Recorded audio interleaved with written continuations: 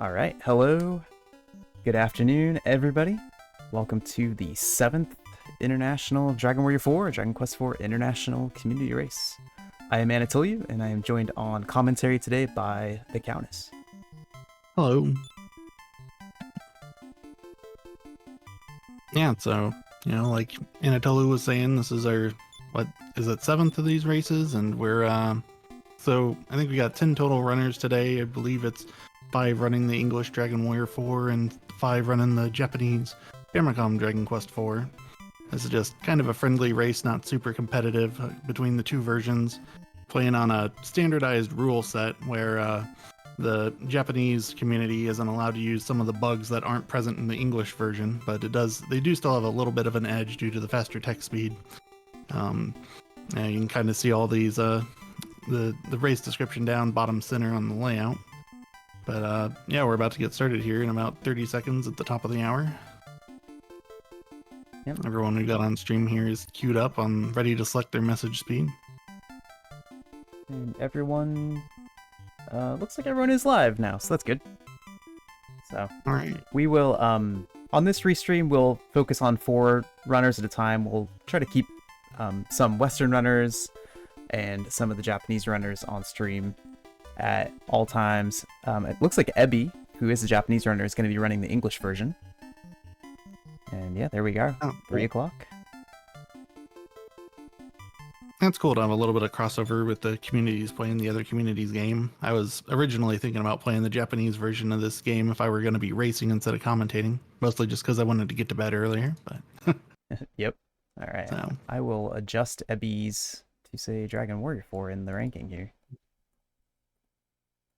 All right. So yeah, Chapter 1, the Royal Soldiers. For anyone not familiar with Dragon Quest 4, we got this game is obviously an NES RPG. It's separated into 5 chapters. So Chapter 1, we're actually not starting as the hero that we named there on the title screen. We're starting as Ragnar, the Royal Soldier. And he is going to be sent off on a quest from the king here. The king starts off coming to address his soldiers. He says that the women of the northern city of Izmit has come to them with the problem. Their children have been getting kidnapped by monsters. So Ragnar and 7 other soldiers are tasked to figure out what's going on with that, solve the problem, save the children. And, obviously our viewpoint character is going to be the one who succeeds, but we'll see some of these other soldiers as we're progressing through the quest too. Some of them just wandering around town trying to find information. Some of them are actually in the dungeons we walk through. But yeah, already we're seeing a little bit of deviation in strategy here. So almost everyone's going to start off going to the armor shop here. A lot of people are going to sell their copper sword for a wooden hat just to get a defense boost so that they're not taking any damage off of these random encounters. But I see Ebby up in the top left is actually fighting things, so he must have kept his copper sword and is looking to get some early levels just for some extra durability at the beginning. But probably the majority of players are going to be waiting until they get the Sword of Malice in the final dungeon of the chapter before they do any grinding. And that's one of the things that's going to be really cool about these races is that you're going to see a lot of deviations in routes between the different runners. Just from, difference of opinion. It could be people trying to have a more consistent route versus a riskier route. Some people might just be running the world record route. You've also got some people who have been running the game for a long time and maybe doing more even like classic routes, like Shiner, for example. When we bring him on stream, he's a person who's been running this game for quite a long time, and he'll use some of the older strats, but they can still be really good in a race setting. Yeah, and then the Japanese runners too, like I mentioned, the rule set's a little different from what they're used to, so some of the strats that they've come up with have been just coming from a different perspective than what we're used to, where, we're not used to be able to throw holy waters at metal slimes to instantly kill them, so we came up with this way, but, they've been more recently looking at the game. But yeah, so one of the first things you need to do in Chapter 1 is you need to hit one of 2 plot triggers at nighttime in Izmit up here. So you saw all the runners walking back and forth on the castle. That's just to make time pass without getting random encounters. And then they walk up here, hopefully that they enter the town within a few steps of it becoming nighttime. But there's a little bit of RNG to time passing, which is a little odd, but that's how it is. I guess they wanted the day-night cycles to be a little longer than 256 steps. So there's like a 1 in 32 chance of time not passing when you take a step. Yeah, it's pretty funny. It's always like the one thing in this game that's like really proves that they made everything as random as they possibly could, which is... Yeah. Like, you can't really beat the randomness in Dragon Warrior 4. It's happening everywhere with everything all the time. Yeah.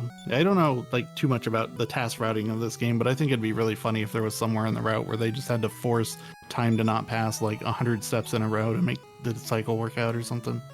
Oh yeah, that would be pretty good. It's these long half-second pauses to find the right frame to move on. But...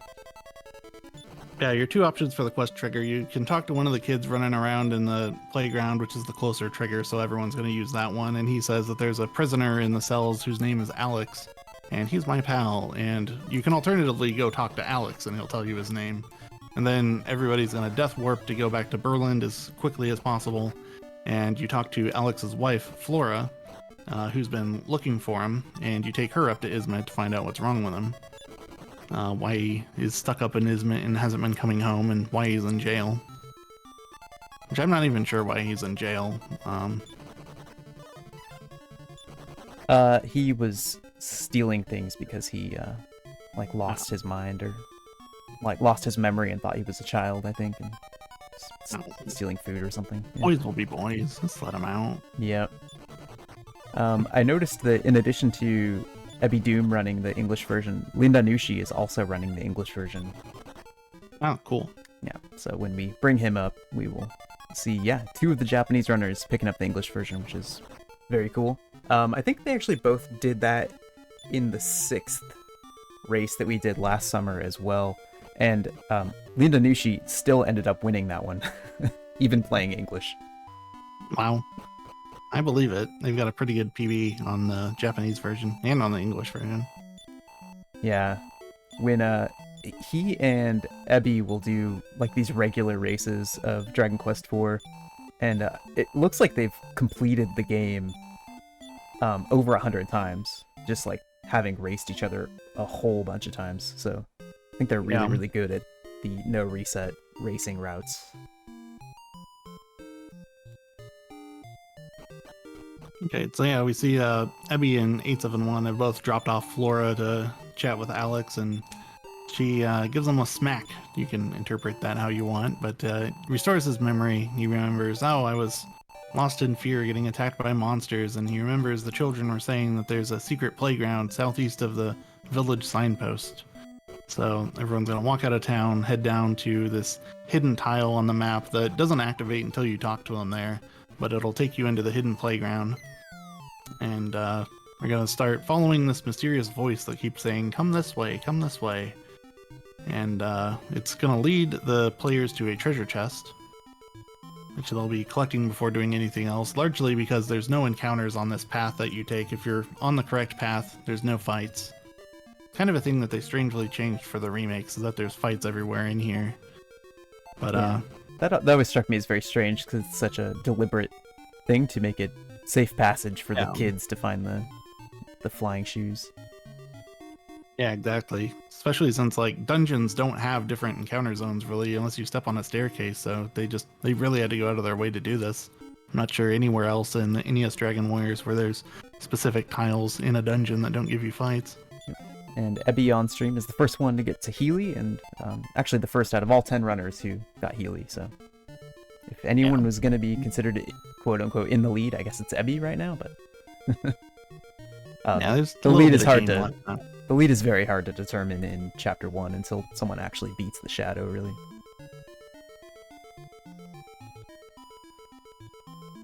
And I see that 871 picked up some extra gold, so they're probably planning on buying extra armor before heading into the dungeon. Or maybe after, they might grab the gold in the tower as well. But yeah, the 2 goals in here, we get the treasure chest, which has the flying shoes that take us to the final dungeon of the chapter. And then we pick up Healy, because it's, you gotta be a pretty high level to beat the final boss without getting Healy. so definitely worth the time to pick him up. As his name suggests, he casts the heal spell. He's got enough magic to cast it 10 times. And, you know, when you're low on HP, there's about a 97% chance that Healy will cast heal on you. It's great. Yeah. You'll note that I did not say 100% chance. Totally reliable. And if both Ragnar and Healy might need to be healed, it'll usually be Ragnar, but sometimes it's Healy, and it's variable to the point where you you never want to depend on it. Yeah, I forget the percent split on that, but it's something like 80-20 in Ragnar's favor if he has to choose between you. Yep. But Healy always makes the right decision. Oh, for sure. Yep. I definitely don't have a recent clip of relying on him making the wrong decision. No way. I don't have a clip of accidentally targeting Healy and killing him in the battle because of probably all of my suppressed feelings about what Healy has done over the years. And he was probably going to screw up the fight anyway, so I mean, you're just death warping faster. That's right. Speaking of death warps, after most of the people pick up Healy, they're going to perform a death warp. I think Ebby and 871 look like they're both not doing the death warp, though. I think they're both grabbing the gold in here to spend it. So, yeah, when you die in Dragon Quest, you lose half your gold and you get kicked out to the nearest, or the last town you saved at.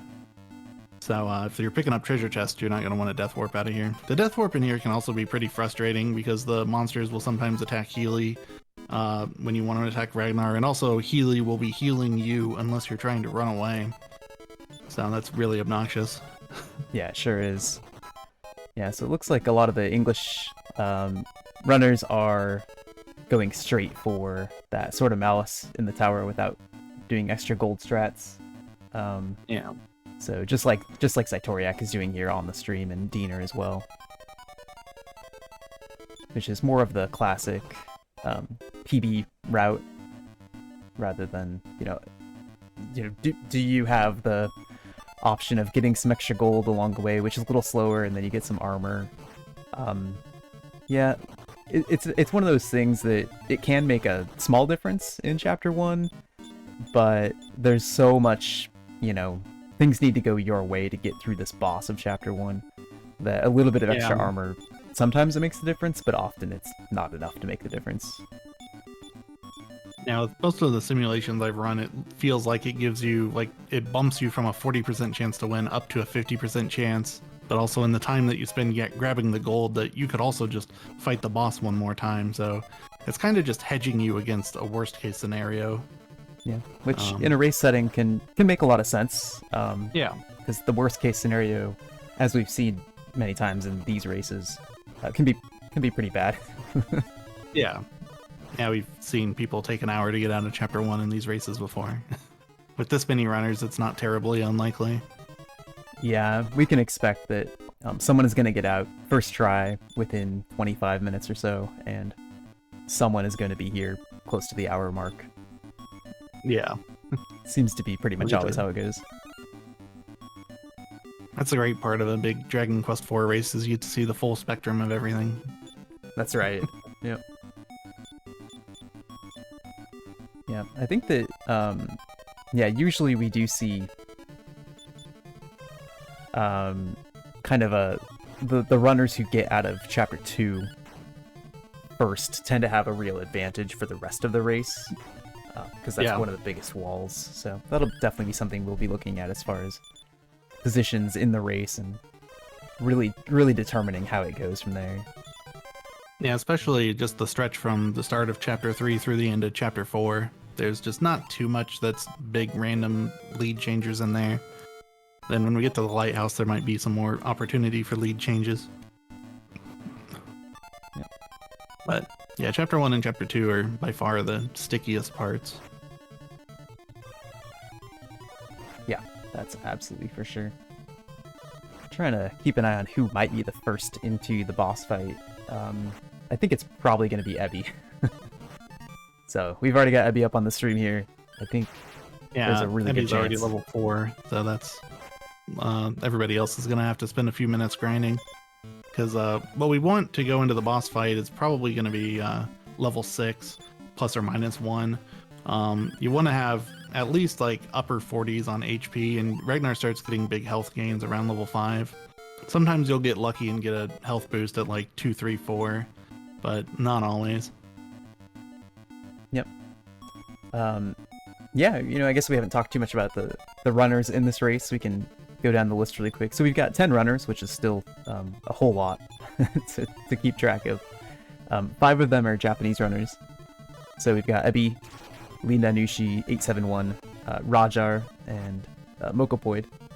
All of them are have been in the Dragon Quest RTA scene for quite a long time in Japan. Twitch Roger, or Brian Roger, known not on Twitch, has been around for a long time and has some really top tier times, including in Dragon Quest 3. And then we've got 3 runners in the US. You've got Zaitoriak, Sumdiener, who is one of the best runners of this game and a lot of Dragon Quest games in the West, of course. And we got Vela V, who's been in the community for a very long time. We've got Shiner, who I mentioned earlier.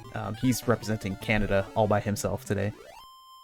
And we've got Chrissy, who is from Germany and is actually the newest runner of this game. Just picked it up after one section of this game was included in the Big 20 Best of NES Challenge earlier this year.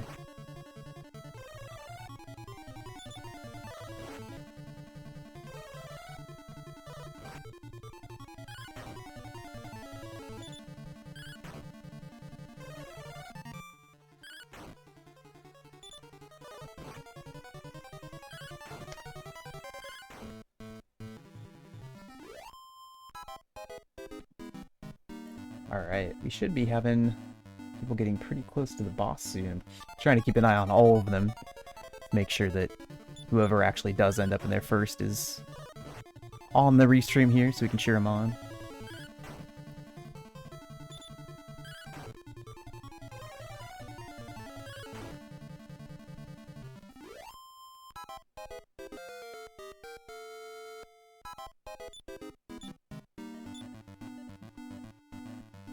I see a couple people level 5 already. Yep.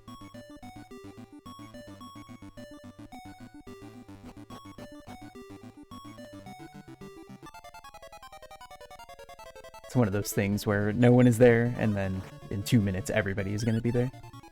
Yeah. To be fair, at 16 minutes that would be very fast to get to the boss, so... Yeah, it'd be pretty close to my best time, probably. Yeah, that's like, you have great encounter luck and you're getting all the right fights in the grind. Which basically means no roosters putting you to sleep. Oh yeah. Or just don't encounter any roosters, ideally. Yeah, just no roosters at all, that's right. Duck spills are really great to see in Chapter 1 because you can take them out fairly quickly and they're actually worth a decent amount of experience. Yeah. And Sap isn't a big threat to Ragnar in Chapter 1 like it will be to Taloon in Chapter 3. That should be fine. Should be fine.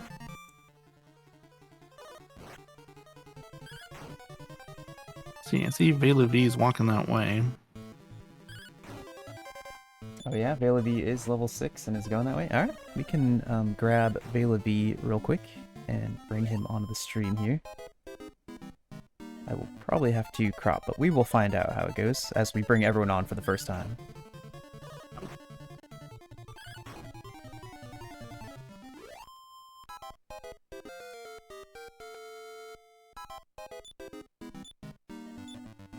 Prissy's also walking that way. I think, like you said, everyone's gonna get there all at once. Yep, that makes sense. Hopefully we pick the one that wins, so. That's right. Okay, well. I'll Vela V turn around to heal. Yeah, Prissy is in the boss room, walking up to the boss now. Oh, all right. So what we're going to see in this boss fight coming up is there's going to be 2 targets in it. One is Sorrow's Shadow, one's a giant eyeball. And the giant eyeball kind of decides if we're going to win this fight or even have a chance or not. So what is going to happen, the giant eyeball has about 40 HP. You usually kill it in 2 attacks, but it can defend. And if it's attacking, that doesn't mean that it's also not defending. So that's a little frustrating. But the problem is if you get it under about 1/3 health, which will happen if it defends 1 time or 3 times, it will enrage and it'll heal itself up to 30 HP and start landing critical hits on you for 15 points of damage twice a turn. Looks like Prissy actually has got the eyeball taken care of. It enraged on him, but then he crit it, so very nice. He's moving. He might get past this. It's not quite over yet because we haven't talked much about Healy's AI, but sometimes Healy just there's a range where Sorrow's Shadow can kill Healy, but Healy isn't low enough on health to recognize that he should be healing himself. So he can get killed in that range. If that happens early on, you're probably in trouble. But so far it's looking pretty good for his fight. There we go. Yeah, the first time I bring everyone on, there's going to be some cropping, so... Yeah, so that's Prissy down there in the bottom right fighting the boss. We've got Zaitoriak upper right fighting the boss as well. I saw Ragnar dodge that attack from the shadow. As Zaitoriak kills the giant eyeball without it enraging. It's always what you want. Really lucky. Yeah. In theory, the odds of the eyeball parrying are about 50%, so you should kill it 50% of the time without it enraging, but it sure doesn't feel that way. No, it does not. Okay, nice action from Healy on Zaitoriak there, just keeping everyone pretty healthy. Prissy's out, and Healy still had 2 heals left. Yep, alright, very nice. We'll put Prissy into position 1 for now. Nicely done. Always good to get through on first try. Yeah, so that turn at a great time too, 20 minutes 30 seconds, so yeah, really solid.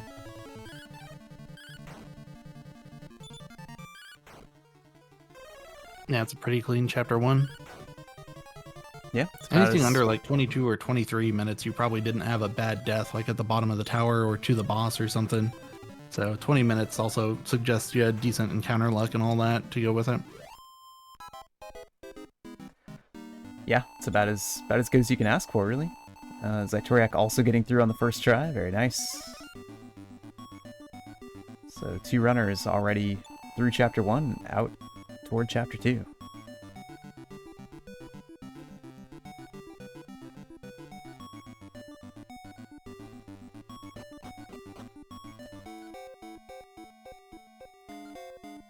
Let's see. So Mokopoid is starting the fight. Yeah, Mokopoid. I was just looking at that. I think Mokopoid is maybe the one to bring up here. So let's go ahead and get that one captured here. And Linda Nushi's on the approach.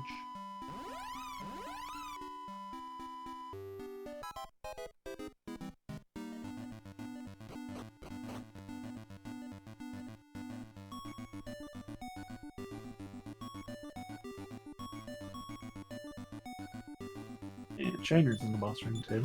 Yeah. We probably won't be able to catch quite everybody, but yeah, we'll at least get a few of these fights. Let's see here. All of my window captures are in Japanese. Let's see if I can pick the right one. So yeah, the lore update for the end of chapter 1, you know, we discovered that the kids were getting kidnapped because they found those shoes and got whisked away to the tower, and then the monster, the giant eyeball, dragged them down to the basement and locked them up, and Ragnar went down there, beat up the shadow, and grabbed the kids and got out of there. So then you report back to the king after you drop the kids off at home, and then the king gives you about 1,000 experience points, which would have been great to have earlier, but better late than never. It's supposed to try to catch Ragnar up to where the team should be when you recruit him in chapter 5, but he's still going to be very underleveled. Even the XP that you get in the remakes doesn't really catch you up to what you would normally be when you're fighting the boss that blocks Ragnar. But yeah, Prissy's out of chapter 1.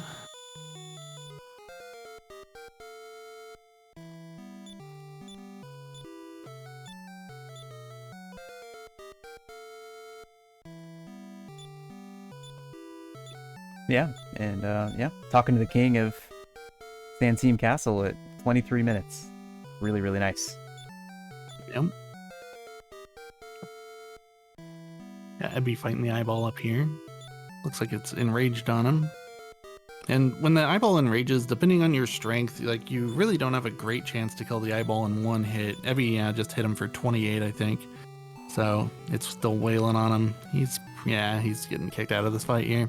Yep. It's possible to survive the fight if the eyeball enrages, but it's not likely. It's definitely not in your favor. There's a small chance that the eyeball misses you too. I don't know what the chances are of that. But that's always nice when that happens. Otherwise, you're taking 30 damage and hoping it's spread between the two characters, I guess. Yep.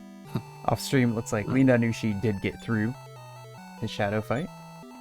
Okay. Let me try to update some of these standings. So we've got Toriak.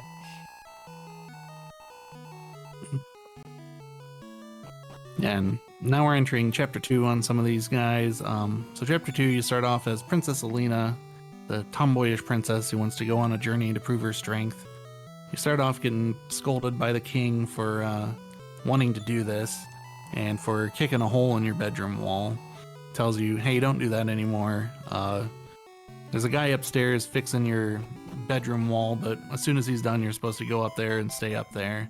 So you go around the castle, you talk to some people, talk to Christo and Bray, and then the guard on the left at the front door, and then go back upstairs, and then the wall has been repaired, but Alina grabs her feather hat out of the cupboard, goes over and looks at the wall, and her analysis of the wall is that it has been repaired with flimsy boards that she could probably just kick through again. So, do you want to kick through it? You know, it's an RPG, so you have to say yes to everything.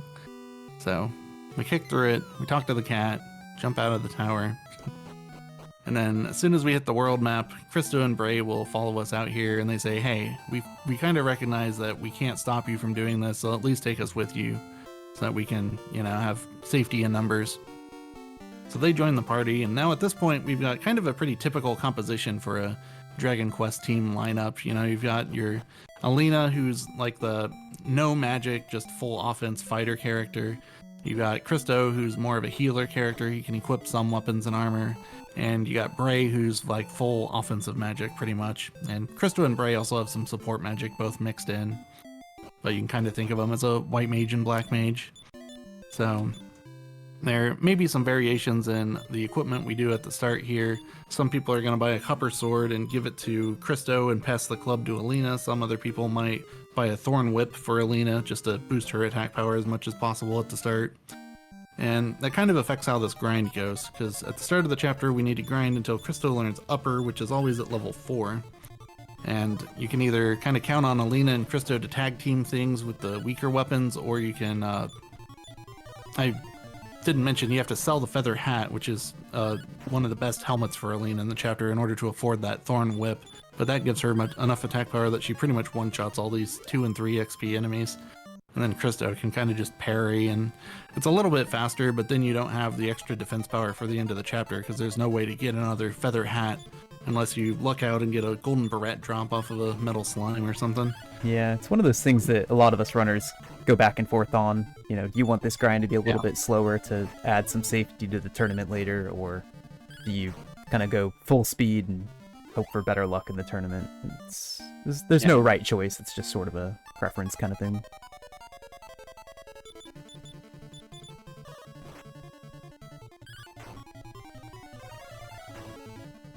We got Mokopoid, just took down Zara's shadow, so Very they're nice. going to be joining in Chapter 2. Alright, it's great to see.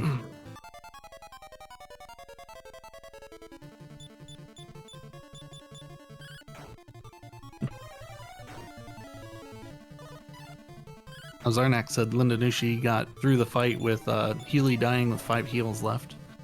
If Linda bought any extra armor, then that's one of the benefits of like sometimes they'll buy larger pieces of armor so that they can carry more herbs and have about the same defense power for Chapter 1. Mm-hmm. So that might have been what they did to get through with Healy dying that early.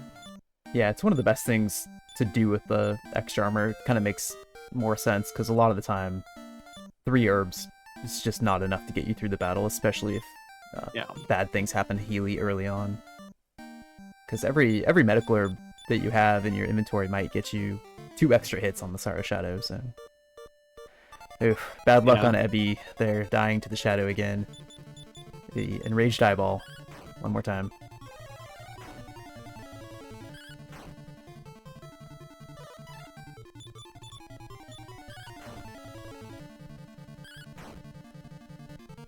Yeah, Diener is in his Shadow fight right now as well, and as well as 871, so yeah. A lot of the other runners still just cracking away, trying to get through this one, and we're only 29 minutes in, so this is very normal to not be out of Chapter 1 yet. Yeah, anything under like 35 minutes in a no reset run is nothing to complain about. Even though it could potentially be 20 minutes, you know, like that's just a section where there's a lot of RNG and you can't really do a whole lot about it, no matter how you build your character. I saw that 871 got through Sorrow's Shadow. It looked like he got a critical hit on what was probably the last turn of the fight because Healy only had 3 magic left. So thanks, Ragnar, for waiting on the critical hit. Yep. Ragnar has kind of the same critical hit rate as everyone who's not Alina, which is 1 in 64. Yeah. So you don't really count on critical hits from anyone else.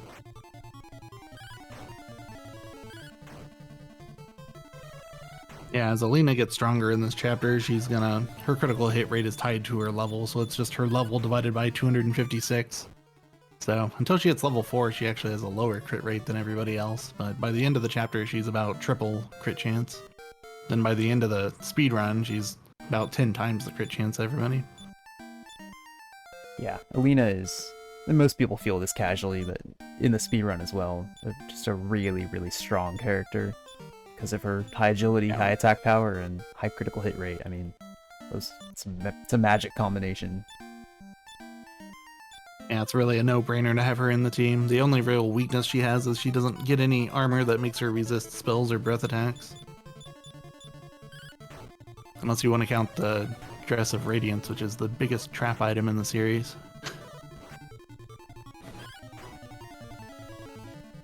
Alright, Shiner and Diener both through.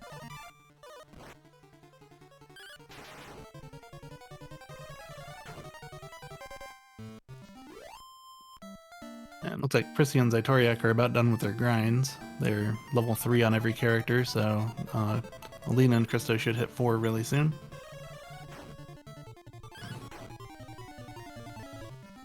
And there's going to be a boss fight coming up, which is why we're grinding here. This village that we're grinding outside of has been attacked by monsters.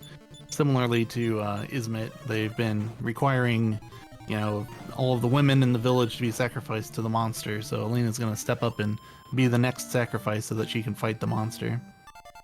And it's a pretty safe fight. There's like one thing that can go wrong in the fight. If you get Christo to have upper, then as long as you boost Alina's defense power, you can't really lose the fight, because all the damage you're taking is physical, and Alina's got pretty high natural defense power. So if they sold the Feather Hat at the beginning, they're going to want to cast upper twice, but otherwise you only need to cast it once. So as long as Christo doesn't die or get put to sleep before his first turn, you win in that case. But yeah, we'll see the fight here shortly. I think, yeah, Zaitoriak's still grinding a little bit.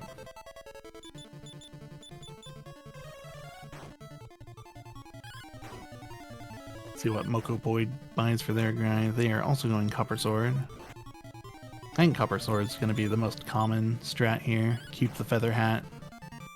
Yeah, most likely. Yeah, like Anatola was talking about the later part of the chapter being safer, but it also is safer in the Chameleon Humanoid boss fight coming right up. Yeah, it does help a little bit for that, right? Yeah, I think it's generally it is quite a bit riskier to sell the Feather Hat. Yeah. For a little bit of speed gain. So in a race setting like this, it's a daring thing to do, I'd say. Yeah, it can also depend on what grind strat you're doing for the chapter. Like if you're going for metal slimes, you might not want the metal or the hat as much, but if you're going for grinding on more enemies throughout the chapter, you'll get hit more, so you'll want more defense power. Zaitoriak is level 4 Alina, almost level 4 Christo here. So we will be seeing the Chameleon Humanoid boss fight very soon.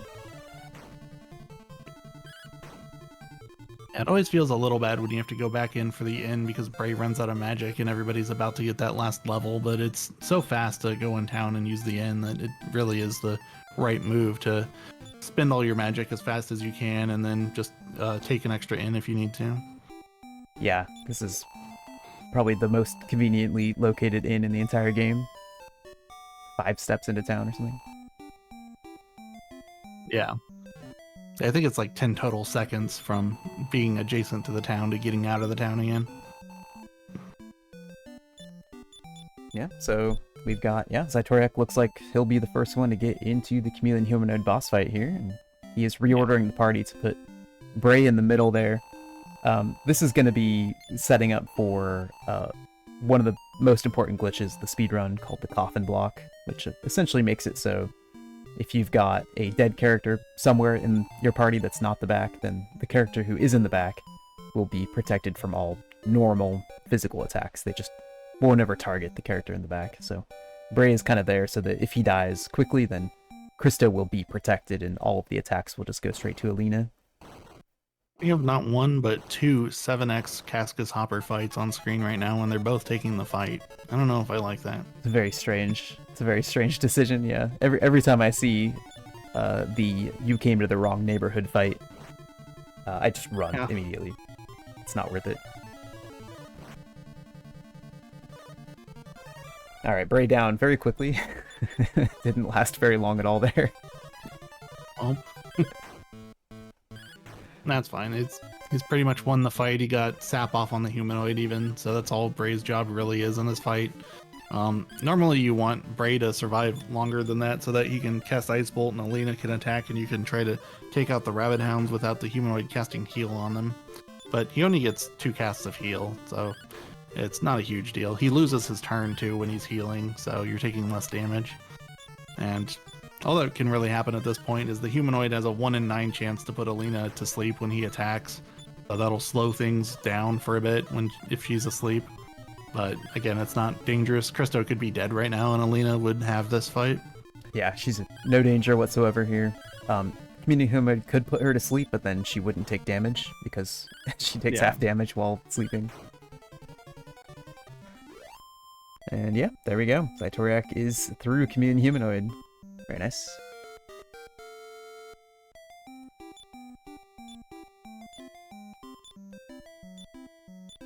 Prissy right behind in the fight there. Yep. Meanwhile, off stream, Ebby did finally get through the Sarah Shadow fight. Vela V is in the Sarah Shadow fight. Healy is not there anymore, so nope. Ragnar dies. That's too bad. So Vela V is still stuck, trying to get through the shadow there.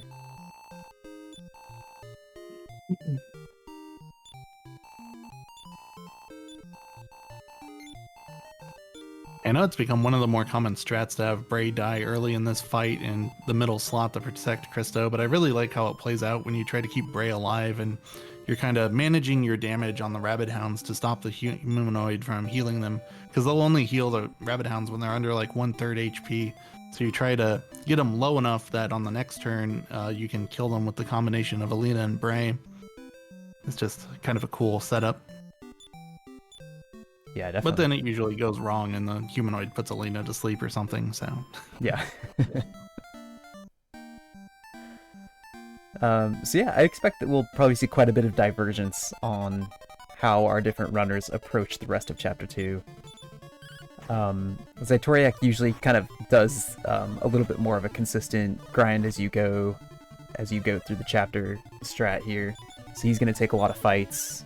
He's going to upgrade equipment, especially for Christo along the way. Whereas I don't know which strategy Prissy or some Diener will end up doing. Both of them I've definitely seen do Metal Slimes, but they also know how to get through the chapter a different way. I think Prissy has been turned off of Metal Slimes lately because he's just had so many bad grinds. Yeah. I think most of the Japanese runners don't take the chances with metal slimes in Chapter 2. It's really kind of, when we're following this rule set, they really kind of see how difficult it is to fight metal slimes when you're not allowed to use fairy water to get a free damage on them. Which is something in the Famicom version that works, and in the English version that doesn't. So in our rule set we have here for this race, it's not allowed even if you're running the Japanese version.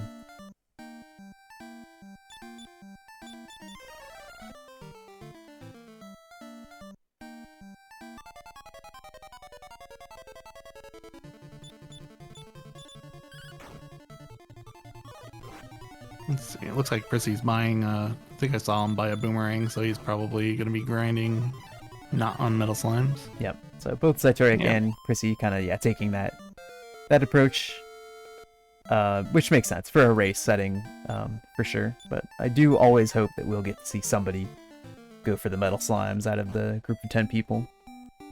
Fingers crossed. Shiner, I expect to do Grizzly Saber grind. I think that's usually what we see from him in these races, but I've seen him go for metals as well. And every single time I've tried Grizzly Saber grinding, I've gotten kicked out of the tower from critical hits. I'm not a fan. But that was, for a long time, that was like the only considered alternative to metal slimes, was to go have Grizzly Sabers grind or call for help and grind on those. Right. Yeah, that's definitely, when I was learning the run, those were basically the two options that you saw. Oh yeah, hey, thanks for the big raid there, High Spirits. Welcome in everybody from High Spirits' channel. You are here toward the beginning of Dragon Warrior 4 International Community Race. We've got most of our runners just in the beginning of Chapter 2 here. A couple still finishing out Chapter 1 as well.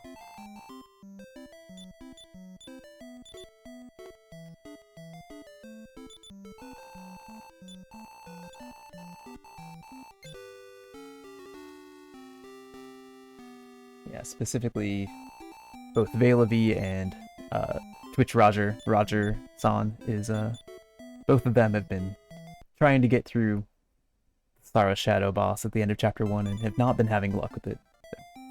Like Countess and I were saying earlier, it's almost bound to happen to somebody, and so far it's been happening to the two of them.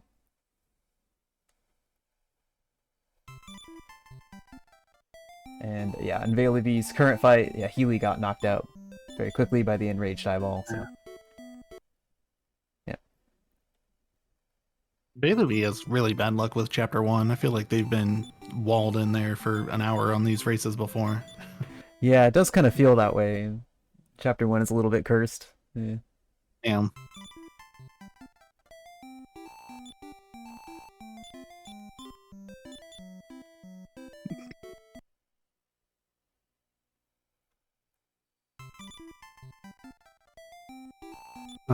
So yeah, I guess lore update for the chapter, what we're doing here. After we saved the town of Tempe from, being the sacrifice for Chameleon Humanoid, we go over to this next town, which is called Frenor. And as you approach, there's people running up to the inn saying, oh, the princess is staying at this inn. Let's go see Princess Alina. And that doesn't sound right, because we're Princess Alina, aren't we? So we go to check that out. We go upstairs. The innkeeper won't let us buy a room because there's a princess staying there, but we go upstairs and we see the supposed princess and her two friends and a couple of thugs running off with the princess. So we go back downstairs and talk to the innkeeper, and he says, okay, well, a room just opened up. You interested? We take the room. And then what you're supposed to do next is an optional conversation. The kid running around the weapon shop tells you that his dog found a ransom note that said, oh, if you want the princess back, you gotta meet us at the graveyard with the golden bracelet. So we're gonna go find the golden bracelet and perform the exchange and try to, figure out what's going on with this fake princess. Why is she calling herself Princess Alina? And then that's gonna be how we get the thief key, which will open up some locked doors for us in this chapter. It's the only key we're gonna get till Chapter 5, but pretty standard Dragon Quest progression item is a key that'll open, a third of the locked doors in the world. Yep. And very specifically, it will help us open one door that we need. Yes.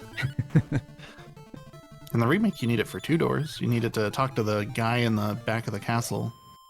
Because there's like 4 extra plot triggers to figure out how to solve the king's problem when he loses his voice. Yeah, it looks like Linda is also taking some fights here. Post chameleon humanoid fight, so yeah, pretty similar approaches it looks like for the runners in the top 3 positions so far. We'll see what Mokopoi decides to do. Did keep Bray alive through the chameleon humanoid fight though, so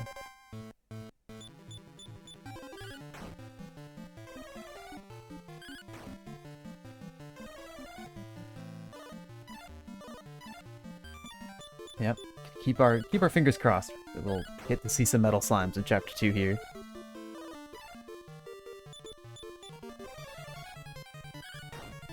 Someone's gotta do it, right? Someone's gotta do it. That's right.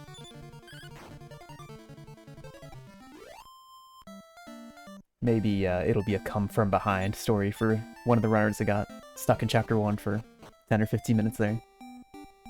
Yeah, that's true. Could be. Something you see a lot in Dragon Quest races is if a runner falls behind and they know they're behind, they might turn on the riskier strategies to try to catch up. I think we actually saw that happen with Error of Ruto in one of the last races. It might have been the 6th one.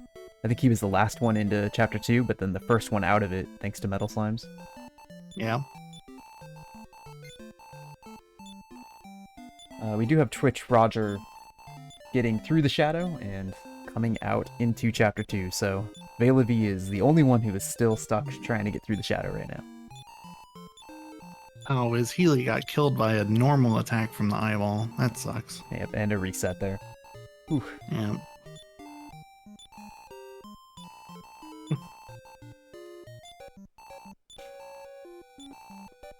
Let me bring up Veilavi so we can keep an eye on it, cheer him on, coming out of chapter 1 here.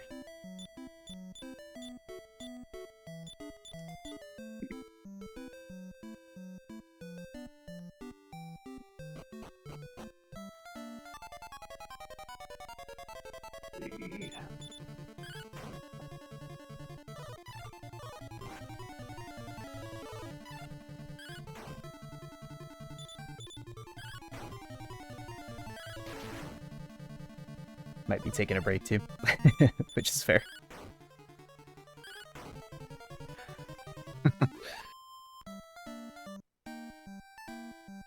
There we go. Back at it. Cool. Chrissy is in this carnivore plant fight. This is actually one of the best fights that you can see if you are taking this kind of grind along the way strategy. These guys are very harmless if you have the coffin block set up. They're just going to do physical attacks and call for healers. And with Alina with the boomerang equipped, you don't really end up in a position where she can't take them out and you're just kind of waiting to get the right turn order. When she's able to do like 16 damage to one like that, and that's usually as much max HP as they have anyway. So one of the nice things about kind of planning for that strategy, having that boomerang along the way, especially once you got a level or 2 under your belt there, it's not going to be an issue anymore. And those guys give you quite a bit of gold as well, so getting Christo to a weapon where he can finally do some damage. You see Christo's doing like 1 or 2 damage right now with that copper sword. Once he's able to upgrade to like an iron spear or even a morning star, it's a huge power upgrade for him to finally contribute some damage in these fights. And I see Diener buying a boomerang too. Someone's gotta do metal slimes, come on. Maybe someone will do one metal slime strategy, kind of like what we did. I guess. Yeah, kind of like what we did in the RPG Limit Break marathon run there. Yeah, I would take that. One metal slime is reasonable to me. That's actually, in my own racing notes, that's kind of how I have that written out. Grind a little bit so that Birdsong Tower is not quite as scary. Trying to walk through at level 5 or 6. But then, go for the metal slime to get me up to level 11.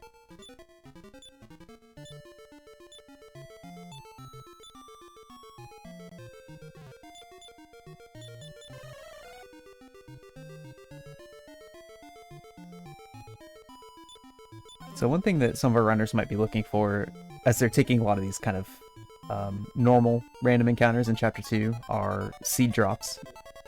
The really big one is that the Bromard enemy has a 1 in 128 chance to drop a strength seed.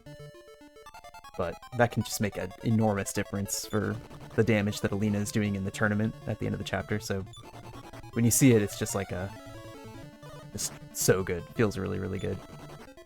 These vampire bat enemies that they fight in the cave have a chance to drop an agility seed as well. And agility it's definitely not as important as strength, but it can actually be pretty helpful. It'll increase Alina's defense a little bit, and it can also just make a difference in turn order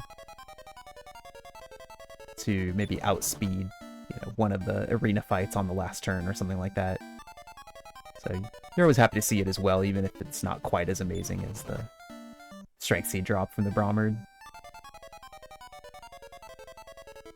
But most of these runners will probably not really see any item drops whatsoever, because Dragon Warrior 4 is pretty stingy about the item drops, even compared to some of the other Dragon Quest games. These Crested Viper monsters could drop a feather hat, so if someone had sold one earlier, they would have been able to possibly get one from these guys. I think that's just like a 1 in 32 drop, so it's not, super unlikely, but obviously not something you would ever want to grind for either, because sometimes it can take a long time to see 1 in 32. Yeah.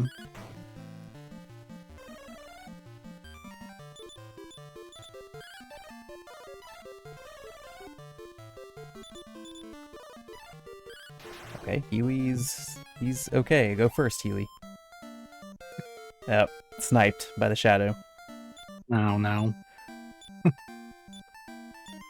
Yeah, one of the really nice things that happened with Healy in the remakes is they gave Healy a lot more agility to more reliably go early in the turn. Yeah, like 4 times as much. He's at 58 instead of 18.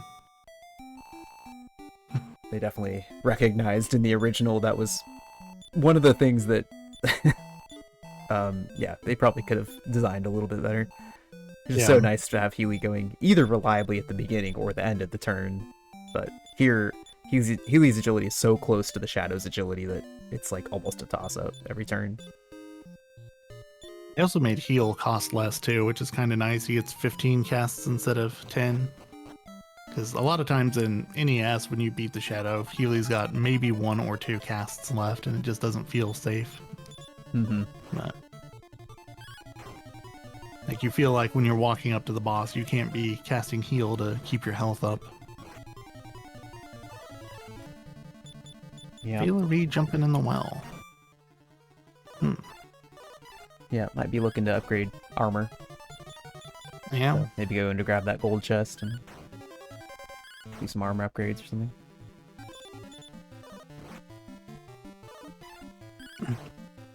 I personally have never endorsed picking up the gold in Chapter 1 because it just doesn't help Healy, and Healy dying is almost always the problem, but a lot of people do it.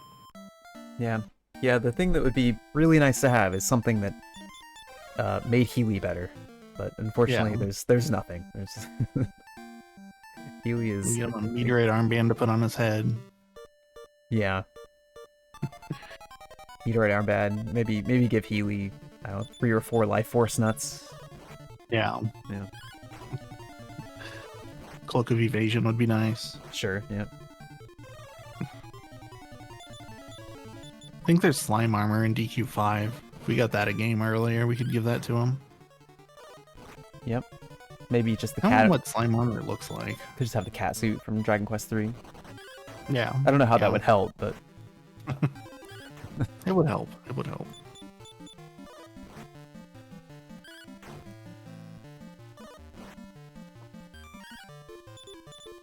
Yep, so we got a lot of our runners kind of in the top 4 positions here, getting through the Golden Bracelet part of Chapter 2, which is, the thing that we need to trade for the fake princess's freedom, where she'll give us that thief's key that Countess mentioned earlier. So that's kind of step 1. Step 2 is going into Birdsong Tower to get the Birdsong Nectar, which will restore the voice to Alina's dad, the King of Santine, who has lost his voice. which allows us to finally access the continent of Endor, where we can finish the chapter out and do the tournament. So looks like Ebby might do metal slimes. They're in the Golden Bracelet Cave at level 5 running from everything. Hey, alright, go Ebby. Cool, we will, in just a little while, we'll plan to bring Ebby on the stream here so we can see the metal slime grind. That's wonderful. If you're gonna play the English version, yeah, let's see some let's see some swinging at metal slimes.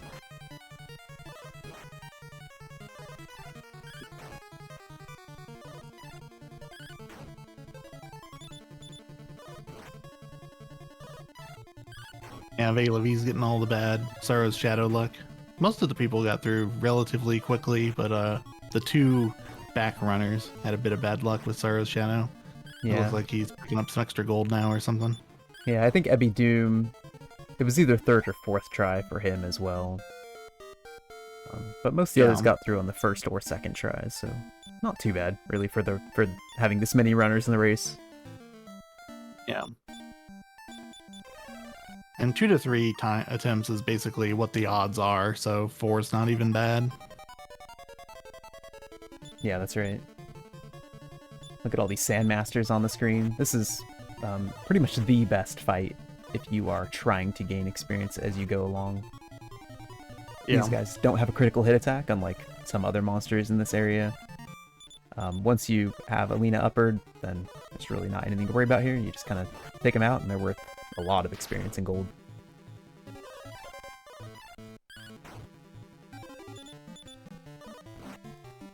Yeah, this grind can be a little bit risky because of the worst monster is the Cordra, which has, I think, one of the highest critical hit rates of any monster in the entire game. And then there's also a Armor Scorpion monster, which has a lower but still definitely real critical hit rate as well. Both of those, it doesn't really matter if Christo has cast upper on Alina. It ignores defense and it'll just take off 35 to 40 HP. It looks like Cordra's like a 4.5% chance to crit, but it's also got a 7% chance to run away. Yeah, it's funny. Yeah, it feels like it isn't twice as likely to run away, but it's just because the crits are so much more memorable. They hurt so much more. Well, the runs are usually frustrating too if you've done damage to them. It's like, give me that XP, I'm back here. Yeah, and Cordra is like kind of a nice monster to grind on because they have a chance to drop the Morning Star, which is either a great weapon for Christo or a lot of money. Yeah.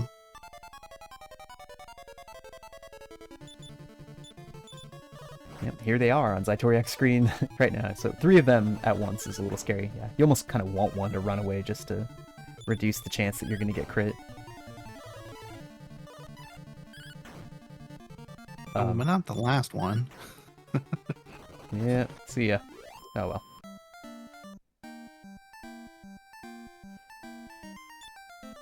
Oh, well, he found more.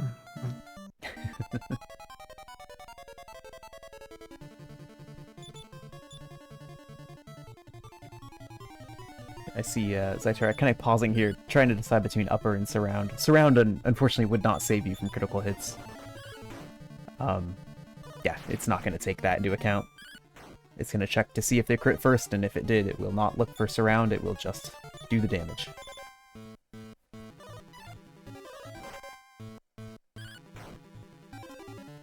If we were to try and be doing this grind and Bray was alive and we didn't have that coffin block in place, then surround would be a great kind of spell to use on these group monsters, since it'll just reduce their chance of hitting anybody to 1 out of 4.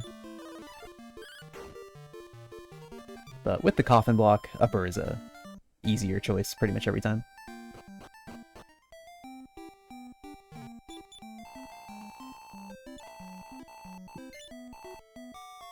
Yeah, all my practice runs I did for RPG Limit Break, since I wasn't doing Chapter 2 in the event, I didn't really care to try to do it properly, so I was just charging through the chapter with no real plan, keeping Alina, Bray, and Christo all alive, and so Surround was a lot more valuable than Upper for me on all these fights. Yeah, for sure. It was pretty funny, actually, in some of those, like, just, practice races or practice runs that we were doing. yeah, how well it was working out for you just to... Yeah, it only felt like 5 or 10 minutes slower than what everyone else was doing, and it kept Bray alive, so he got all the XP that he needed. Yeah, you were just kind of charging through. It was all good. Yeah, it's pretty funny. Yeah, one nice thing about doing at least one Metal Slime is Bray should be alive for that Metal Slime experience, so that gets him pretty much everything he needs if you do that. But if you keep Bray dead the whole time and just coffin block all the way until Alina is ready to take on the tournament, then Bray is gonna be... He won't know the outside spell, you won't know the return spell. You'll have to rely a little bit more on Mara in Chapter 5.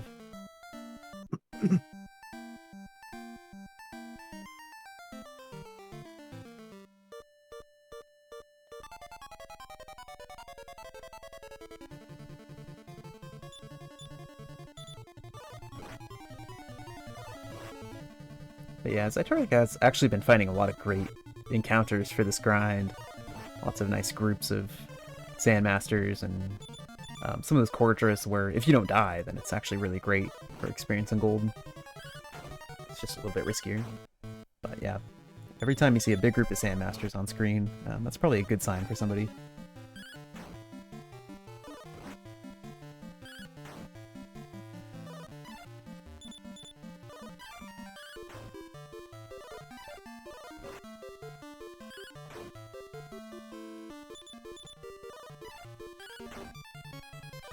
It does look like Ebby Doom is taking some fights now, so might not be going full Metal Slimes. Well, Linda Nushi's in the Birdsong Tower at level 6 and 5. Oh, Linda is, though, yeah.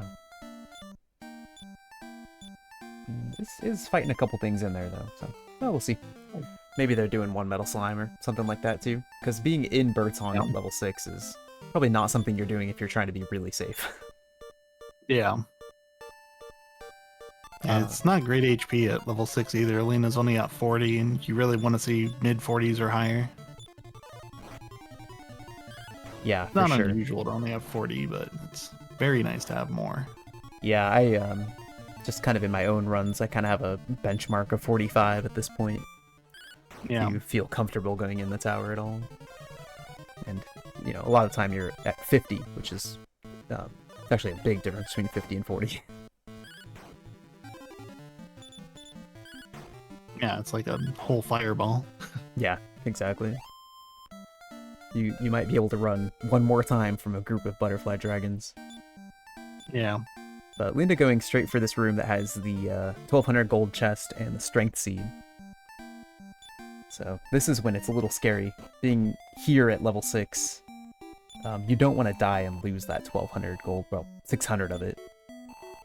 So this walk can be a little bit scary, especially on this particular floor where the groups of strong enemies are. Once you go down the stairs, it's a little bit safer.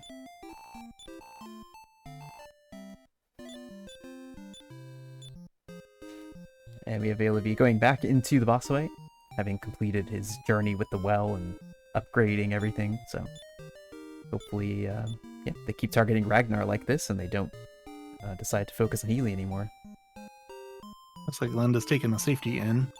For some reason, there's an inn in Birdsong Tower. Yeah, I'm not sure how much... That guy should really charge more money, honestly. It's got a pretty captive audience if you're there. I expect someone has gold.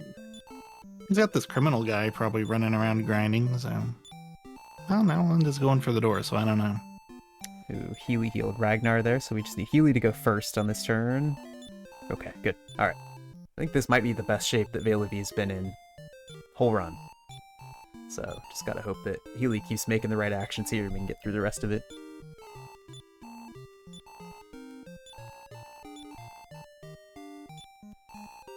And I'm Healy.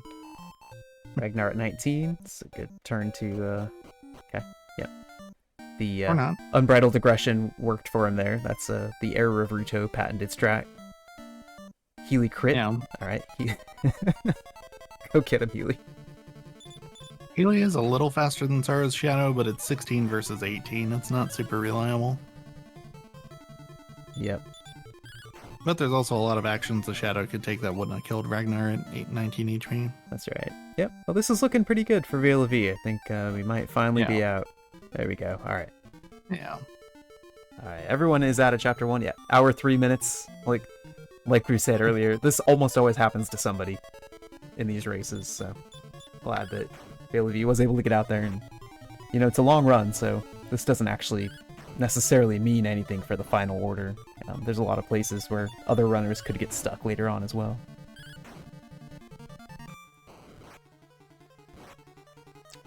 Alright, I'm gonna bring Mokopoid back up onto the stream here and see what they're up to.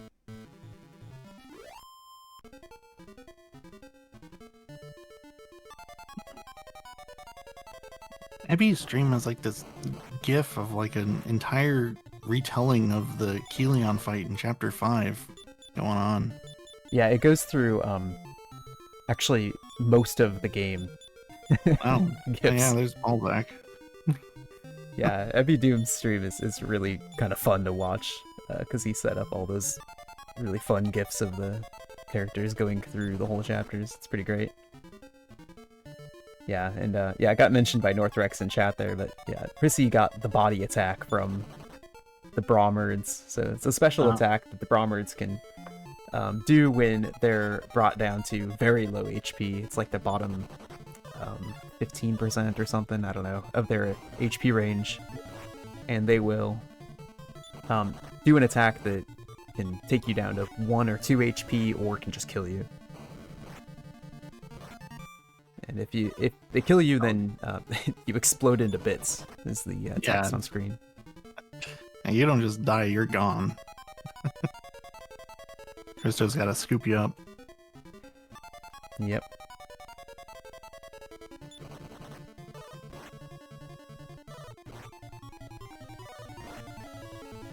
Yep, let's see.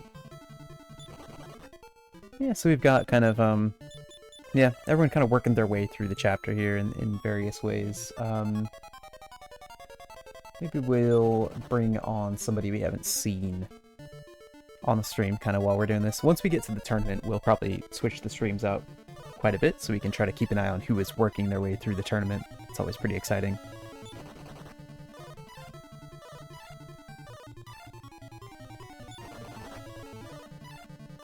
We'll keep Saitoria and Prissy up since they're kind of likely to be the first ones there. Let's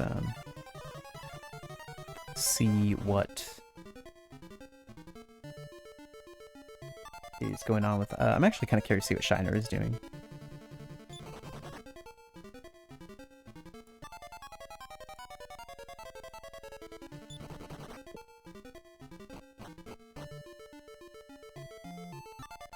That's not the right one.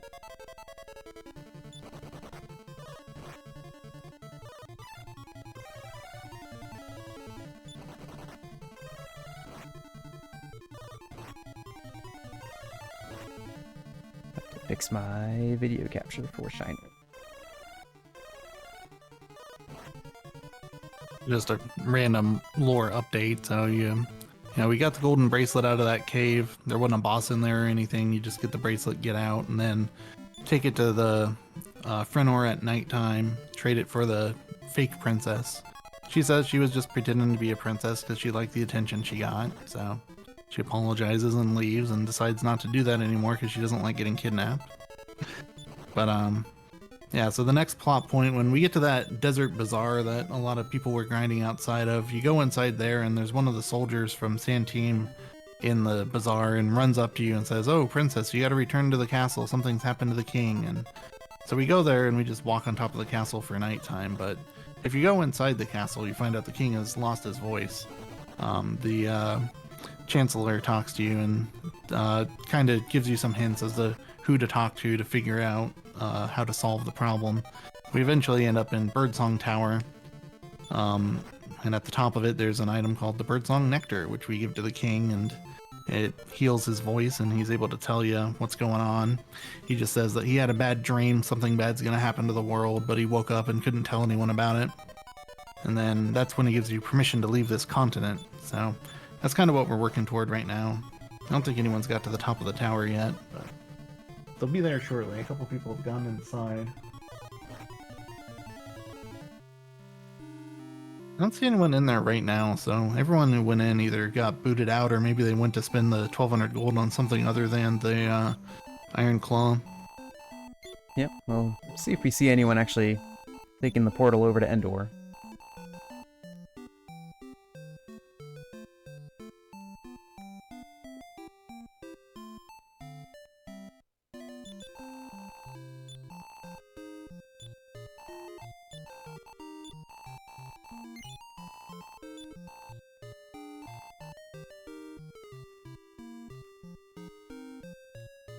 Yep. Meanwhile, we haven't had Diener on the stream for a little while, but his grind has actually been going really well. He's already at level 8. So, yeah, he seems to be making really good time through the chapter here, even though he came out a little bit behind just because Healy kept dying in the tower. Yeah.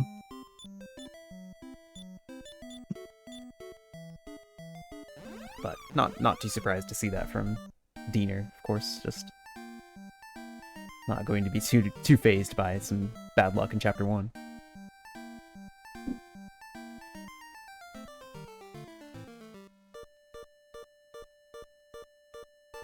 And I saw Zatoriak hit level 9, and he's doing plot triggers right now. He's walking on top of the castle to make it nighttime.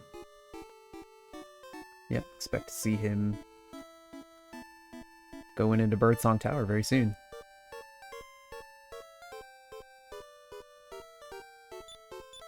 Over here we have Mookboyd rolling some seeds.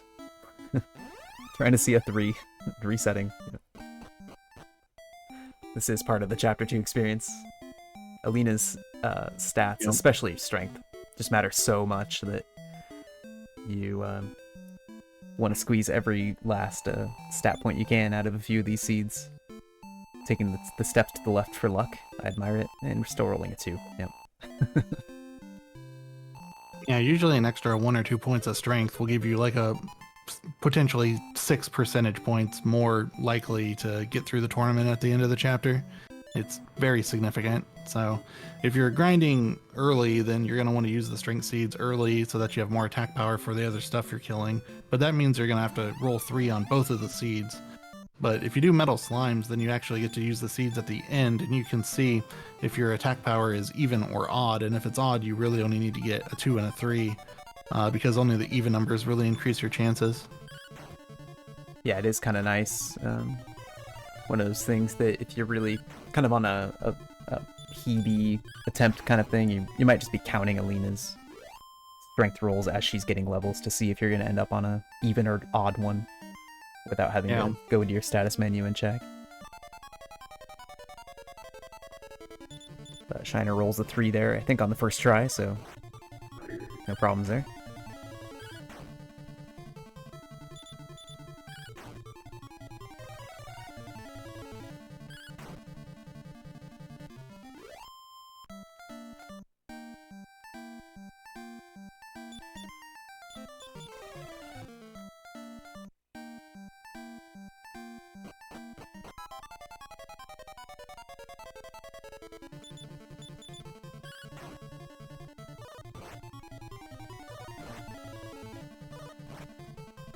Let's see.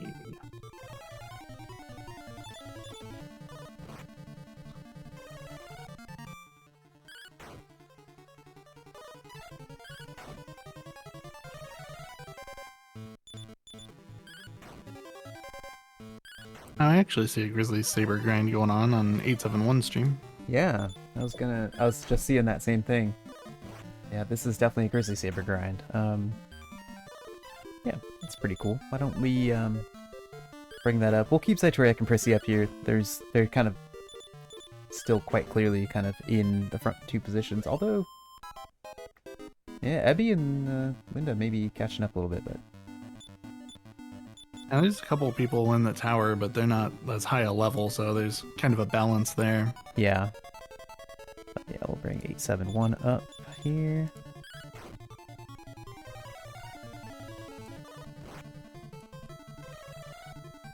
And yeah, Grizzly Saber grind is a pretty interesting one. Kind of talked a little bit before about how this is sort of a classic strat. That's not metal slimes, but yeah, the Grizzly Sabers have a call reinforcements action. So sort of the way this works is you cast Upper on Alina there. you have the coffin block to protect Christo from any direct attacks. And then you kind of keep taking them out, and then once they're down to 1 or 2, you pause, let them call for more reinforcements, and then get back at it. Unfortunately, the fight it's not safe to grind. One of 2 things can happen. Number 1 is that the Grizzly Sabers do have I think it's about a 3% chance to crit. And so you have to keep Alina pretty healthy, over, let's say, 40 HP or so, to be safe from a critical hit attack. And if you get 2 of those in a row, then you just kind of lose. The other thing that can happen is they can just, when you're ready to end the fight, they can decide that they don't want to end the fight, and they can just keep calling reinforcements until you are exhausted and you don't have any more healing. So those are kind of the 2 risky things that can happen with this Grizzly Saber grind. So it's not totally safe.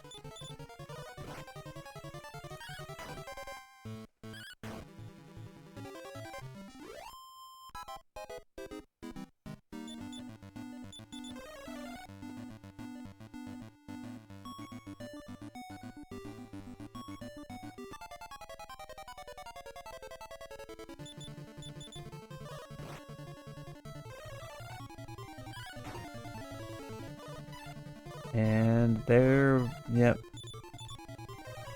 There we saw it. So, unfortunately, it did not work out for 871. Alina died. Just bad luck on the critical hits, and has to come back to Frenor here and recover, and unfortunately loses all of that experience that was banked up. Yeah, that is unfortunately my experience with that grind. It's amazing. It feels like you wouldn't get 2-3% in a row, but yeah, you do. You do sometimes, yeah. Or it just comes at exactly the wrong time, and yeah, that plus the chip damage can take you out. So yeah, it's too bad. It was going really nicely.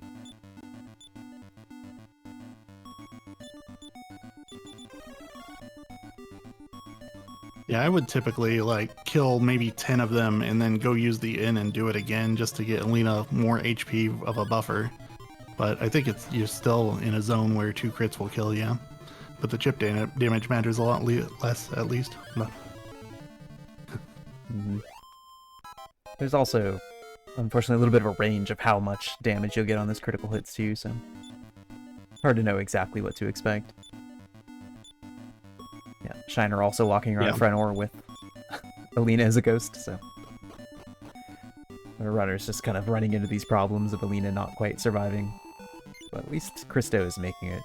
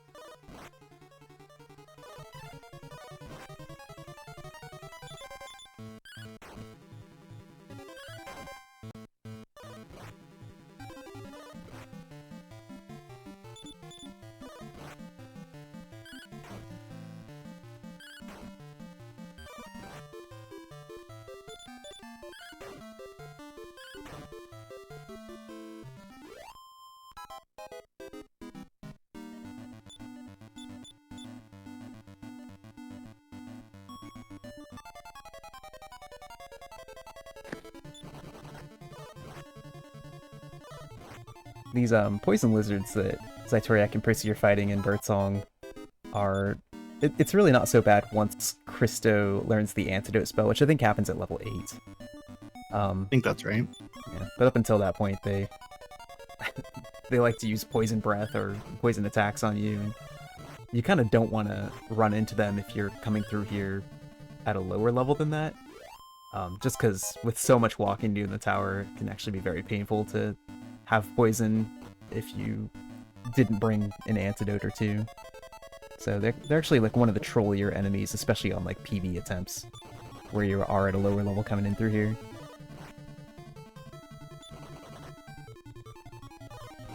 That's a really bad feeling in Chapter 2 or Chapter 4 or even Chapter 5 when you're like poisoned somewhere and you know you're going to die before you get somewhere, but you don't have an antidote, you don't have any healing, but it's still going to be like 30 steps till you die.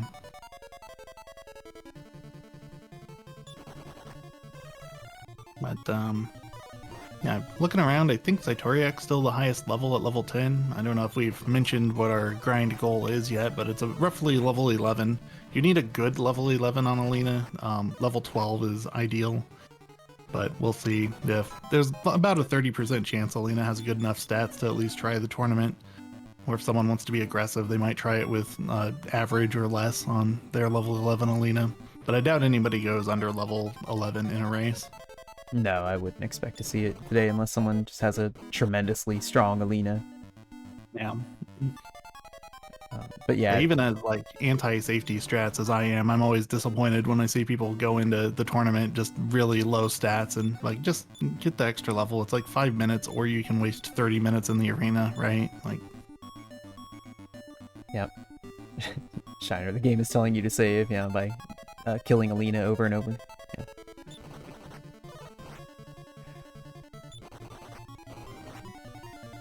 Yeah, kind of mentioned earlier, the way I think about the tournament and Alina being ready for it is like a combination of her strength, her max HP, and her agility. Where it's kind of like if 2 out of 3 are good, then I can kind of feel okay moving forward. Unless the third one is just really bad, in which case maybe I still don't feel okay moving forward. So, it's, but it is sort of a certain level of your own comfort, just like, how do you feel about it at that? Also, if you have really good strength, then it might not really matter what your HP or agility is. Alina's just hitting hard enough. Yeah. I've got an Excel doc that's just an array of comparing HP and strength, assuming an average agility, but it shows you, if you get 4 more HP, you have this much more % chance to get through it, and this much strength, so I kind of keep that in mind. Yeah, and there's this enormous leap in your chance of success that goes as soon as you hit 82 attack instead of 81 attack. That's almost the biggest one. And then there's another kind of big jump from 83 to 84. It's kind of amazing how you just kind of hit these thresholds, and it's like, well, that basically means you probably have 1 less turn with Samson. So Alina's going to take, 21 less damage, and you now have 3 more swings at Linguar, something like that. Yeah, and if you're under that like 80 attack threshold, like you may as well be fighting the tournament at level 9. There's not really any reason why you're at 11 if you're not going to go for better stats than that. Yep. Because you're still relying on 1 or 2 critical hits to get through it. Yeah, and relying on critical hits is probably not something you ever want to be doing, especially in like a race. Yeah. Prissy getting to the top of the tower here. Yeah. At your level 11, you will get 1 or 2 critical hits in the tournament, but there's just as good a chance as it being the last hit on an enemy than the first hit, so it's not something you want to rely on. Just, it's a nice to have when you get it. I will say, with Prissy here, getting to the top of Birdsong at level 9, he may be going for a Metal Slam to finish out his experience. Yeah, that could be. Because Zaitoriak is level 10, clearly is just going to take regular fights to get all the way up to arena strength. Yeah, maybe something different from Prissy here, we'll see.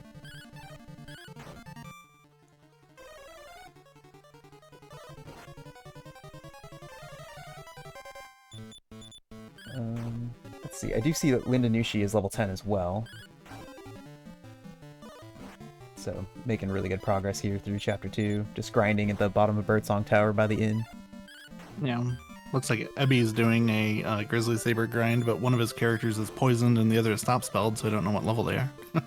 Yep. Maybe that's a strategy, so the other runners can't see where he's at. Yeah, that's definitely it.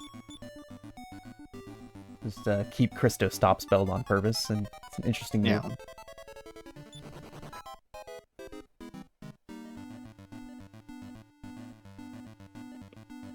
Alright, well, yep, Ebby getting 580 experience points from that fight, so looks like it has gone well.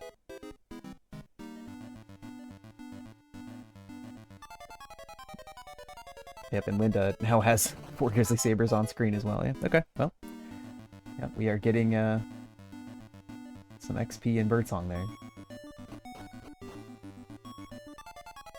But yeah, Prissy looks like the first one to get onto the continent of Endor here.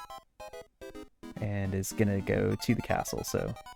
You know, it's still not guaranteed that he's gonna go try to fight Metal Slimes instead of finishing his grind, maybe after getting the Iron Claw or something like that. Yeah. Iron Claw is Alina's strongest weapon by far in this chapter, and you can only get it from the shop in the Colosseum in Endor. But he's got a pretty good Alina at level 9 here. She has 69 HP, which is quite a bit higher than her average at level 9, even with the life force nuts by now. So it's probably 5 or 6, maybe 7 HP above average there. Gotten some nice rolls.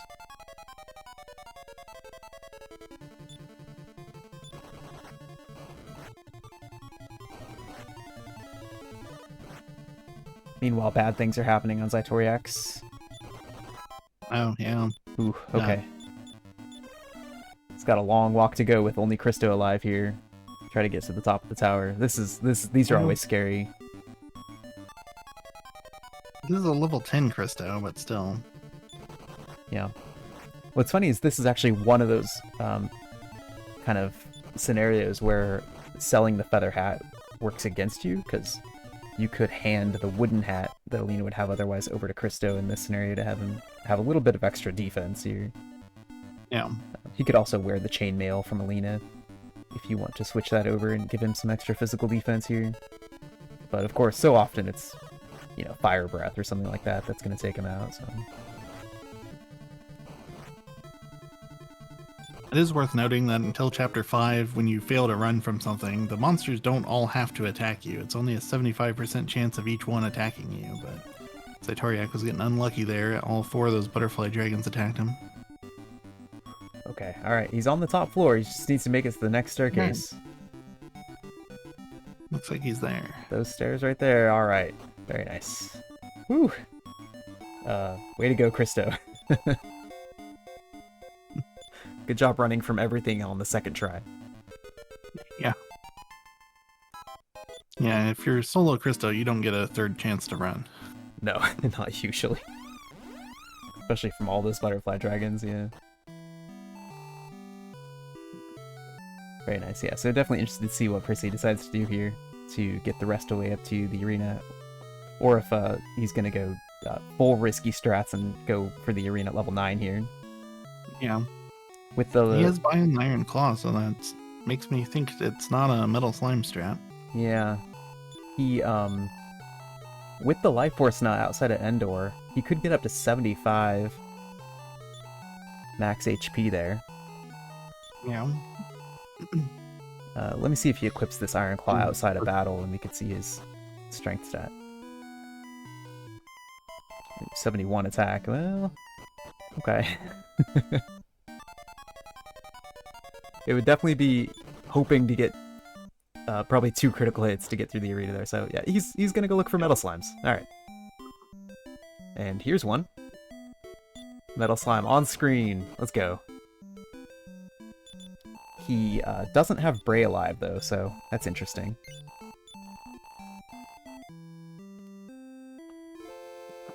Metal Slime runs away.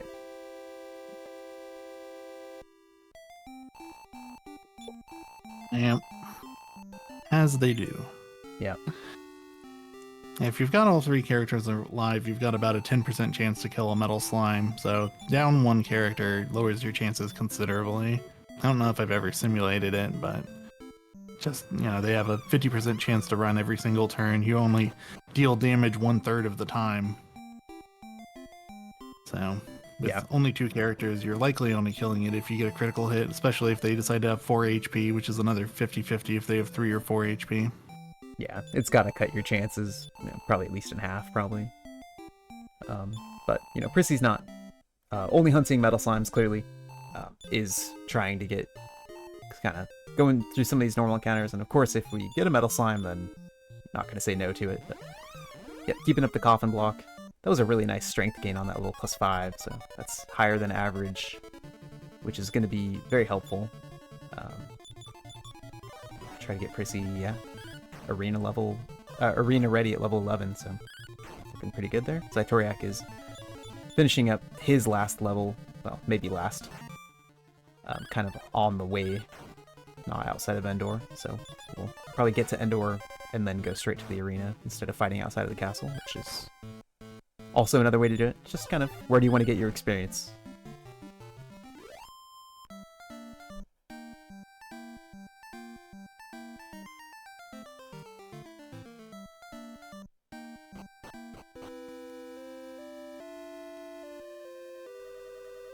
Watching this many streams at once, I wish the battles had area-specific backgrounds like they do in the remakes. Yeah, could be nice. You can kind of figure it out based on which monsters they are, but...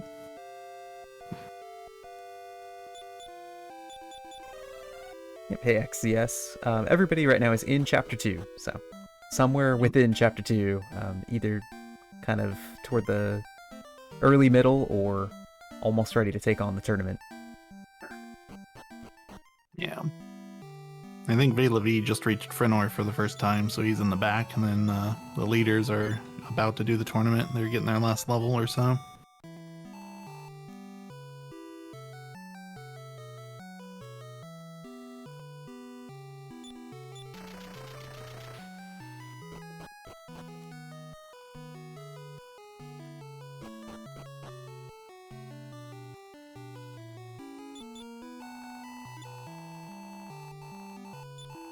A lot of Grizzly Sabers from the Japanese runners. I see Rogers doing them too.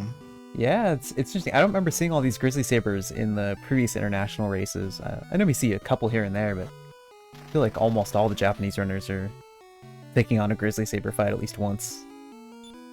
I see Linda is going to Endor, so let me pull Linda's stream up here, just in case he's going to be going into the tournament soon.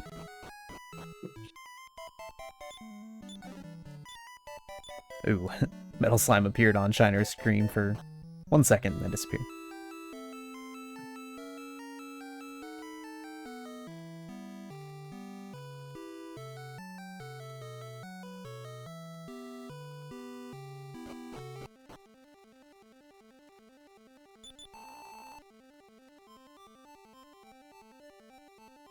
But yeah, Linda is level 11 now. And heading to Endor, so...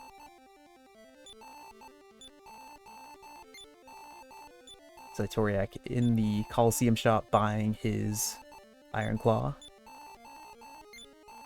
He still has to roll his Strength Seed and his Agility Seed and a Life Force Nut, so see some seed stat rolls on Zaitoriak's stream before we see some arena action.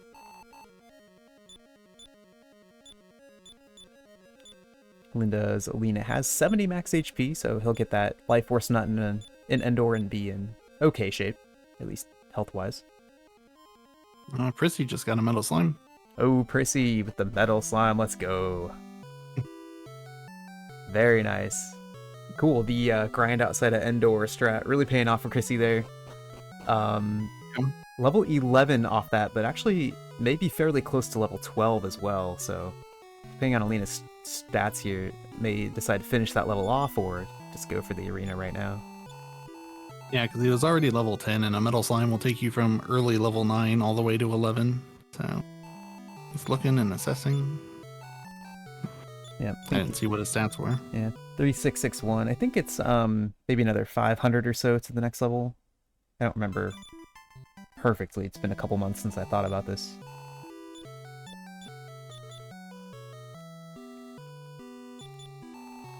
But yeah, that's great. Nice to see a Metal Slime in Chapter 2 taken out on the stream here. Thanks, Prissy, for giving us the opportunity. That's what we love to see.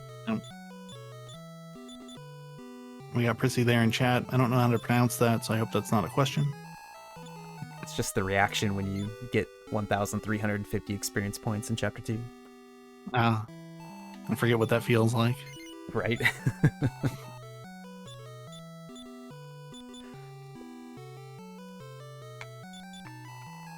Chat seems to think I'm satisfied with a single Metal Slime kill.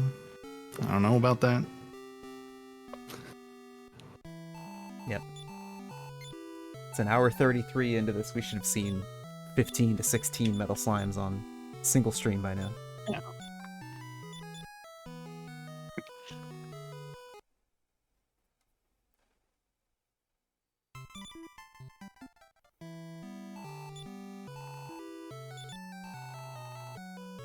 Looks like Mokopoid is also doing some arena shopping here, so yeah, we might have quite a few going in. I might bring Moko on instead of 871.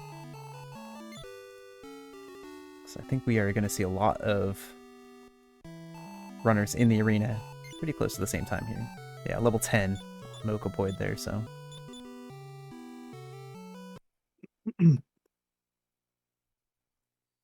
Won't be too much longer, I think.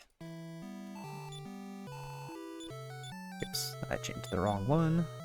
Sorry, Prissy.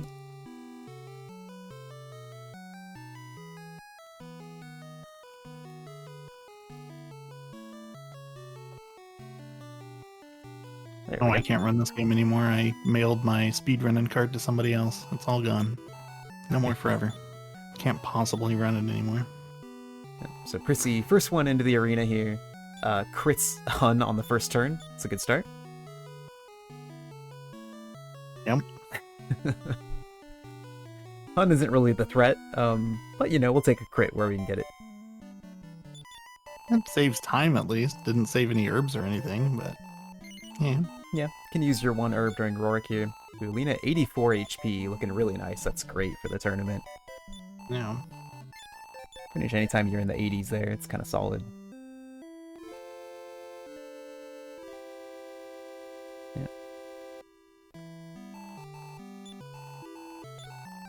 Alright, gets through Rorik. It's pretty safe at that HP level, so as long as Lena doesn't miss or something, even if Rorik decides to attack every turn like that, you'll still be alright.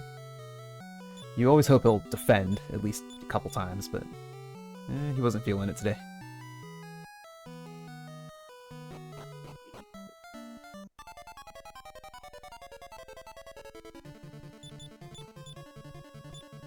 Now we got Vivian. Vivian's got a limited amount of magic, so if she uses her magic early, you might defend and let her run out, but it doesn't really save you any HP in the long run. It just stops her from being able to cast heal more, so it doesn't drag out the fight as long. That way the fight just went for Prissy there was really nice, where she cast the fireball spell, where it did minimum damage, but took more HP, or took more MP, and then she wasted a turn trying to cast a spell unsuccessfully. It's really nice. Alright, on to Samson. So Samson tends to be the real biggest challenge in the arena here, but Prissy's doing great damage, so if he can do 15 or higher every attack, then he can take Samson out in 6 rounds. So he's already halfway down. Samson is now in the lower half of his HP range, so there's a chance he could decide to use a medical herb. There it is. Yep. Unfortunate. So we'll take a few more hits or a critical hit. Oh, there it is. Okay. Oh, all right. Cool. Yep. So Samson can use the medical herb. Doesn't matter. Just critical hit him right after that. Take him out. Alright, so yeah, Prissy's in great shape for the Lingor fight here. Lingor would have to really decide to just troll him for not to be able to get through it, but we've all seen it happen. I wasn't paying attention if he has any herbs left, but even having 70 HP or more going into this fight is pretty good. Yeah, he's definitely got at least one. I think he has at least 2, actually. Okay. Because he used 2 on Rorik.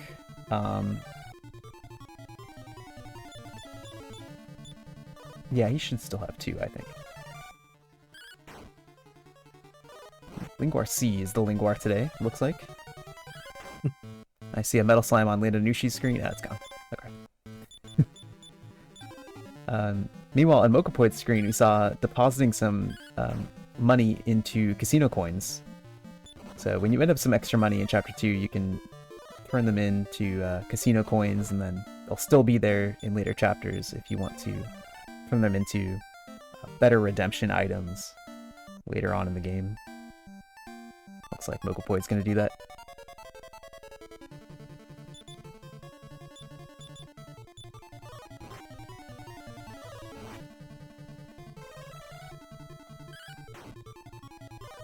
Oh, come on, Lingwar. Ooh, boy, Lingwar is...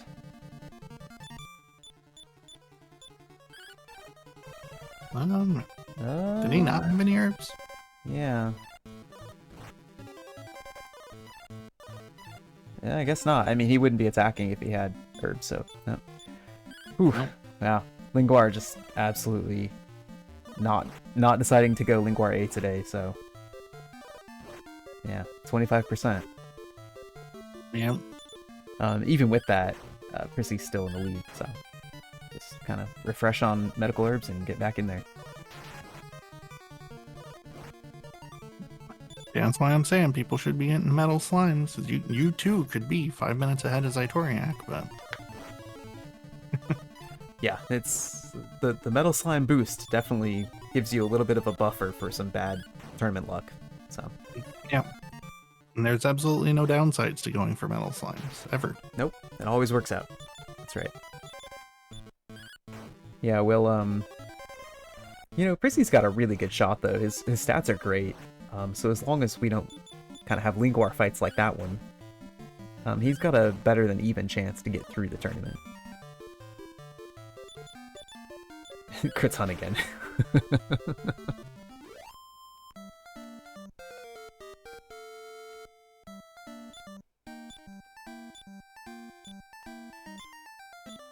It looked like Linda was still grinding, even though they were level 11, so they might be going for 12. Right now they're Mokopoid just got an Alina crit on the Metal Slime. Oh, alright. Alright, there's another Metal Slime. Very nicely done.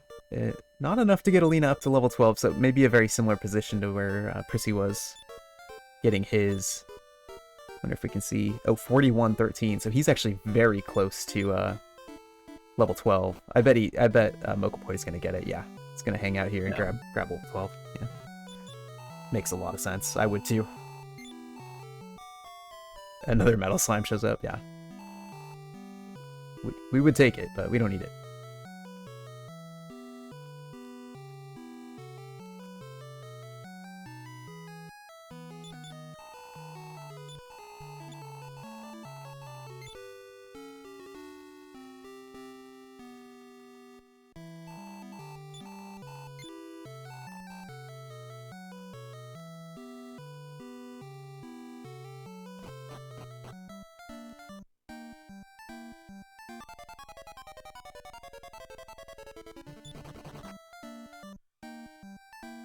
Alright, time to go for Samson again. So, yeah, last time it wasn't great, because he got that medical herb off, so the critical hit kind of made it sort of even. But if we can just take him out in 6 rounds, it's kind of preferable to what happened last time.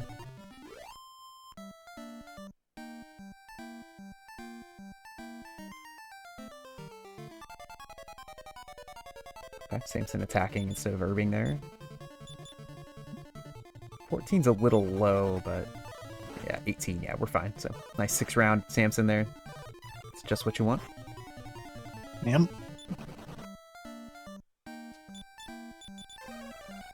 Mokopoid does get level 12. So, when they go into the arena here, they're going to have a really great shot at getting through.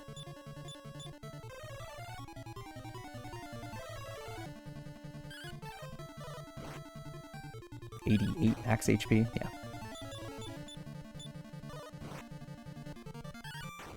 Or 86, okay. Still very good.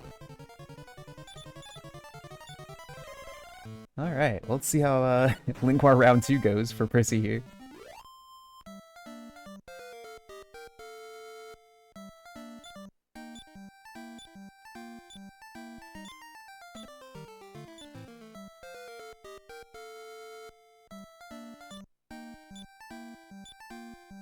Lingwar C.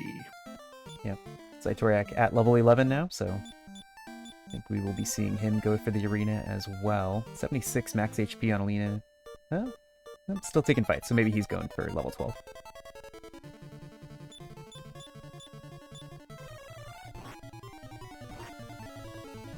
It's always funny watching a 30 hertz stream with Lingwar. Yeah. He's kind of jumping over instead of sliding. Yeah.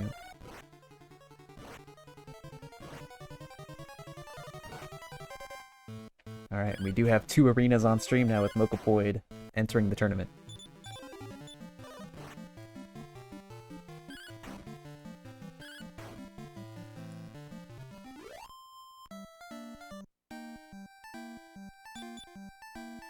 Ooh, man, some days you just have these Lingwars that just do not want to cooperate.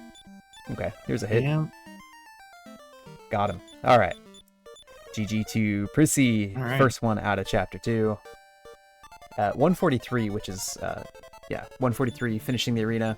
That's very respectable for a race setting, so very nice.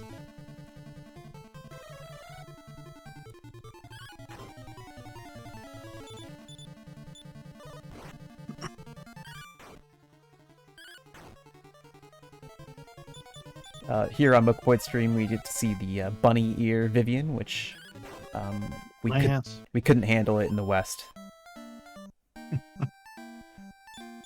Yeah, they took away her ears and her tail, and completely changed her sprite too.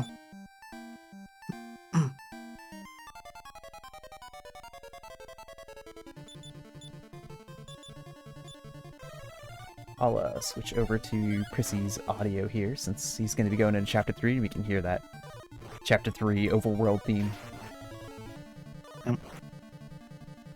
Yeah, so at the end of Chapter 2 here, we arrived at this castle town of Indore, which is basically the biggest city in the world, and we go talk to the king, and he's holding this tournament, which is exactly what Alina's looking for.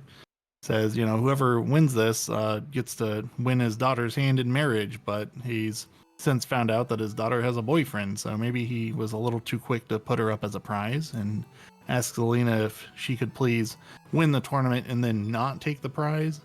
Alina's like, yeah, okay. So we win the tournament there. The other person who had defeated 5 people before us was named Necrosaro. He was supposed to come out and fight us after Lingwar, but he didn't show up. So we just win the tournament by default. And then as we're leaving, this guard from Santeem says, hey, princess, you got to go back to the castle. And then he dies on the spot. So Prissy's going to go back to the castle, see what's going on. And there's nobody here anymore. So yeah, all we have to do for the speed run here is walk upstairs, wait for Bray to say something, and then use a wing to get out of here, and then the chapter ends. So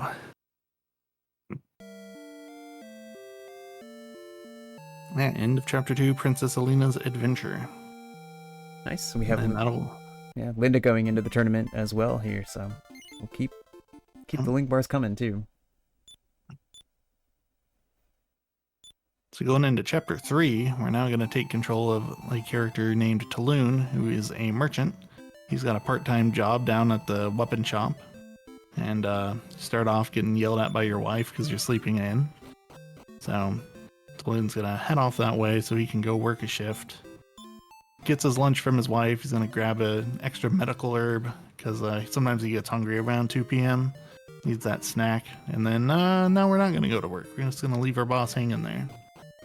Then run out of town and go on an adventure because Taloon has decided that he wants his own shop. He doesn't want to work for the man anymore. He wants to become the man. So we're going to accumulate a bunch of money, ruin a couple economies, and make some money for ourselves. Sounds like a plan. Mokopoid, unsuccessful at the first tournament attempt, has to go back in. Lingwar not letting anyone through on the first try so far today.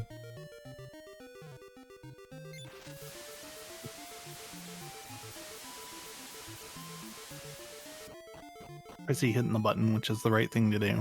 Yeah, always hit the button, take the slide.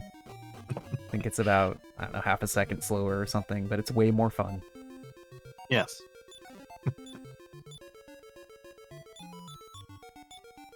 And so if you recognize the cave Prissy is in from a casual play, you know the iron safe is in here, but we're not going to pick that up because the inventory slot that it takes up is way too valuable. So we're just going to grab this chain sickle so that we have some money to start the chapter. And then presumably going to death warp off of this fight here. Critical hit. Smashed himself in the face with the chain sickle for 25 damage. Straight back to town. Yep, and the nice thing about level 1 Taloon is it's very easy to do the death warp when you need to. Ooh, Samson takes out Lina Nushi there. just couldn't get the right turn order trying to heal. Yeah. Yeah, and yeah, don't know what Linda's agility stat is at right now, but maybe not quite what you want. Yeah, even with average agility, she usually has like a 90% chance to go first, so it's very unlucky if he outruns you on the one turn where you need him not to.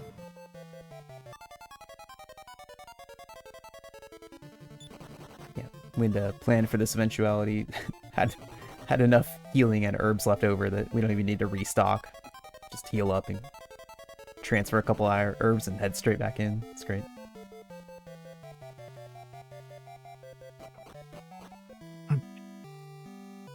I haven't been paying attention to how many people are level 12, but I see Linda and Mokopoid both are, and Zatoriak's going for it. Yeah, it looks... Zatoriak also had Bray alive for a while. Yeah, he had Bray alive until Bray learned outside and return, and then he let Bray die again. Which makes a lot of sense. Oh. Or maybe he didn't let Bray die again, and Bray just died.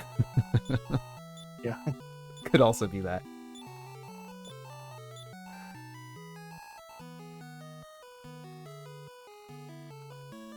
Alright, Samson down on Mokopoid's stream. Very nice.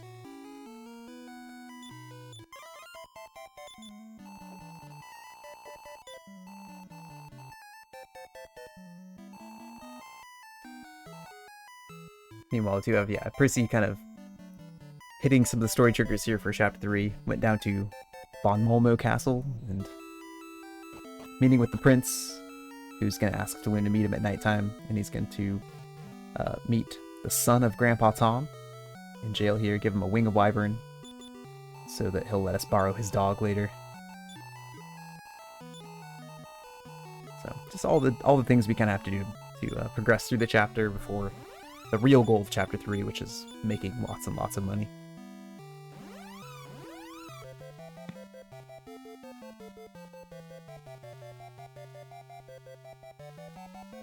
Yeah, if you've never played this game before, there's a lot of really unique things in this chapter, but like it stands out a lot just because your goal isn't to defeat a monster at the end of this chapter. You just need to collect 60,000 gold and you can finish the chapter. So it's going to be one milestone where we need 35,000 and another where we need 60,000. So in total, you end up collecting so much gold that if you had it all at once, the game wouldn't display it properly.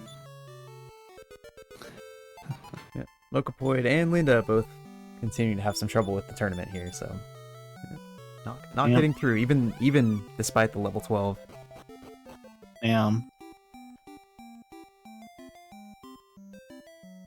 Diener. Linda's HP is pretty low for 12 too. It looks like 80s Linda's max, and I think Mokopoid had high 80s.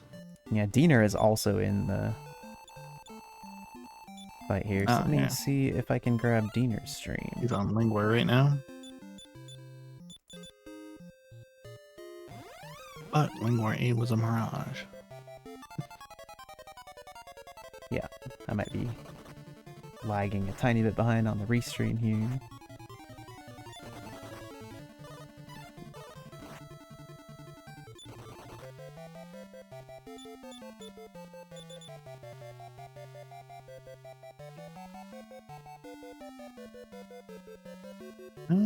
Diener got a hit on him.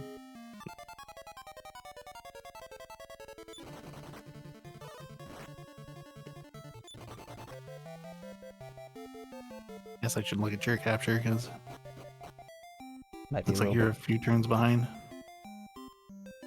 Yeah.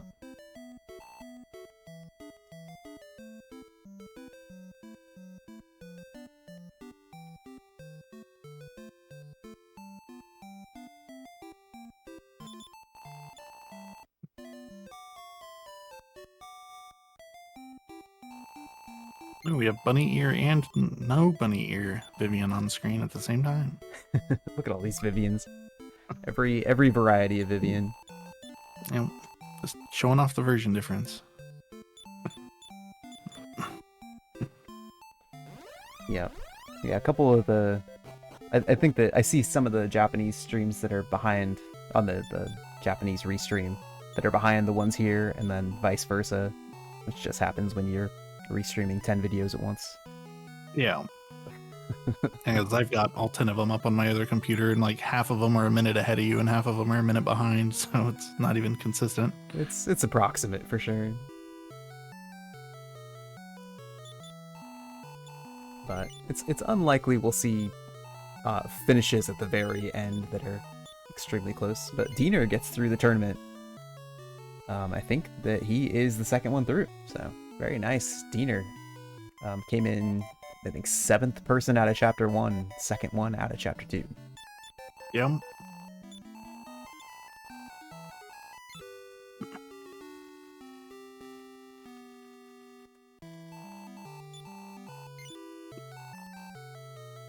Update on Prissy's stream down there. So we got the dog for busting Grandpa Tom's son out of prison, and used him to go to this town called Foxville, which has an illusion cast over it. It's really fun to like playing around in there casually. There's a lot of things that you can do in there that like the shop there sells broadswords for 10 gold, and then you go to the inn and you wake up in the morning and the broadswords have all turned into cypress sticks.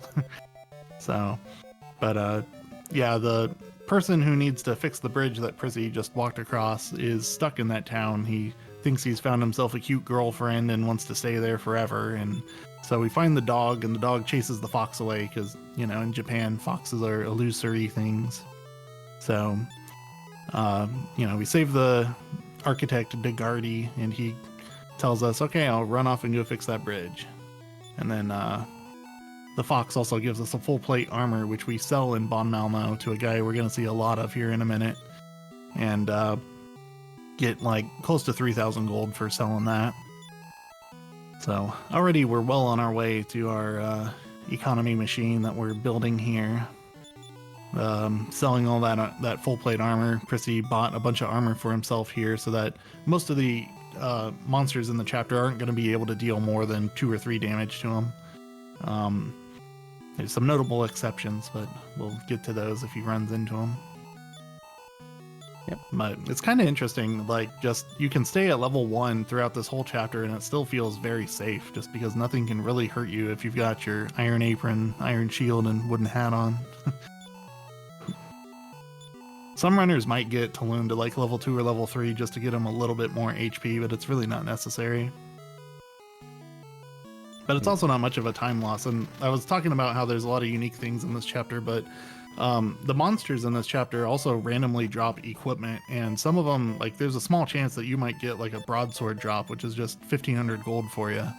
And that's really nice to get early on. But the lower Talon's level, the less likely those good drops happen. So you're more likely just going to get like leather armor and get a little boost, but it's probably not saving you time overall. It's just kind of fun to do, to try to get something random to show up. Yeah, it's one of those, when you play the game casually, it's really fun to get all the cool item drops from the random encounters, but in speedrun, there are better ways to make money, so.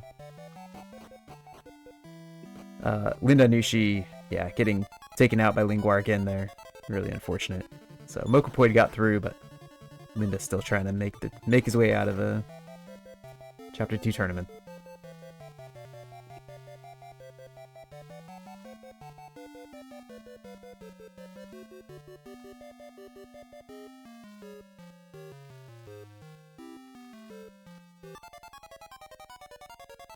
Shiner is in the tournament. Looks like Saitoriak is in the tournament.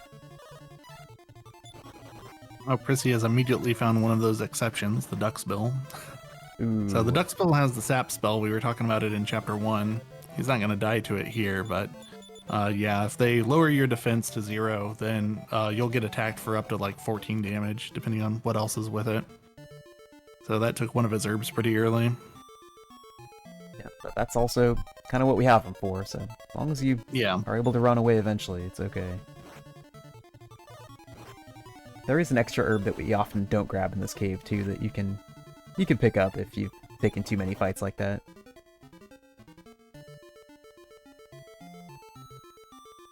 And the other enemy that you want to watch out for in this chapter is the metal slime, which is going to be a factor, I think, starting on this floor. It has the blaze spell, which completely ignores your armor, and since he's already used his herb, he might let his HP drop a little lower than usual just to kind of ration it. He's got one more in his inventory. He needs to make it all the way to the chest that has the other one in it. Yeah, very nice.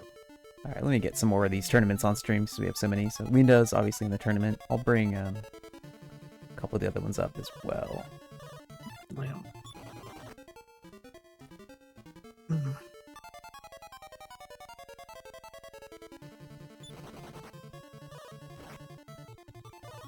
I see 871 just beat Rorik.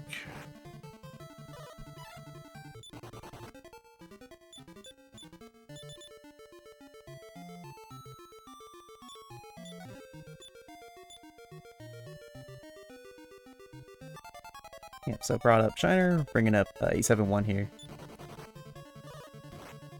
Both of them are deep into it, as well as Linda. So, yeah, we'll keep Prissy on for sure since he's in the lead. And yeah, watch as many of the other tournaments as we can since it's always pretty exciting. 871 going into Link War here.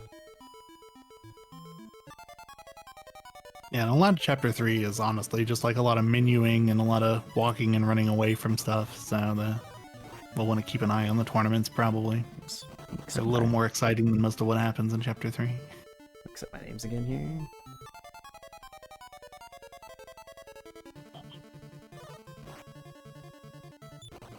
There we go.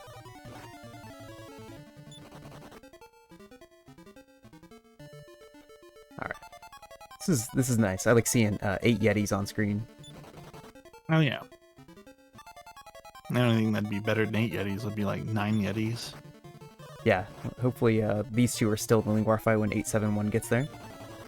Yeah, and maybe all 3 of them would still be there when Prissy gets to the final cave. Then we could have 16 Yetis. The dream.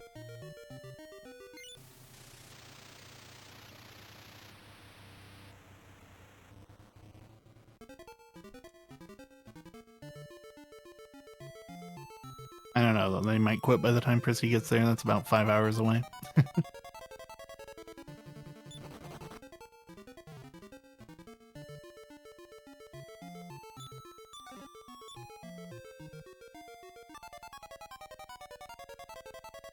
Yeah, the Link War fight, it's pretty much completely RNG Subsodium, so one of the 4 Link Wars is the true one that you can damage. There's no pattern, there's no way to know which one it is. And yeah, you're basically going for 25% every round. When it builds power, it will only do extra damage the following turn if it stays on the same Link War. So if Link War A builds power, then unless it's also Link War A the next turn, it won't damage you with the extra built-up power attack. So there's a little bit of strategy there if you're trying to mitigate some damage from built power attacks, but for the most part, it's just pick the right Link War and get lucky. Yep. All right, Linda finally gets through. That was a pretty brutal tournament for him. He's been going at that for over 20 minutes there. Finally got through. Zatoriak just got through too. Oh, very nice. Zatoriak gets through. And Linda gets through. Yeah, just keep the standings the same, I guess, for the top 5.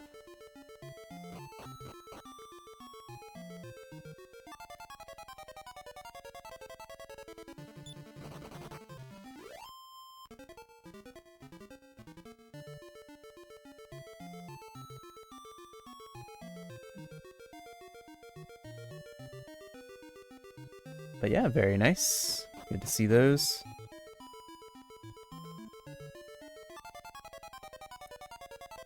Shiner has also gotten through. Oh, Prissy found the metal slime. Okay, but it ran away. Yeah, whole bunch of people getting through the tournament. Very closely together there. It's awesome. Yep.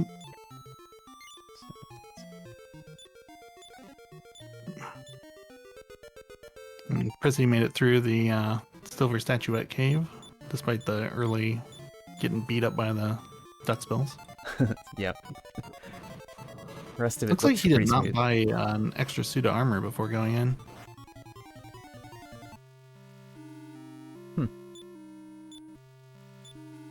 It's not the end of the world, but it's gonna cost him a little bit of time to make up that money if he just didn't spend the money.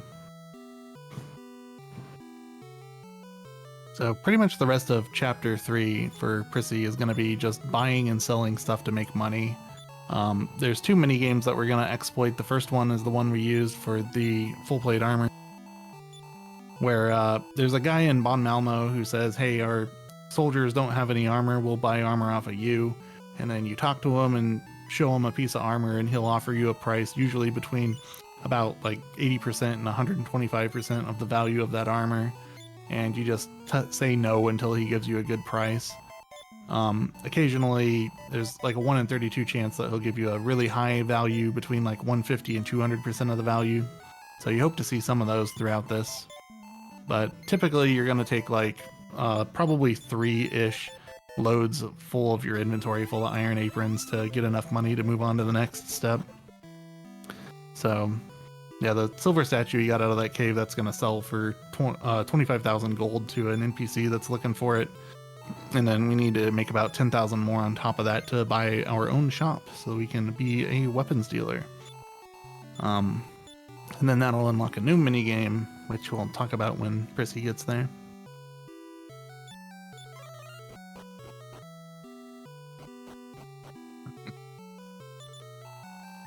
But Prissy not having that extra either bronze armor or iron apron, that's probably going to set him back 300 or 400 gold. So it's probably going to guarantee that he needs at least 3 trips full of iron aprons to get through there.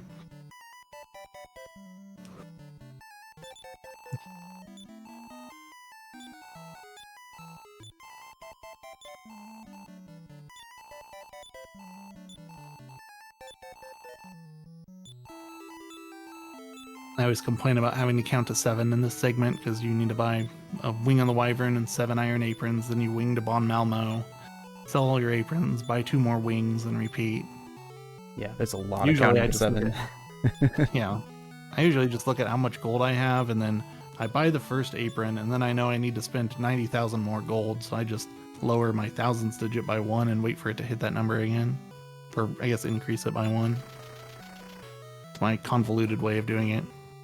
You could also just subtract 10,500 like a normal person, but I think we all have our ways that we do the counting, and everyone seems to do it a little differently. It's funny, I remember I was counting out loud some of my Iron Apron buying, and Evil Ash 25 was in my chat, and he's like, oh, that's exactly how I do it too, where you buy the first one and then you do the math from there. Yeah. It's just kind of funny.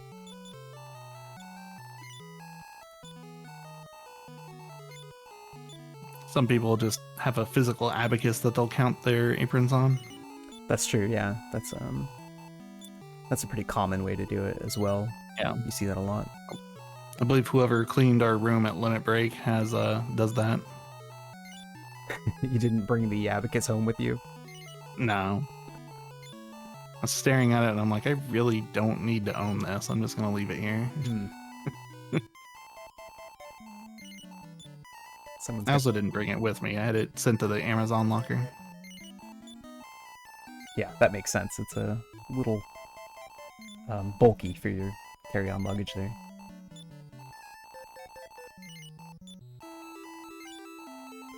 Keep seeing Roger's Birdsong Tower and the tiles just look really weird to me. It's like his console can't output that color of green or something.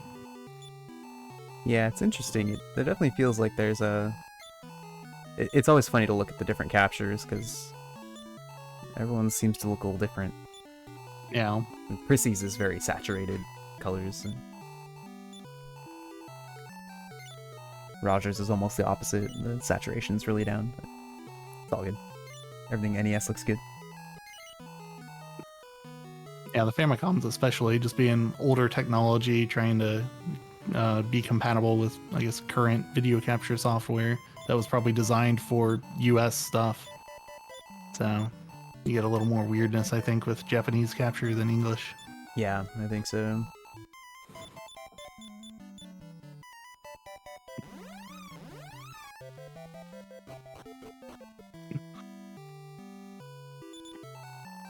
Yes, your party order does matter a lot in the chapters where you have multiple characters. So just in general, monsters will attack the character in the lead more often with physical attacks than the characters in the back. There's also a bug we're exploiting a lot in chapters 2, 4, and 5, where if there's a dead character in the party and they're not in the back of the team, then the living character furthest in the back will be untargetable from normal attacks. So you definitely want the most durable characters in front at all times in a Dragon Quest game, because it's a pretty significant weighting. Like, it's different in almost every game, but I think in this game it's like 40, 30, 20, 10% if you have a party of 4.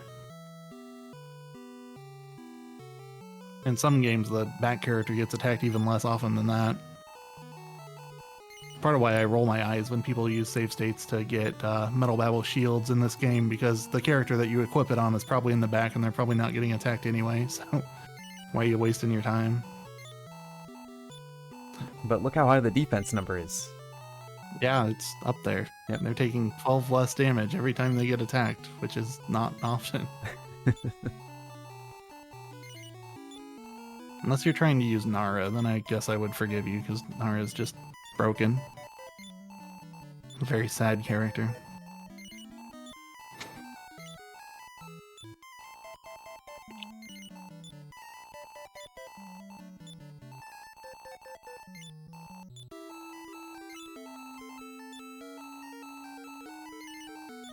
Three people standing here where Prissy is selling stuff to this guy.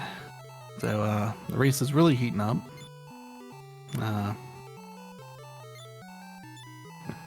Chapter 3 is the most exciting chapter in a speedrun.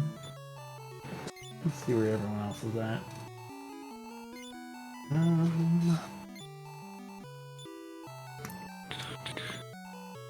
Let's see, so that's Diener, Prissy, and Ebby that I saw there. I don't think they're all at the same point, though. I think some of them are selling the stuff that they got on the way. It's on the full plate, rather. Yeah. I see Zytoriak's taking the dog to Foxville, so he's about to go sell his full plate. Valevi in Chapter 2 still. Looks like level 6. Alina and Christo still. He might be going for metal slimes. Oh yeah, he's got his iron claw, so he's probably about to grind for metal slimes.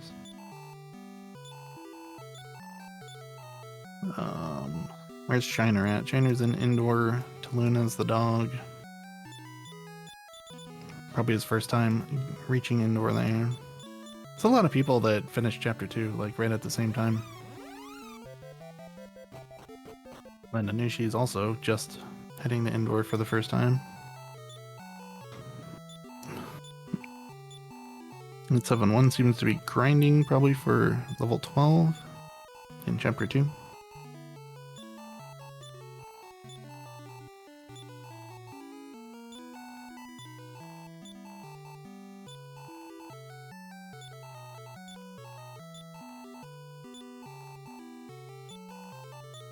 Mokopoid in the Silver Statuette Cave, and then did you see Roger giving looked like he bought that would have been 100 casino coins. Would that just be for Fairy Wonder or Magic Wonder? Probably. Oh, one of my monitors blinked out. That's cool.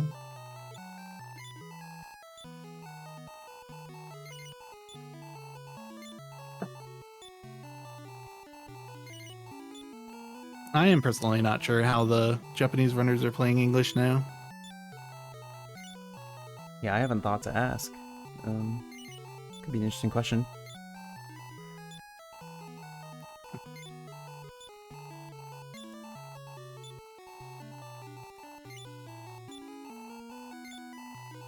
So Roger here is level 12 going into the tournament. I don't think I've noticed anybody get an extra level or two on Tulum, but I'm also not really looking for it.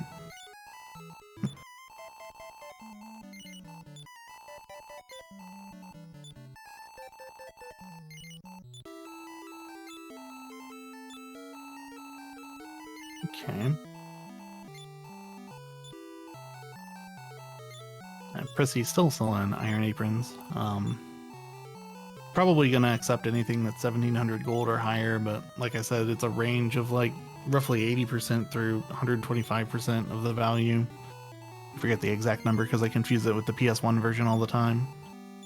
But you probably keep like 20% of the aprons. But as you're like rejecting more and more offers, you also get more of a chance to get those higher critical hit rolls, where he might offer you up to 3,000 gold for it.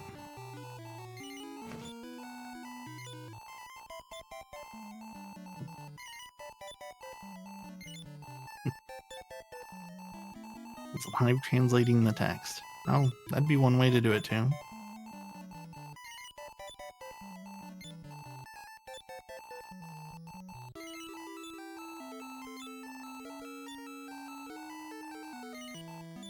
Okay.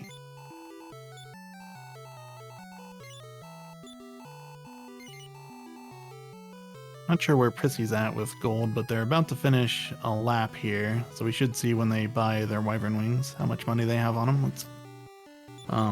You want at least, like I'd say, bare minimum 35,650. Yeah, your Prissy's over that, so this is the last lap for that. So they're gonna go on to the next segment.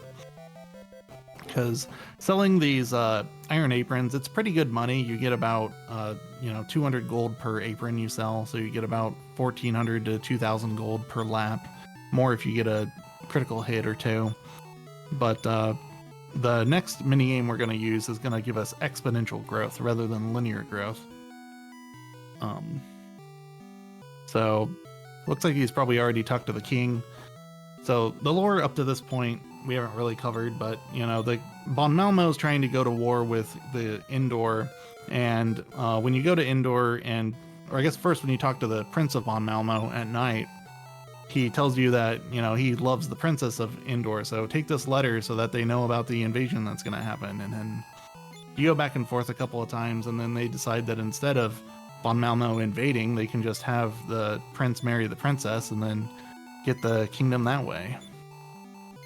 So, after you avert the war, once you're done profiting off of it, the king tells you that you have permission to buy your own shop. So this guy who's down here, the old man Prissy was talking to a second ago, sold the shop to him here for 35,000 gold.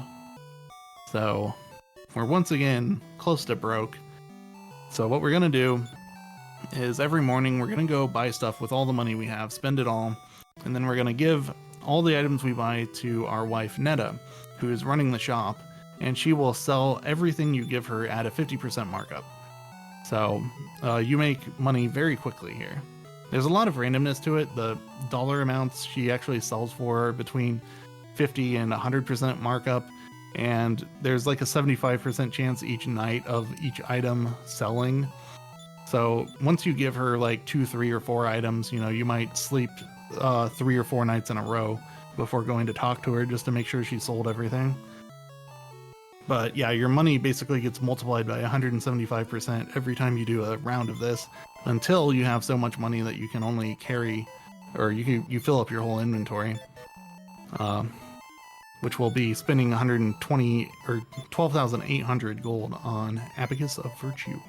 So yep, it's very important to have memorized all of your times tables for 1600. Yeah. It's one of those things we learned how to do.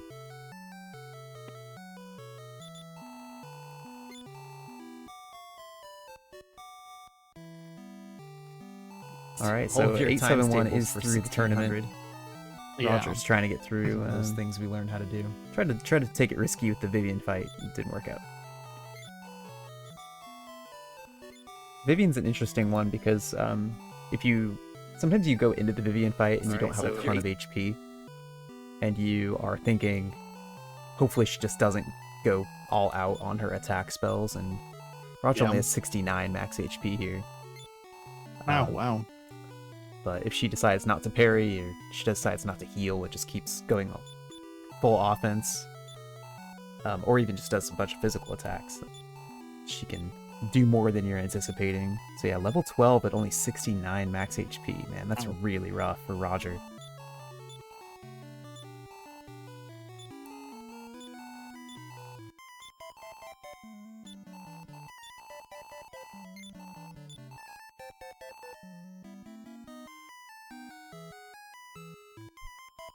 That's rough, but grinding to level 13 would suck too, especially if you don't have Bray. Because Bray at level 11 learns Snowstorm, which lets you make real quick work of the enemies outside of Indoor, but most people who don't grind on Metal Slimes have Bray dead the whole time, so he's not going to have Snowstorm. Because normally if you killed Metal Slimes, he'd get it like 400 XP after the second Metal Slime.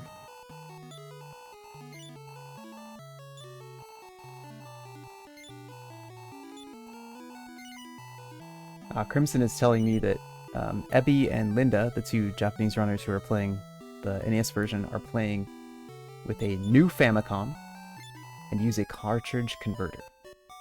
Cartridge converter was the answer. Never heard of new Famicom. Yeah, I'm not sure what new Famicom is. I wonder if it... I remember the new NES was what they called the top loader NES when it came out.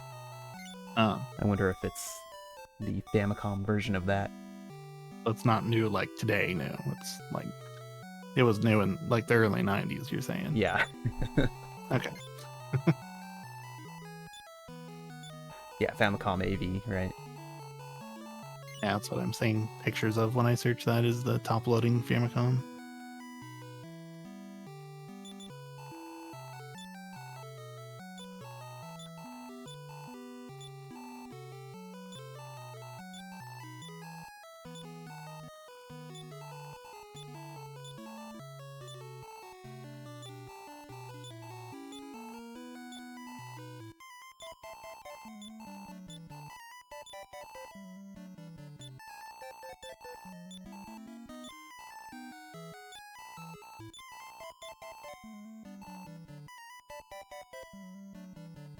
Roger made it to the Lingor fight.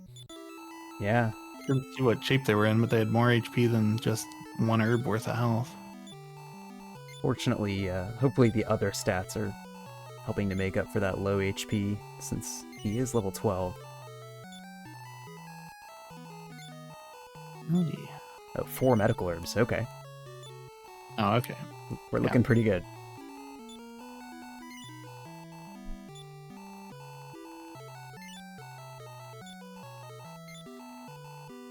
Yeah, Prissy definitely got into chapter 3 quite a bit ahead of the others.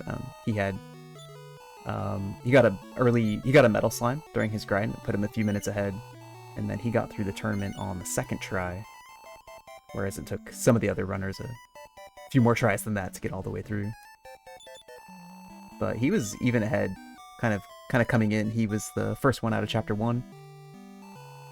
Got through the boss fight in chapter 1 on the first try, so yeah, he's just kind of been in the lead from the beginning and has been keeping it.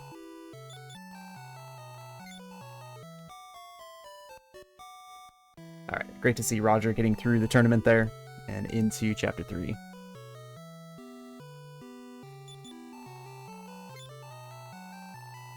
Looks like Veilavi is deep into a Grizzly Saber fight, Grizzly Saber grind fight here. Yeah, I saw that as well.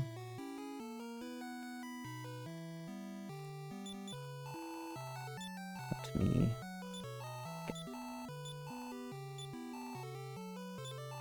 I saw that he bought the Iron Claw and then came in here to fight Grizzly Sabers. He's in that spot, though, where he's running out of magic and probably wants to end the fight. Yeah, and they're calling for help 3 times in one turn. Yep.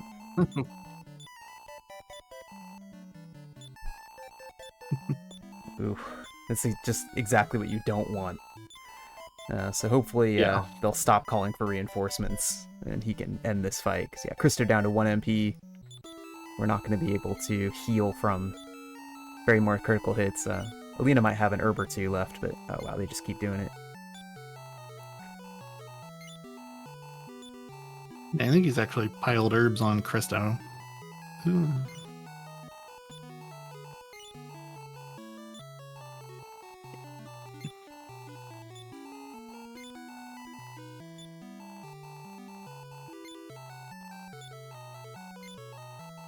Right.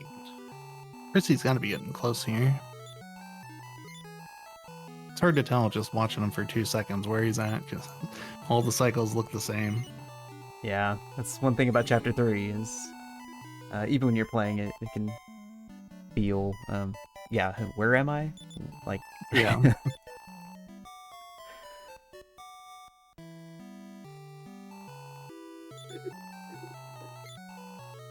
the feedback from the Japanese restream is it's impressive to see NES runners standing in the top group and the Famicom runners struggling.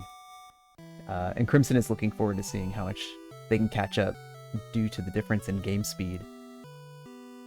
Yeah, it is actually really interesting that first and second are both the English version and English runners. We know that Chapter 3 has a big advantage for the Japanese version, just because the text speed goes faster and there's so much text in Chapter 3. I know that when I did a side-by-side race with Crimson, or maybe it was one of the international races, actually, one of the first ones, I lost like 8 minutes against the Japanese version, just comparing side-by-side in Chapter 3. I remember the first one that I commentated of these races, just seeing somebody on NES, I think it was Diener, getting into Chapter 3 first, but then one or two people passed him just because the Japanese version had less text. Yep. And I was just slowly watching him fall behind with nothing going wrong, and I'm like, wow, this Japanese version really is that much faster, huh?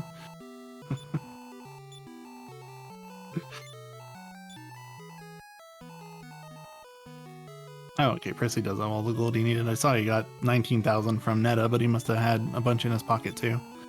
So now he's going to be wrapping up the chapter. The last objective that you need to do to get money, so one more mini game sort of. After you buy your shop, that you go back and talk to the king again, and he says he'd like to place an order for 7 broadswords and 7 half-plate armors. So you need to gather enough gold to buy those things, and then when you buy them, you are given the 60,000 gold that you need to pay for the construction of the tunnel out east that goes to Branca. So that's our final objective here.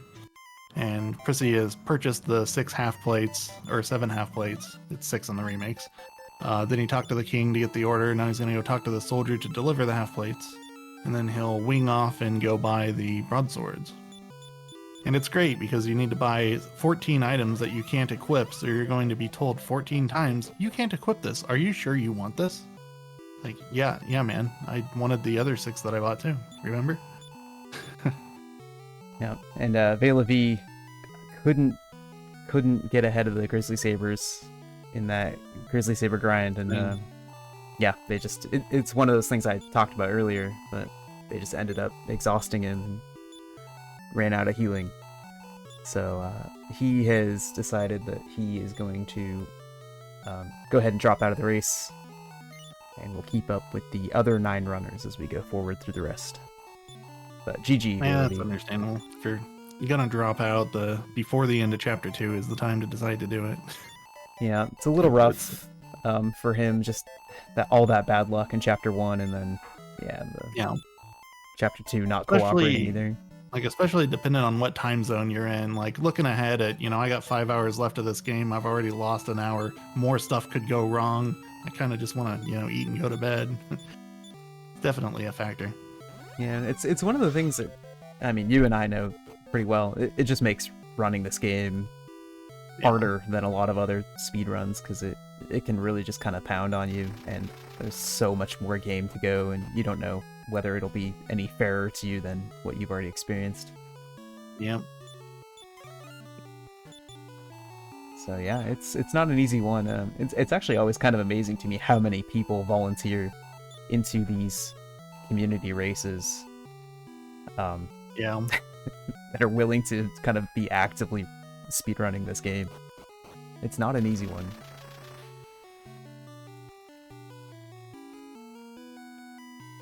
I have felt more willing to participate in this not running it regularly, because it's like, I haven't played it in like 4 months, I'll give it another shot. And but a lot of times when I was on the PB grind, I was just completely unwilling to commit to no reset runs or races a lot of the time. Yeah, it's kind of a different mindset as well. Yeah. When you're trying to get the, low chance, very high speed run versus kind of the way you want to approach a no reset run. Yeah, it's hard for me to be in the mood for both at the same time. Yeah, definitely.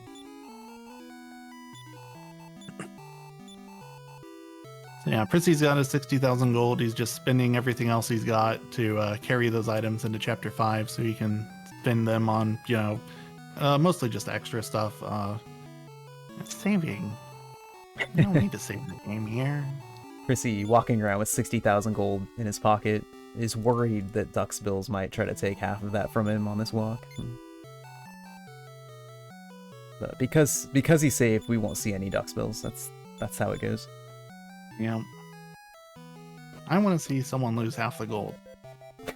It only takes like 5 minutes to get it back. Maybe 4 if you're on Famicom. Haven't seen enough of Netta yet. Yeah. No encounters on the walk to the tunnel, of course. Yeah. There you go. Clean. Yep.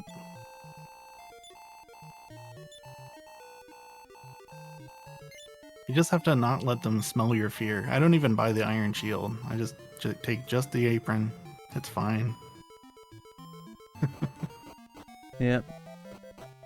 So yeah, he hands off the gold, then you need to leave and re-enter to hit another quest trigger. You need to talk to the old man again.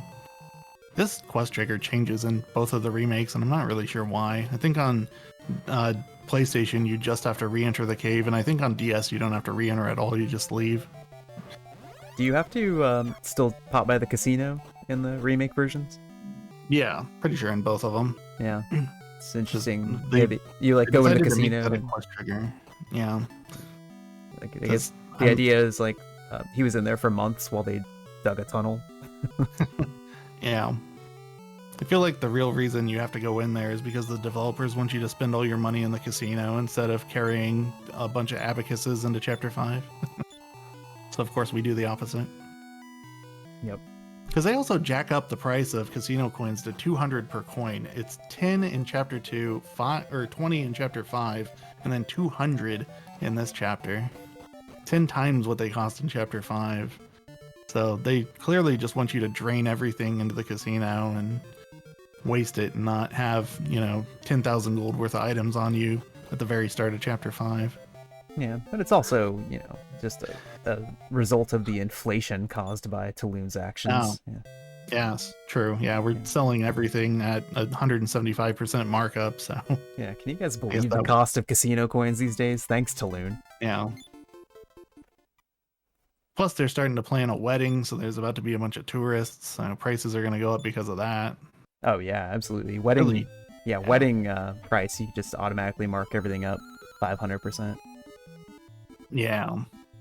Yeah, it's not a good time to live in Endor. Fortunately, Tulun left, so maybe it'll be better for the people of Endor here shortly.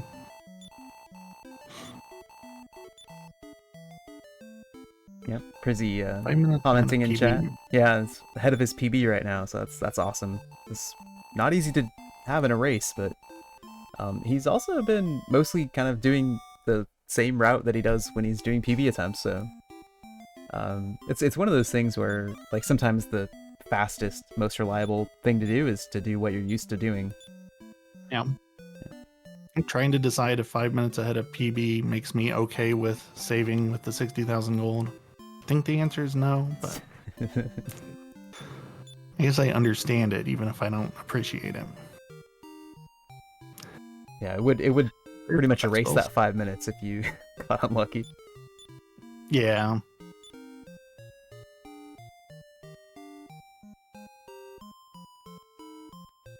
Yeah, the chapter 4 here has actual plot relevant to the overarching plot of the game. So we are the sisters of Mon Baraba, Nara and Mara. I don't know why they're the sisters of Mon Baraba when they were born in Kiev, but we're currently in Mon Baraba. But yeah, we're going on a revenge quest. We got to find the guy that killed our father. And we decide that we're not seeing him by performing in this auditorium every night, so we're just gonna go north and look north. Because there's only like 4 towns on this continent. He's got to be on one of them. Oh man, 871 just can't stop running into metal slimes in in this cave. One of them almost took metal Tulun out. slimes or it's Duxbills. Yeah. That first one did not want to leave either. It just kept blazing.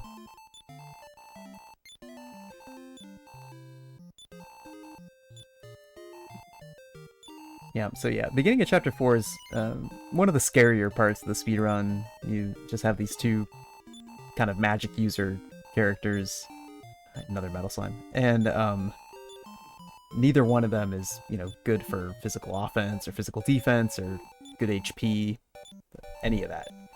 And so the overall strategy here is just to try to get the guest NPC character, Orin, as quickly as possible, and hope you don't die while you're trying to walk to him at the bottom of this first dungeon.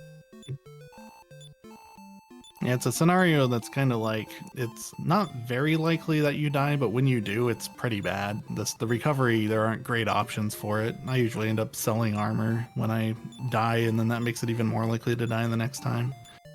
So. Yeah, your options are sell the armor.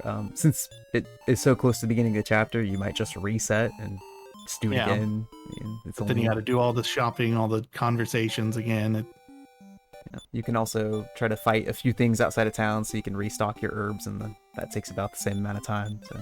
Yeah. And levels are not useful for the sisters because they don't get good stats. You might get a couple more HP points, but not much. Yeah, almost none of the characters get anything for stats at their first, level 2, 3, 4, but Nara especially. I was commenting that I was watching someone play casually, and their level 29 Nara has 120 HP, and that's actually pretty high for her. And everyone else is pushing 300. So right. So if you were wondering if we use Nara in this run, not when we have other options. No. Yeah, it's pretty much as soon as we can fill the party out with other people, we don't see much of Nara anymore. Yeah. I don't know what they were thinking when they designed Nara, because she's got terrible HP, she doesn't get the best spells, Christo gets them, and she's the slowest leveling character by far. Well, she gets luck. She gets good luck. Oh, luck. Oh, good. I am told luck does absolutely nothing in this game. Doesn't even do what it did in DQ3. I mean, only if you believe luck does nothing. I guess that's how luck works. Yeah, the main end party will be Hero, Ragnar, Alina, Christo. We'll actually use Bray a little bit for the final fight to cast the by-kill spell. But it's mostly those four plus our guest characters as they come in.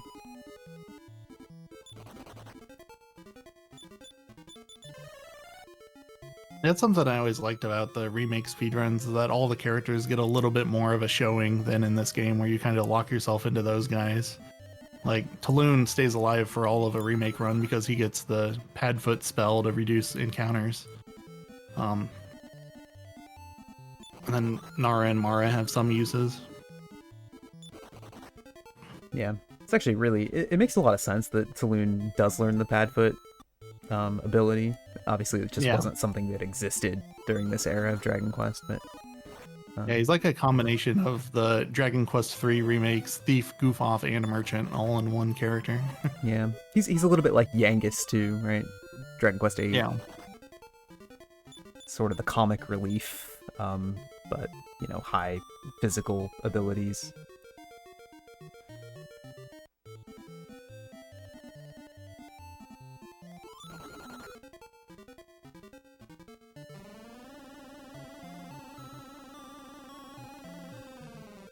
He seems to be having a decent time in here so far. One thing to watch out for is there's these enemies called Z-Mimes that are the light-colored mini-demons that very frequently steal all your magic. So usually when I'm in here, I spend my magic to heal before I use my herbs. Looks like he did the same thing because he's got one magic on Nara. Yeah, so. I always use the heal spells first, exactly for that reason. Or the other reason, of course, is if Nara just gets taken out in an unlucky fight.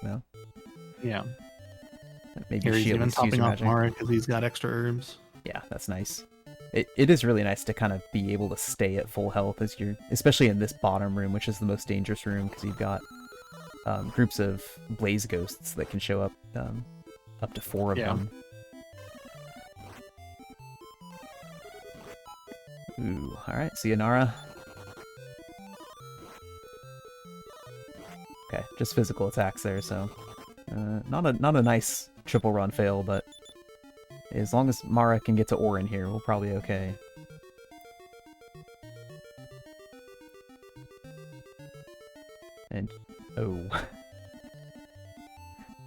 It's just sea mimes. It's probably fine, yeah. Since Mara's got the armor, these guys really can't do probably enough damage to her, and yeah, alright. That's a little stressful. Yeah. The 2 Z-Mime fight was one of the best ones he could have run into there, honestly. Yeah. And now that we've got Orin with us, we'll switch the party around so that we do coffin blocking to protect Mara. So the only thing that can hit Mara will be spells. So yeah, and he's even got 1 herb, so she should survive 1 spell unless it's a max damage ice bolt. So he's hoping to make it to that treasure chest that you could have seen on the bottom of his screen, but it's quite a ways to walk around. But he needs a little bit of XP on Mara before the end of the chapter so that she learns the sap spell. So you want to fight a couple of things along the way. And it doesn't really matter that Nara is missing out on this XP because she can get her own XP later. After this, after you get that treasure chest and Death Warp, you kind of switch the party order around so that Nara's the one getting blocked and so that she can heal Orin through the mine at the end.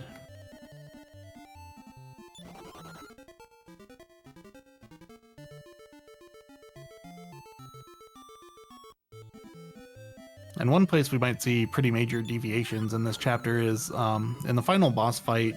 You'll order your party according to whether you want to keep Nara or Mara alive to keep the XP, so that they start chapter 5 a little ahead of the other sister. And your options are to either have Nara a higher level so that you have more healing, or Mara the higher level so that you have the fireball spell. And I don't know how many runners are going to do either one of those, but I bet we see both strats. But yeah, I'm sure we will. Until the end, until we know which one they're going to do, because the early XP you get on them doesn't really matter, doesn't really impact your decision there. Yeah, it's definitely like one of those things where they're really kind of pros and cons both ways, and there's not a really strong argument to keep one or the other. So it tends to be, it feels like almost like a 50-50 on which sister people end up keeping there.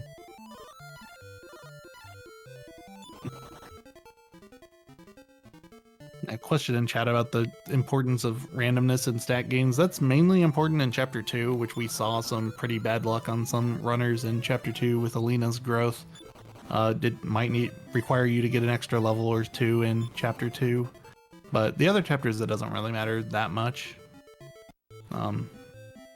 Yeah, unless you get really lucky or really unlucky, which can happen. Like sometimes you end up with a hero who just has really low max HP.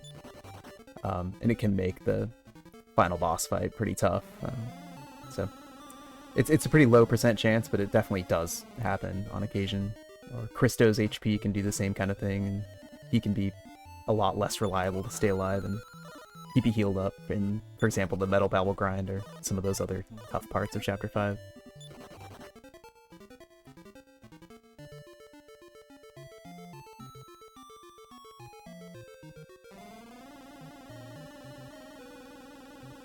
Yeah, Shubinator, the stat growth kind of limiter is not a thing in Dragon Warrior 4. It's definitely a thing in Dragon Quest 3. But in this one, it's... I think it exists, you just never really encounter it. Oh, like if you hit like the very, very high... Yeah, it's nowhere near your average. Like I've tested with level ups, like giving Alina plus 30 HP at level 1, and it didn't seem to affect her level ups at all. So... specifically trying to see if it mattered if you use her strength seeds at level 6 versus saving them for level 11. It seems like there's no impact at all on that, so... I don't think it's like DQ3 where they wanted to make sure that when you change classes, you don't gain normal stats at level 2. Mm-hmm. Right. There's a couple of things that they carried over from DQ3 for no real reason, like randomness and stats in general. Like in DQ3, stats were random so that if you had 2 wizards, they wouldn't have completely identical status pages. But why did they do that in DQ4? I don't know. Yeah. I think they removed it by 5 too, so it's just 3 and 4 that have random stats to my knowledge. Mm-hmm. Yeah, there's also just a growth curve that every Yeah. character has kind of mapped out. And so you will see for pretty much everybody, there's kind of it starts with low stat gains, it goes to higher, kind of once you get into the 20s and 30s, and then it actually comes back down, and you get lower gains again, kind of across the board, and that's just mapped to the level itself. I know there's a chart of what all those curves look like somewhere in the compendium resources that helps you know which levels are kind of worth grinding at and which ones aren't. But yeah, like an example is when Alina gets to level 8, suddenly her average strength gain is twice as high. So instead of getting 2 on average, she'll get 4 on average. And then at a certain point it goes to 6 and up to 8. And then it'll come back down at her really higher levels that we don't really end up seeing in the speedrun. So yeah, they programmed in some interesting things. But of course, there's so much randomness around those stat gains that unless you kind of know it ahead of time, it can be very hard to discern those patterns as well. Because you can have 4 strength on average, but you can still roll a 1. So, yeah.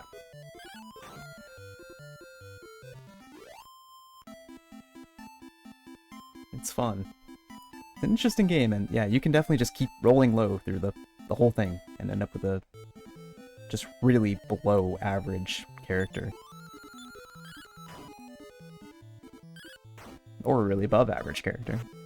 Sometimes you have Ragnar in the Necrosara fight, and he's got, 320 HP. He's just, like, not in any danger.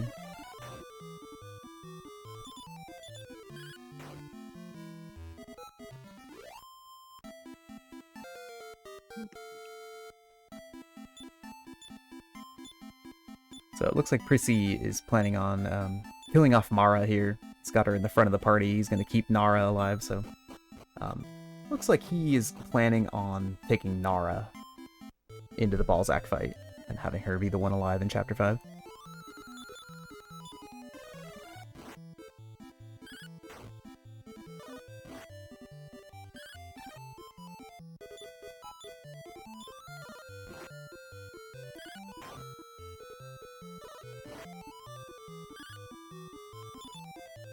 Yeah, of course, since this is an NES game, we end up with those kind of... The game won't count any higher at certain stat levels as well, and those are things you do find casually, because the game lets you level up that high.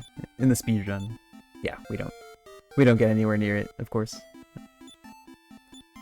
Yep. I was gonna say Alina's strength might max out before she hits that drop-off you were talking about. Yeah, I bet it does.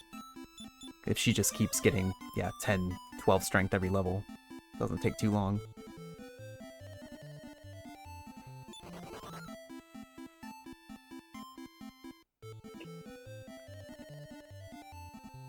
Kind of interesting that, like, vitality caps at 255, but HP doesn't cap until 65,000, and for some reason Taloon just keeps gaining HP after his vitality maxes out, so he can go over 1,000 HP before level 99 sometimes. If for some reason you grinded that high. I mean, who didn't? I've seen that in my testing. Yeah, who didn't grind Taloon to level 99, right? Yeah. Yeah. Yeah, see everything he can do. I don't actually know if his gimmicks are locked by levels like TQ3 goof-offs. Yeah, it is interesting, since in Chapter 3, his drop rate is tied to his level. If you got him up to level 99 in Chapter 3, you'd get really good item drops all the time. Yeah. I don't know what you're spending that money on. I guess casino coins at 200 gold per coin. Yep. Oh, FC stands for Famicom. It just means the Japanese version of the game. Yeah.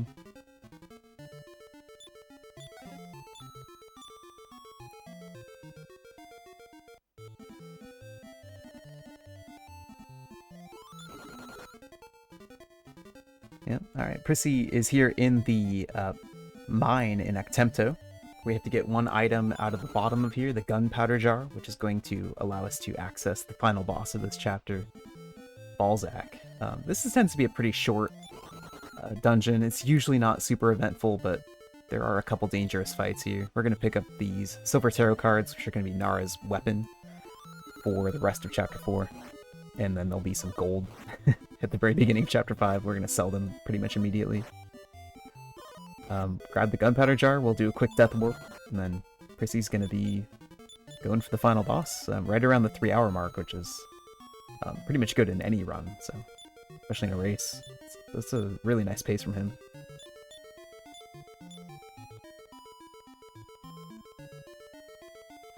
Got Mokopoid and Diener not too far behind. Mokopoid has Orin in the party. Sisters are at level 2. Diener is just about to recruit Orin here with both sisters. So those two are very, very close to even.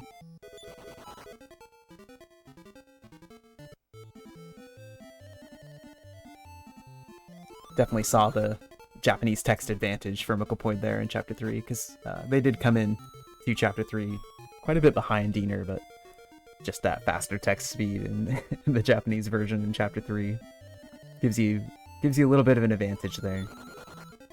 It will continue to pay off through the rest of the game, but Chapter 3 is where it just kind of allows you to leapfrog the English version for a few minutes. Ebby also talking to Orin right here, so yeah, all three of those runners are very close to each other.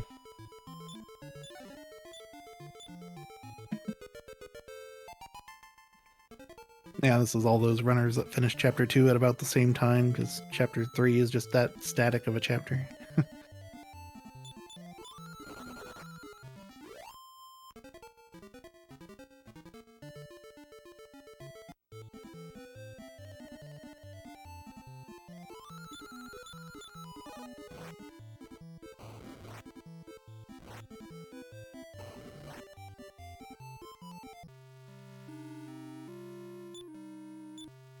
Yeah, Linda's off stream right now, but just a little bit behind them as well.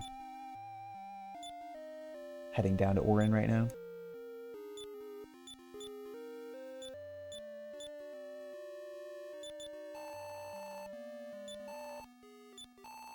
And Shiner is finishing up Chapter 3 right now.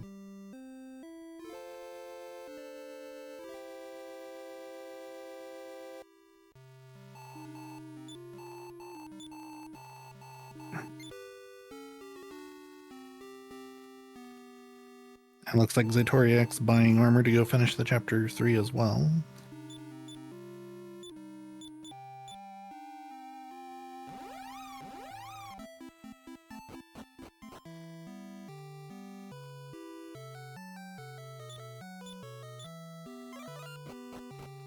Yep, so yeah, nice progress through Chapter 3 and 4. I haven't really seen anyone run into too much trouble in either one.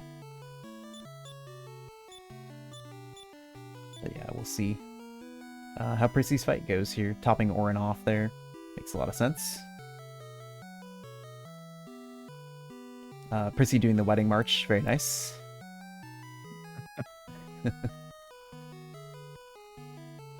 if you walk in front of this guy, he'll freeze, but as long as you're not ahead of him, he just doesn't really care what you're doing. Yep.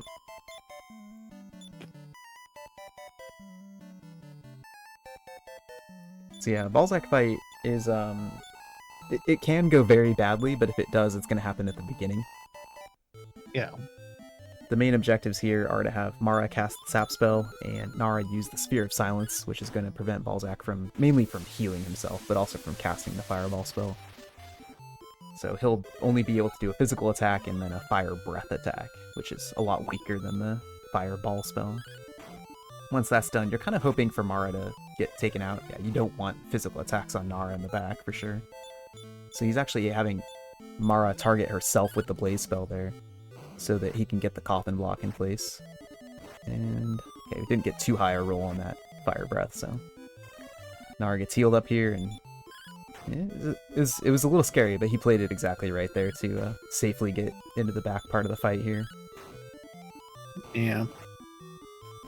So from here on out, it's pretty straightforward. You just heal Orin if he's under 60 HP and attack otherwise.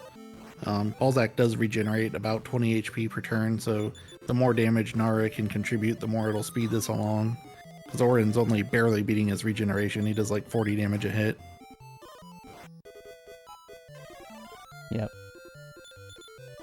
You can see that Prissy's not getting super lucky with these heal rolls either. He's barely doing more than Balzac is doing with those physical attacks.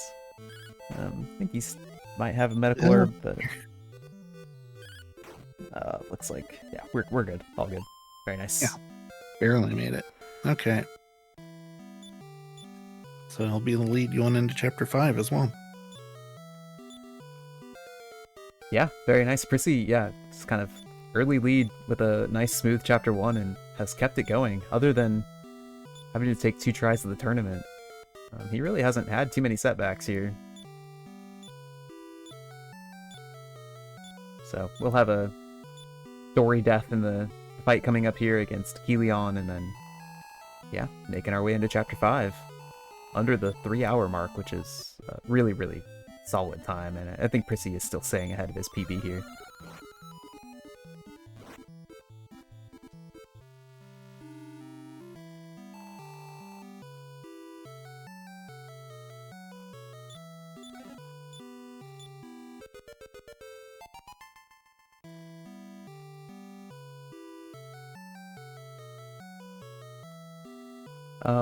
So the question about which dungeons in Chapter 5 are going to be difficult. So, I guess the first thing I'll say is in Dragon Warrior 4, every single part of the run can turn out to be bad. If you get unlucky, it can happen to you almost anywhere. But there are definitely a couple places that are especially notorious for the speedrun. One of the big ones is the Lighthouse, where we have to beat a it's a pretty difficult climb because you only have Hero, Nara, Mara, and a guest character, and then you have to beat the boss fight, which is Bangle and 2 Flamers. So that tends to be very difficult at the levels we do it in the speedrun. And then some of the later chapter dungeons are pretty tough as well. So the Colossus can be quite difficult because there are monsters that have a lot of instant death spells in there. Sometimes Bakor's Cave can be actually pretty bad. The long walk, and there are some really powerful monsters in there. So, yeah, but nowhere is really safe in this game, especially speedrun levels. The only one that kind of feels okay is the walk down to Esterk, because it's right after you grind up to kind of end game levels on Metal Bowels, and for one of the only parts of the game you feel kind of okay with where you at in the dungeon.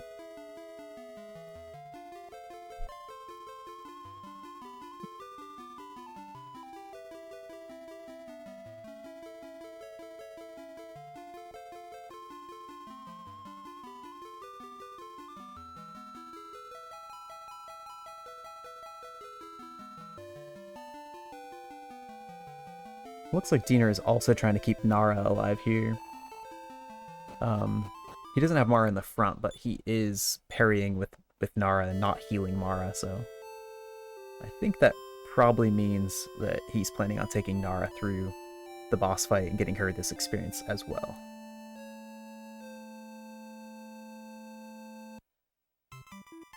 Meanwhile, we have Ebby, who is getting levels on Mara. So. Yeah, it's really interesting that he's got Nara dead right now. Yep. Because this walk isn't dangerous at all, so I'm not sure why he wouldn't revive her. Yeah. One nice thing about Mara, though, is that when you do the Death Warp at the end of the mine, the game automatically picks Mara to revive. Yeah. That always bugged me, because that's the opposite of how your party's ordered when you start the chapter. Yeah. Why did they make that decision? Who knows?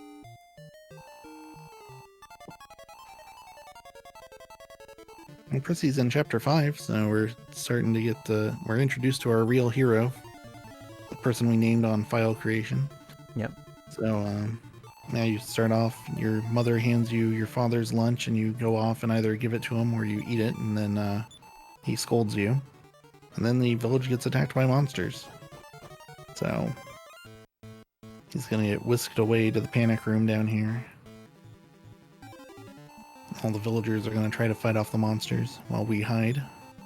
And then this is where we are told, oh, you are the hero. You gotta survive and get stronger so you can fight the monsters. And very regrettably, that before the monsters attacked, there was a guy in town that said he was going to teach us the zap spell, which would have been very nice to have. If only the monsters waited one more day. So close. Yep. Now it's going to take us 24 more levels before we can learn that spell. Yeah. If we had that, we wouldn't even care if the Lick-Licks used Surround on us. To one-shot the Lighthouse Bingle and all the Flamers with it. Yep. Why don't we just grind to 25 until going in the Lighthouse? It would be That'd funny be easier. if you had the zap spell and then the beginning of chapter 5 is just loading up on magic potions in the casino. Yeah.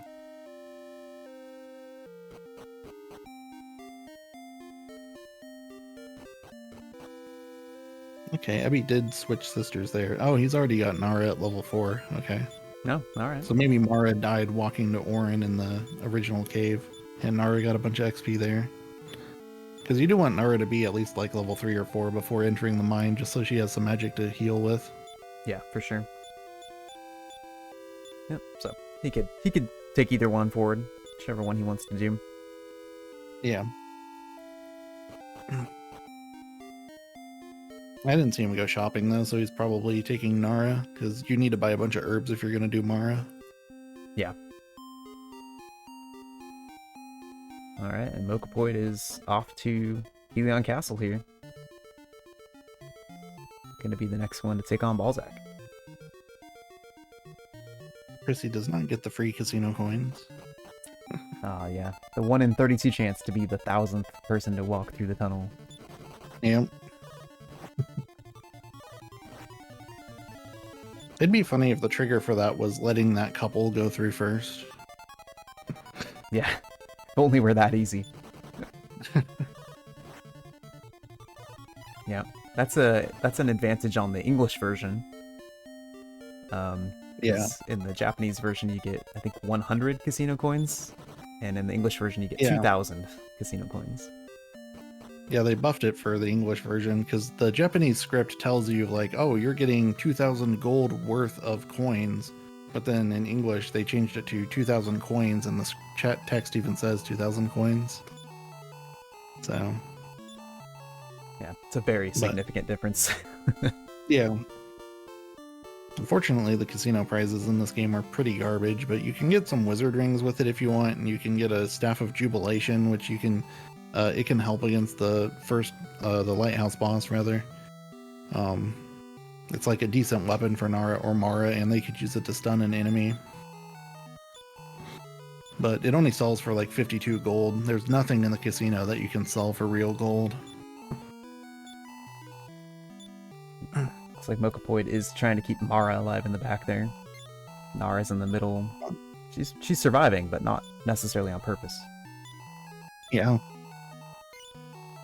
It's a little risky if they both stay alive. Yeah, you don't get that coffin block. He's just every single turn using Nara to heal Mara in the back. Yeah. Which makes sense. But now that Nara's down, this fight's a lot safer. The only thing that can hurt Mara is that Flame Breath attack. So, as long as we can stay ahead of that, it should be okay. Oh, okay. It rolled low. That's lucky. If it had rolled a 10 there, that would have been it.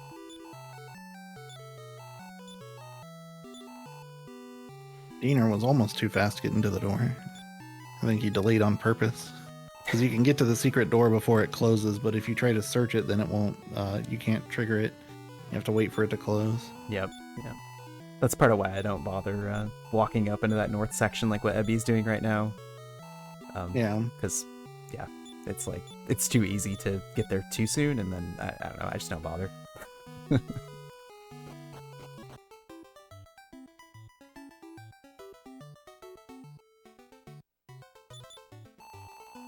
Yeah, no, Diener is doing the same thing. Mara in the back here. So yeah, so far we've only seen Prissy do Nara strats here. Everyone else is doing Mara.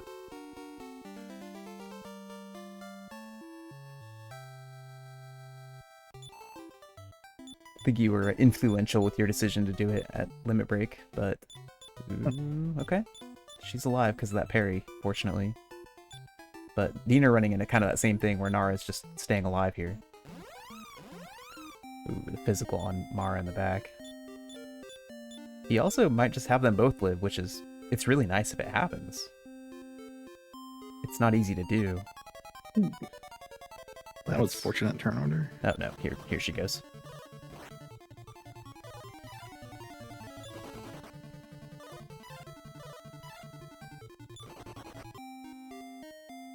Yeah, I think I've only had both sisters survive maybe twice ever. I usually don't even try, but it's pretty cool if you get it because it kind of makes you have a little bit more survivability at the beginning of Chapter 5.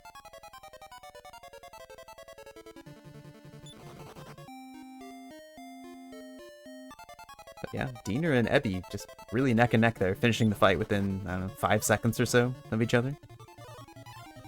Very nice.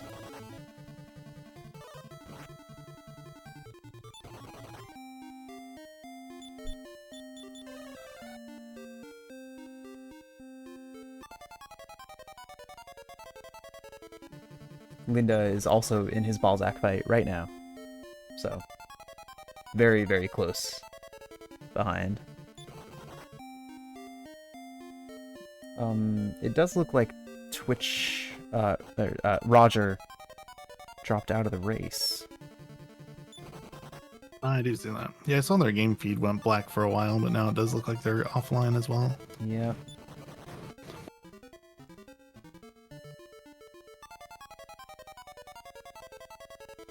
Yep, looks like...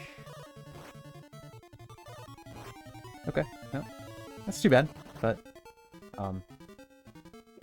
this is also, I don't know, we kind of see this happen. It's just such a brutal game to try to get through, and if you run into some bad luck early on, which both Bailevi and Roger did, it can be really Roger hard. was probably 30 minutes behind the 8th place person. Yep. So...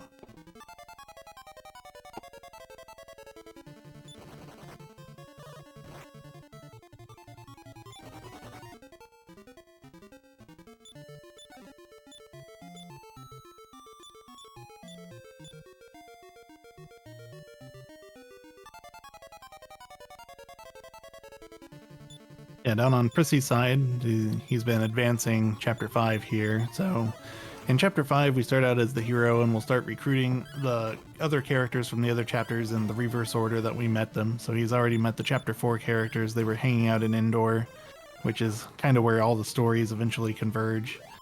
So, yeah, right now he's just getting a little gold experience and equipment so that he can fight the first boss fight of the chapter, which the hero has to do alone. So he's in the cave right now where Talon got the silver statue. There are a couple of treasure chests that were not opened earlier. I believe he picked up the Morning Star, which is kind of optional to grab it in Chapter 3 versus leaving it for here.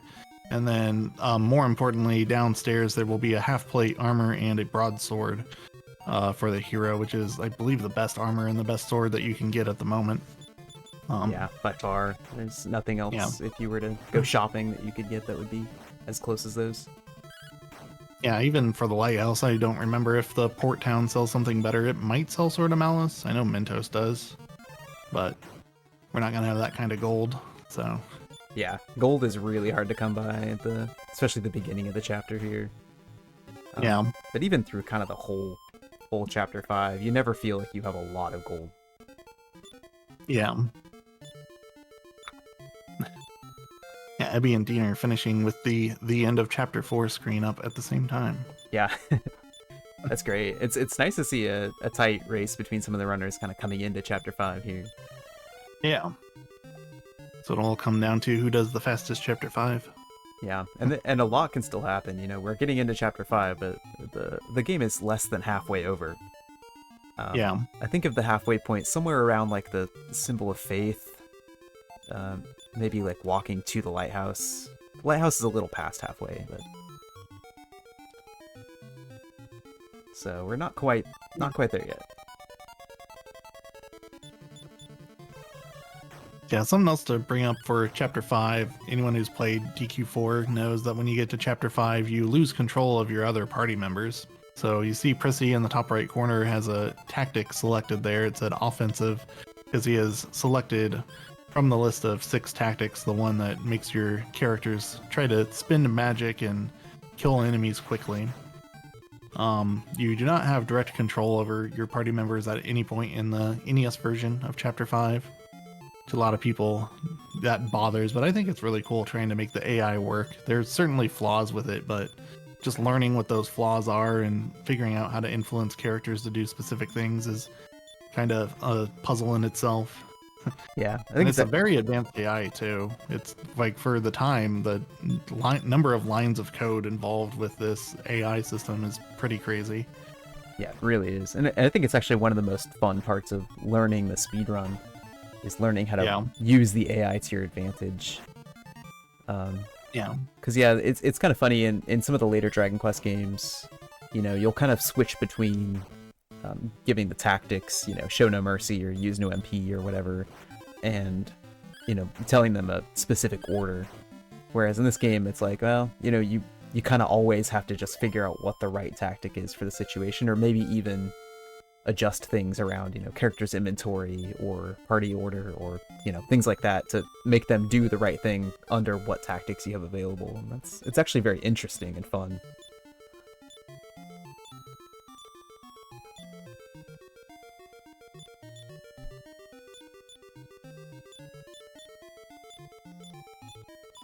IB got a fight before even getting to the woodsman's shack. That's very rare. Yeah, lowest encounter zone in the whole overworld right there. Yeah. You hope to at least get the armor pickup from the woodsman shack. Chrissy found a metal slime on the broadsword chest, but it ran away, or the half-plate chest. It's really huge getting a metal slime here for the first couple of boss fights. Makes them a lot safer. Yeah, it's so nice to get one here. My PB has a metal slime in this cave right here where Prissy is, and it definitely helps you go much more smoothly through the beginning of Chapter 5. The betrayal becomes very trivial, and it helps with the lighthouse as well. So Prissy just working on his death warp here. So got all the equipment, got some levels. Hero died. Yeah, hero died first, which isn't exactly what you want, but the sigils will go down pretty quick. Hopefully they aren't holding on to too many medical errors. Looks like he prepared for this, so no problem.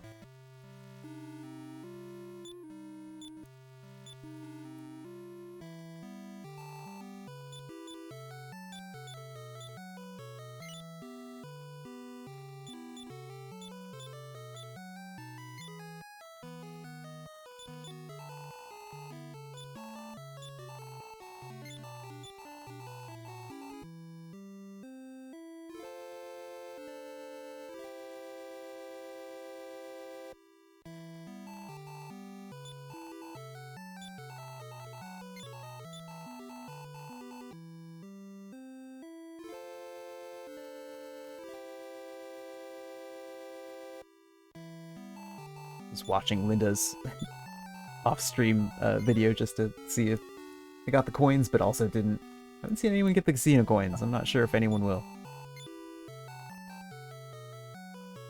It feels like every race somebody has gotten it so far, so I'm still holding out hope.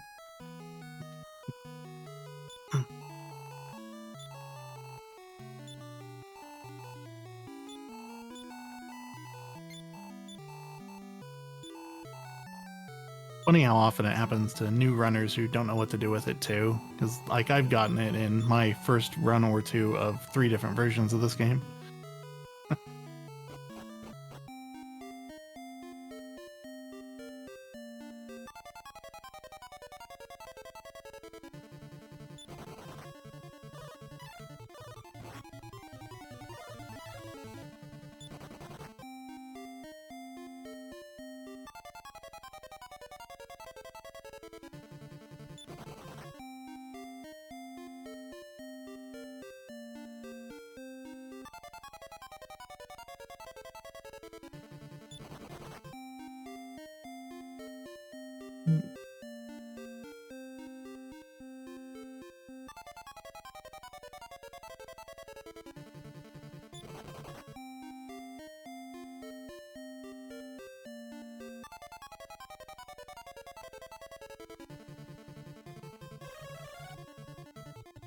All right, I think I'm gonna stand up and heat up some food real quick while we're starting chapter 5 here. I think my dog has given up on napping, so I should scratch his ears or something.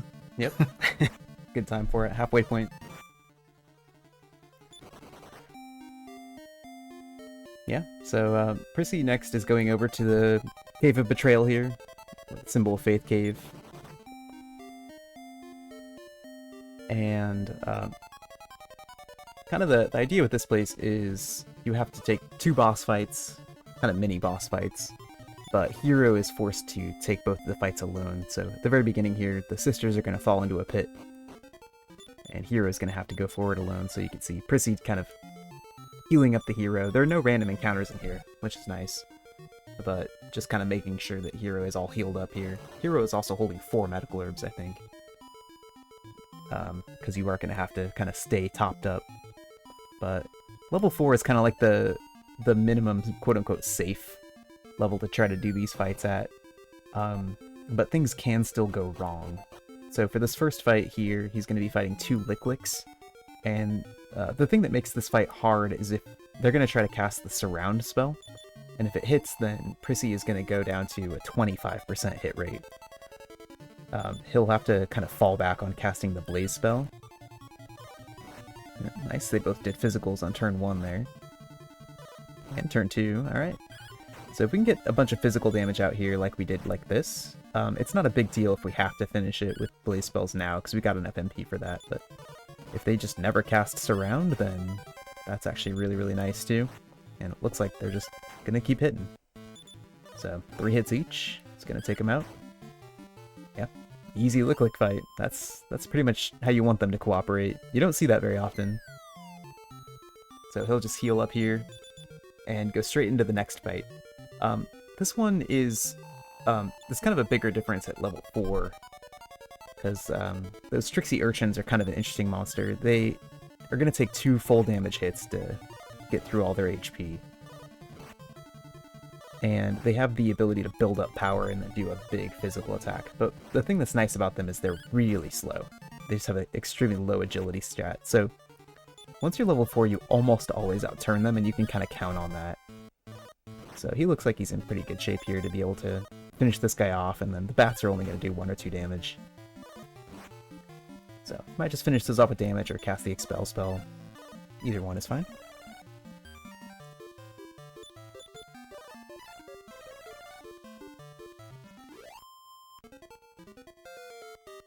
Yeah, it's a nice cave. So those Trixie Urchins, that's the only time in the game you can fight them. And you can see that Prissy got 900 experience from that fight. So this is kind of the game's way of getting the hero up to experience levels that are kind of on par with the sisters, or at least where they think the sisters are going to be coming out of chapter 4.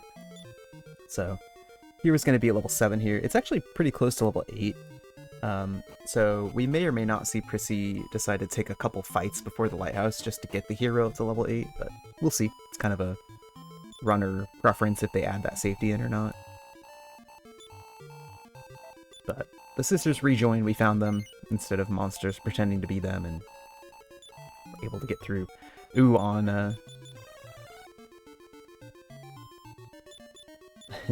Diener is posting exclamation points, and from where he is right now, that probably means a metal slime.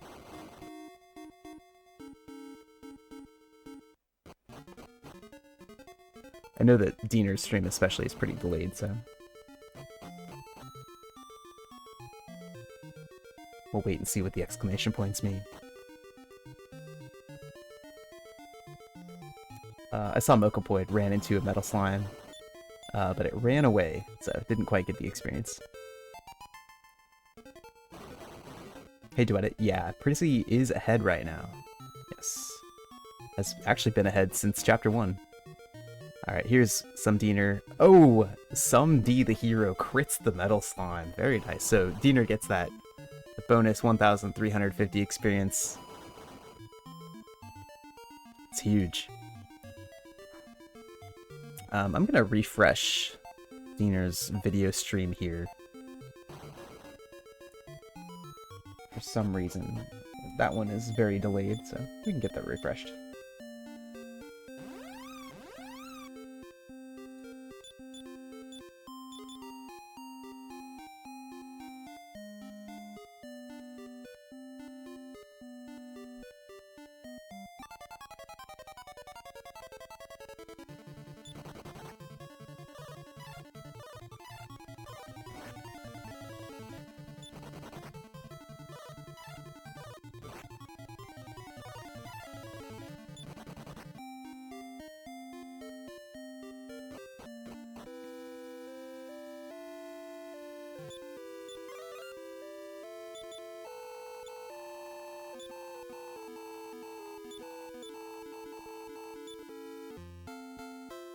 That should be a little better, I think.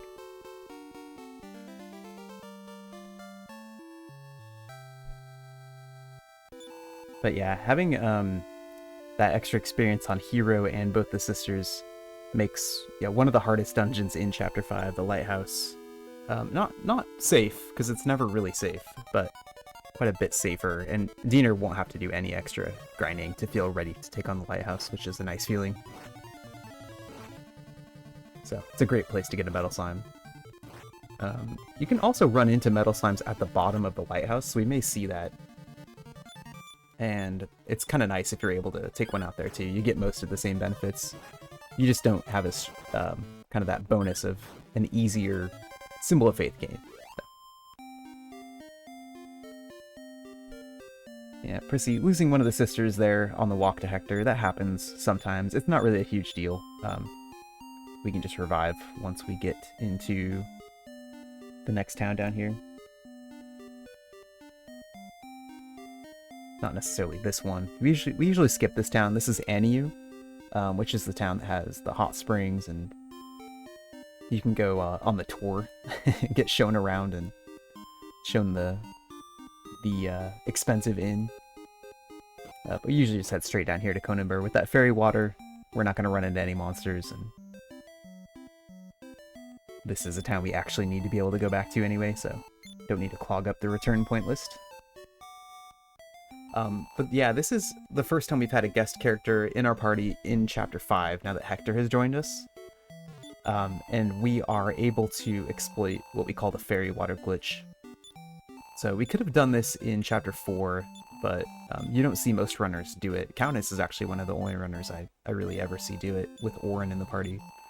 But essentially the game, it gets a little confused with the guest character's level. You know how you're in a battle and then you have the guest character, and where it would display their level, it just kind of displays like a question mark. So the game tries to look up what their level is to know if it should be repelling the monsters in the encounter zone, but because it can't find their level, it actually ends up looking up their like their index value. And the guest characters are listed in the same table as all the monsters, but they're listed after all the monsters. So all of the guests are like level, like they end up being index value like 200. So you use fairy water, you've got Hector in the party here, and the game basically says, oh, well, we've got, level 200, which is higher than this encounter zone, which is, maybe level 15 or so. So we get to repel all the monsters, and we're going to use that throughout the rest of the run to try to avoid pretty much all overworld encounters from this point on.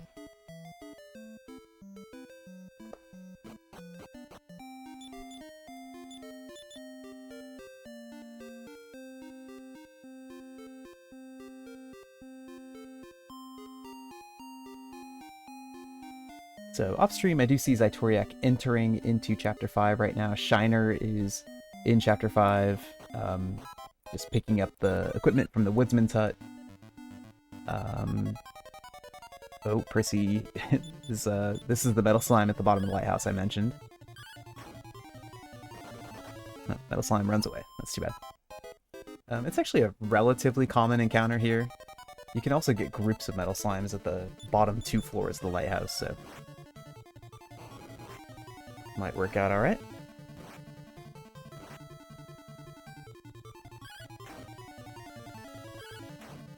Yeah, and 871 is going into his Balzac fight right now.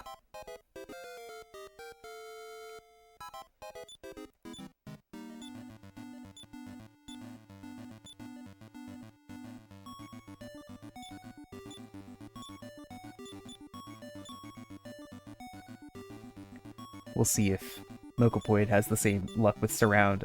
Nope, Surround. They both cast Surround, but I think they both missed. Ooh, 1 HP. This is like, yeah, that was scary.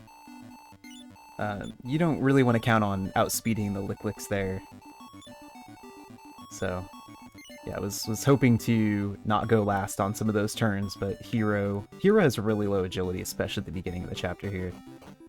So unfortunately, didn't get hit with surround, but had really bad turn order, and yep, just got taken out by the Licklix there. So it's not too long to get back in there. We do save before that fight because we expect this fight can be dangerous, but that will allow Diener to get ahead of Mokopoid here.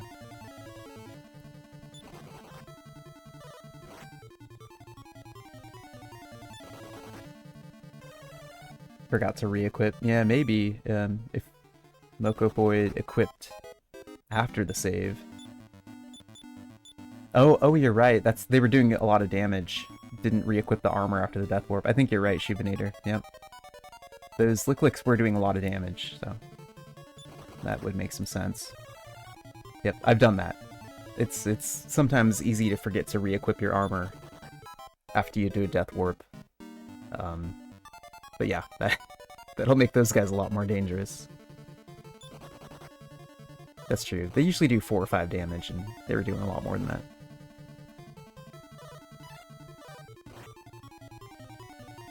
Meanwhile, Diener getting through the Licklix, not too much trouble, into his Trixie Urchin fight. Since Diener has gotten that Metal Slime, he's at level 8 here, he's got literally nothing to worry about. Like, he just kind of can't lose these fights. So he's just kind of blasting through.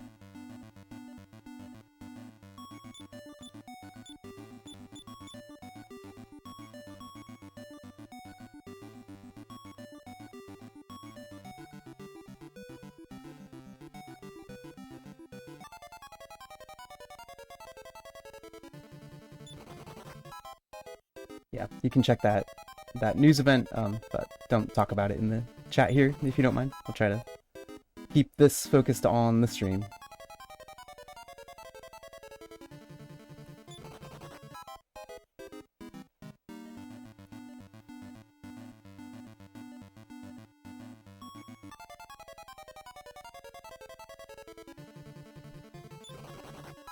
Yeah, Diener getting through, no problem. Rejoins with the sisters here.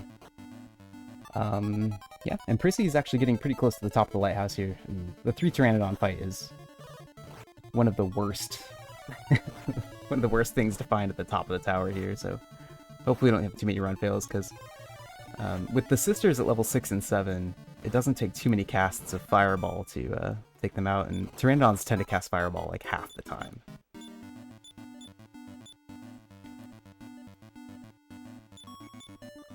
Yeah, the encounter rate in this game, it's kind of notorious.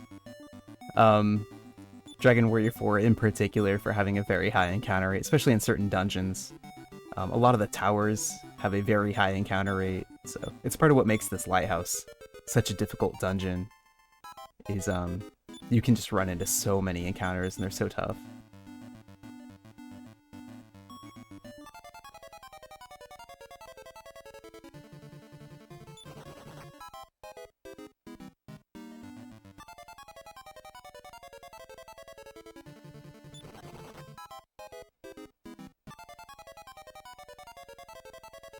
Alright, Mokopoid getting through. So, ran into a little bit of trouble there, but nothing too bad. Unfortunately, it's like a pretty easy dungeon to get back into fairly quickly, so definitely just kind of a minor setback.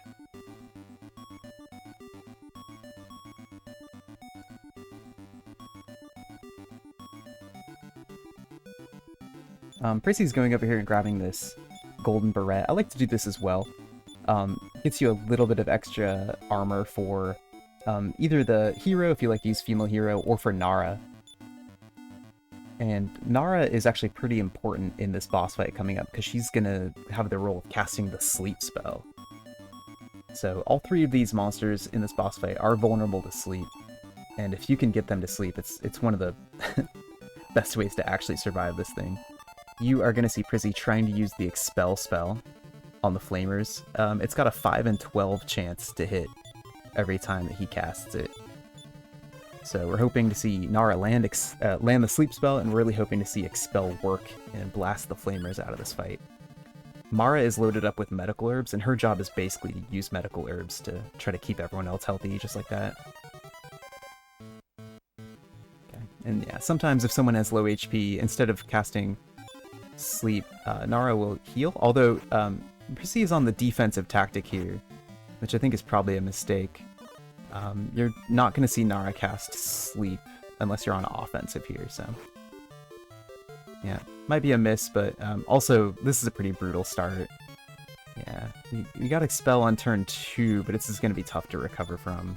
Yeah, he did realize the tactic mistake there and got switched over, but too late, unfortunately. Yeah, Hector's down. Yeah, Hero alone could win this fight. We have Heal more.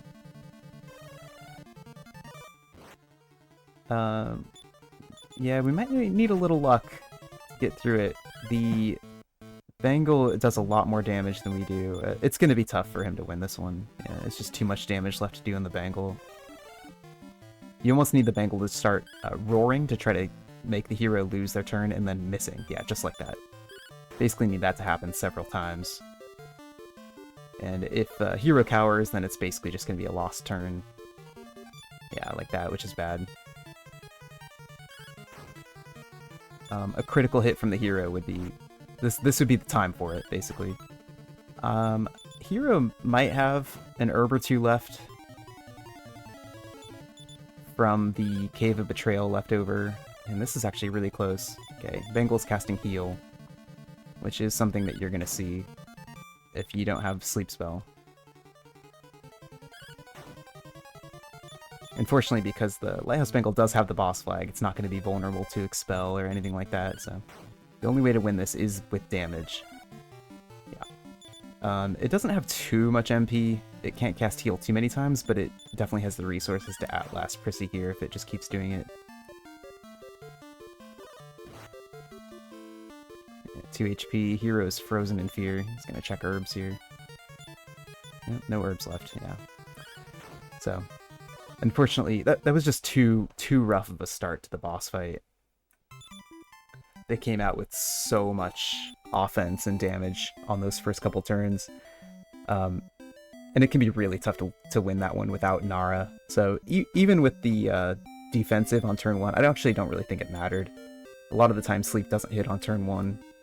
And Nara did actually do something useful on turn 1 with that heal spell anyway, so I think it was just how that boss fight goes sometimes, so... with that, we do have some Diener basically pulling even with Prissy, and being probably at a slight advantage due to having that metal slime from the Silver Statuette Cave. But this is the Lighthouse. It will it's definitely one of the great equalizers in Dragon Warrior 4 speedrunning, and we see it a lot in these Dragon Warrior 4 races. Oh, don't do it, Diener. You don't need it. Oh, he's doing it. You've already got one. Yeah, level 9 on Hero there. But if he does this, he can get the Bang spell. Great. And he might get it, too. Hector's building power. Go get him, Hector. Oh, Metal Slime runs away. Yep, so you missed Prissy having a very close but not quite enough Bangle fight there. Yeah, I saw the Bangle was dragging it out with roars. Yep. Typical Dragon Warrior 4, not only does it kill you, but it also takes as long to do it as possible. That's right, yeah, it's almost worse when it goes that way rather than like just killing you quickly. Because you end up spending another minute and a half in that boss fight and resetting anyway. Yeah, it knows where the line is for each runner to know, you know, if I do this, then they're going to lose hope and just hit reset. So let me not do that. I'll roar for a few more turns. Mm-hmm. And drag it out. Yep. Let me cast my heal spell until I run out of MP. Yeah. Yeah. It sure would be nice if Hero learned the sleep spell. It would be great for situations like that one.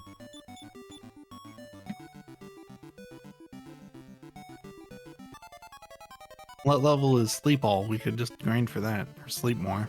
Oh yeah, we do learn sleep more eventually. I'm not sure which level that is. Pretty sure it's like late teens. Yeah, it's no time soon, that's for sure. Let me consult the table. Sleepmore, level 15. Yeah, so, I mean, just get, I don't know, 7 or 8 more metal slimes?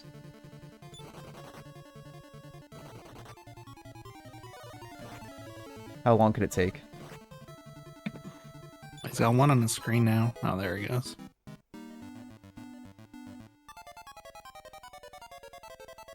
Yep, so yeah, Lighthouse giving all the other runners a chance to catch up here. Definitely slowing down the leaders in the race, so it's the kind of thing that we expect to see from the Lighthouse. Chrissy was going to go say hi to the mini demon there. I was hoping he would show it off.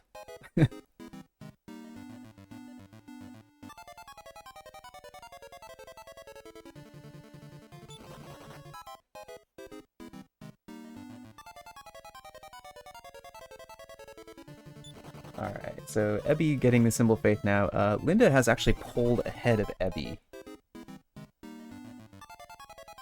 Linda has Hector in the party and is heading down to Conanburg right now, so let me bring Linda onto the stream here.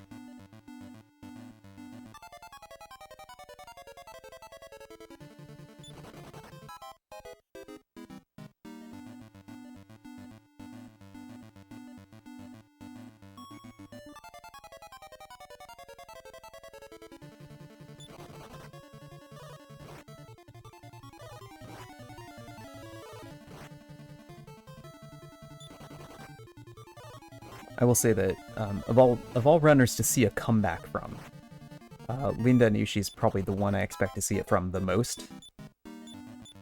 It's just so strong in kind of the race setting in this game, and Chapter 5 especially just ends up having just like the best.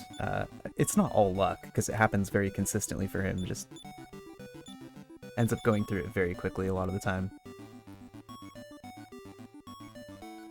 Definitely one of those runners who I study when I'm trying to get better at this game. I'll just go watch and see what Linda Nushi is doing and how he's making certain decisions or approaching some dungeons.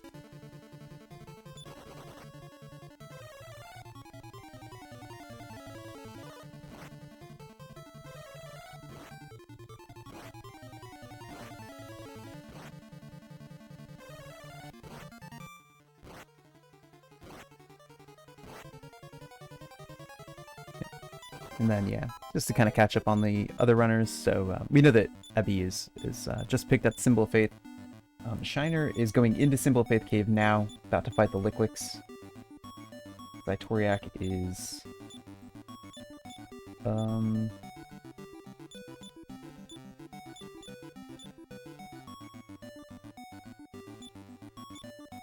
Zytoriak, I think, is about to head over there, but Hero is only level 3, so he's getting level 4 on Hero, is what's going on here, before going into the cave, I think.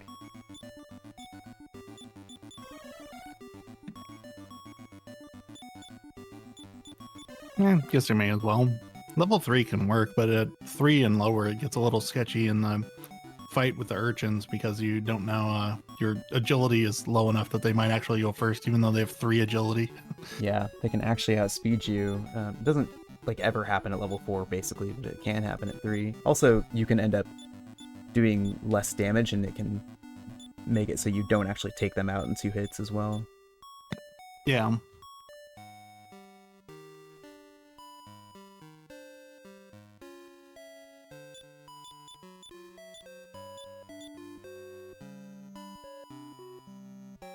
Alright, Prissy, going for Dangle Fight round 2. Let's hope this one goes better.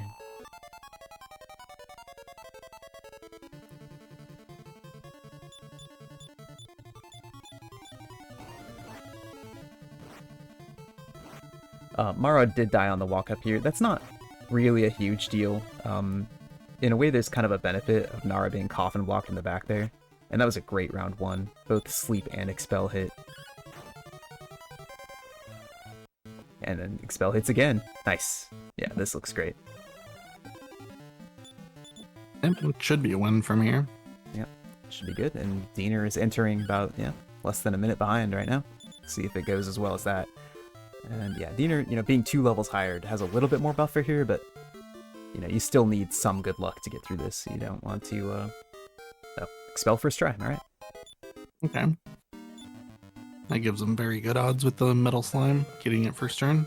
Yeah. I saw Diener kind of pausing there for a second on turn 2, trying to decide, do I want to cast Expel again, or should I just start attacking?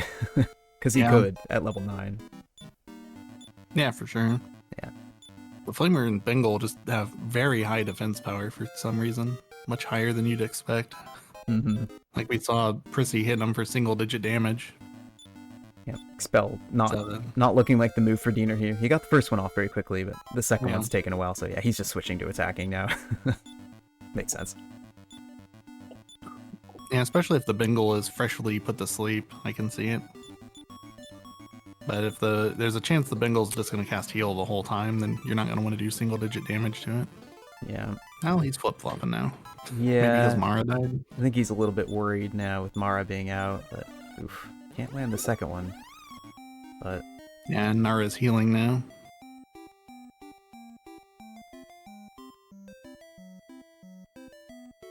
Ooh, it's 4 misses in a row.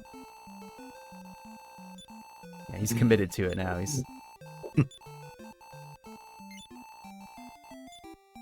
okay. There it is. Okay.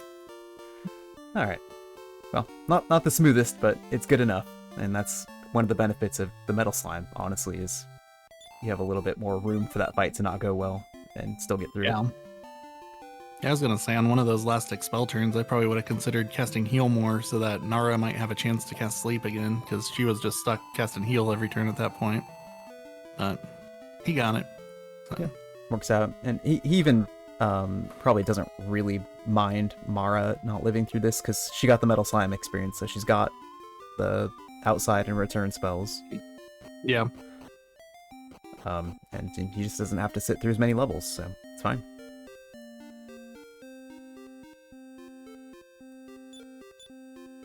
Meanwhile, both Mokopoid and Linda both starting their fights here, so yeah, we definitely got some bunching together in these top 4. And top 5, actually. Abby is not too far behind climbing the lighthouse.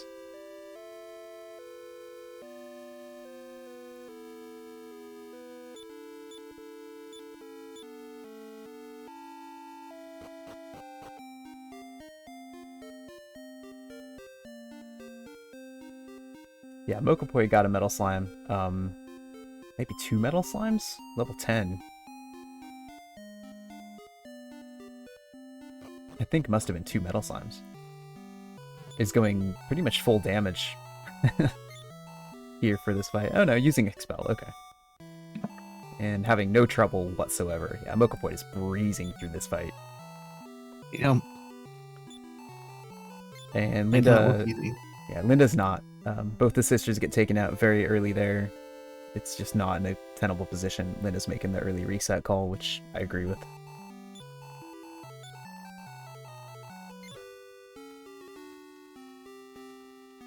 It's kind of like a sign of a really experienced runner that they do know when to cut their losses in a fight like that.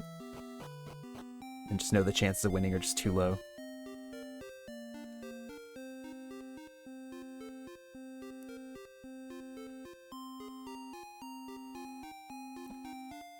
Alright, so yeah, 3 runners through the lighthouse. Linda getting stuck a little bit behind there. So it's going to be kind of competition between Linda and Ebby to see who can get through the lighthouse first next, which is great. Like I mentioned earlier, those two are they race each other in this game and actually in some other Dragon Quest games very frequently. So I think they're kind of used to being even with each other and competing, see who can get through.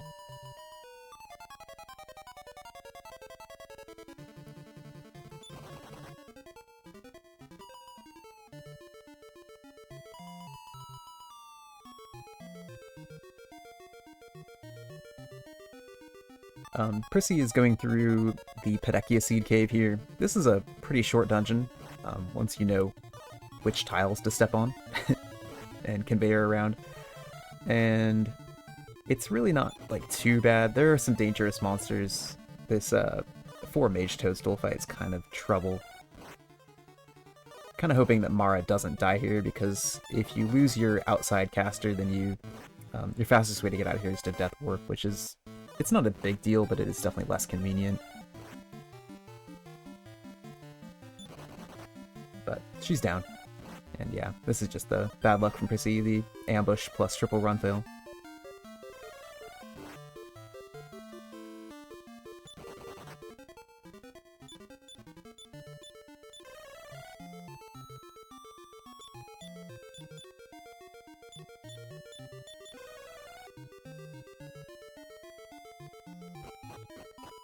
Yeah, I'm actually not sure if Prissy knows the backup here. To go check the canna box and use it for the Death Warp. Be interesting to see. It's possible that he simply does not have defeat for it. Defeat for it. Purple Mario would get it if he was here. But... yeah, Purple Mario, he's laughing wherever he is right now.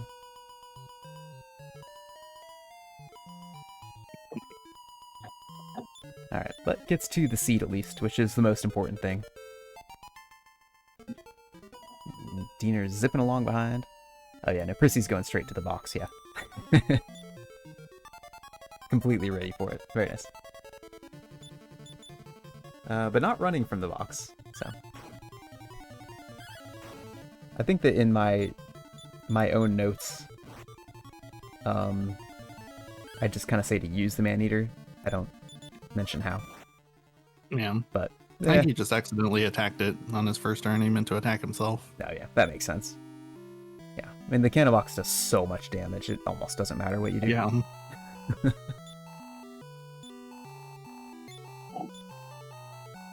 And DQ3 and DQ4, they don't mess around with the canna boxes. When they introduce those, you kind of just in trouble when you find them.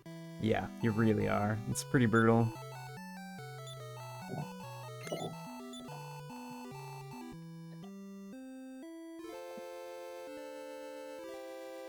Okay, we didn't have Ebby on stream, but he did get through the Lighthouse boss fight ahead of Linda.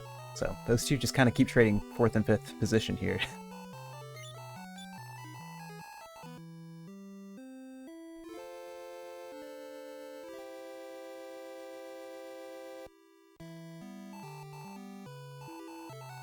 We'll definitely keep Linda up, at least through the boss fight here.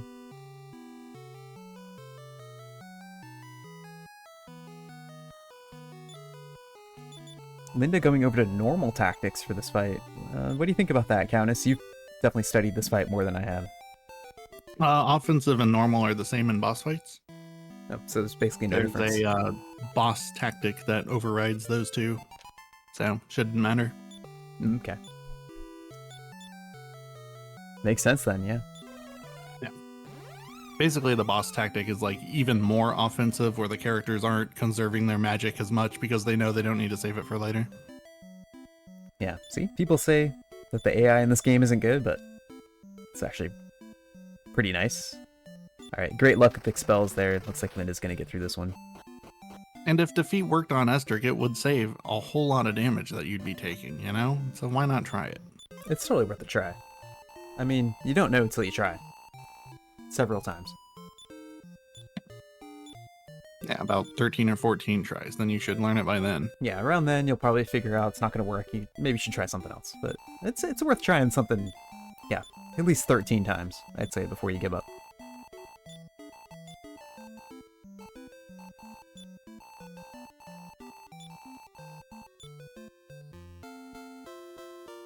Alright, but yeah, good to see those 5 get through the lighthouse. So yeah, Prissy's kind of, at this point, we kind of go on what we call the world tour. We've got the Chapter 2 party joins us, once we got the Pedeki seed to heal Christo there. We've got the boat from beating Lighthouse and getting Taloon in the party. And before we can get Ragnar, we have to get the magic key.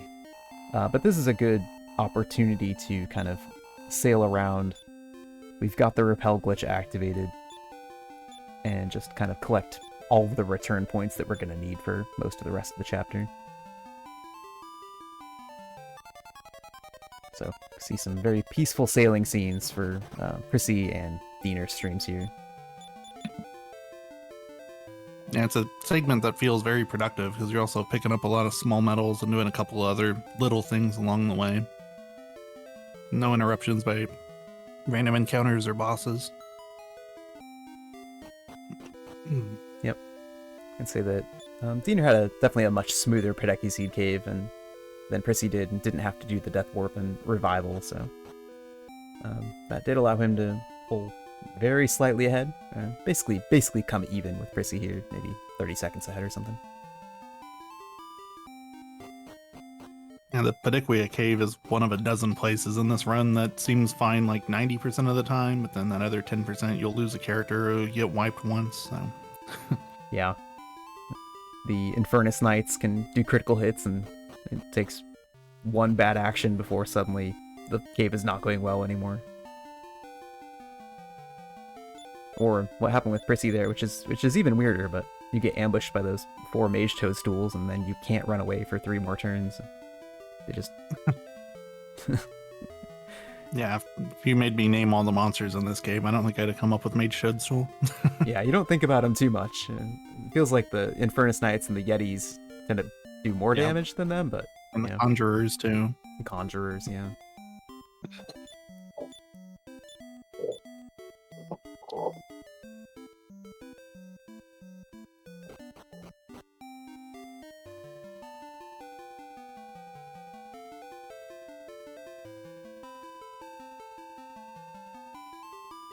Oh yeah, I actually need to bring Ebby's stream up here. This is important.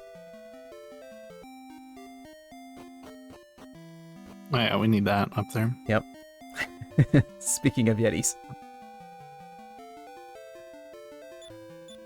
Okay, so that's 4. That's not quite 16 Yetis. We need someone else to get in a fight. Can't Maybe pass up. Go back to the desert. Yeah, can't pass up the opportunity to get 4 more Yetis on stream for a minute here. That was very brutal for Ebby, actually. Yeah, they messed him up. Yeah, they did a lot of damage. I was kind of talking about them as a monster who can do that, and yeah, they wiped everybody except Nara out. And if I have one character I don't want to be walking through here alone with, it's Nara. Yeah. That's a statement that applies to every section of the game, though. Yeah. Made it, though. Okay. Yep, we got there. Okay. Well, we will be seeing another cannon box, I think. Unless something kills her first. Yeah, straight to the cannon box.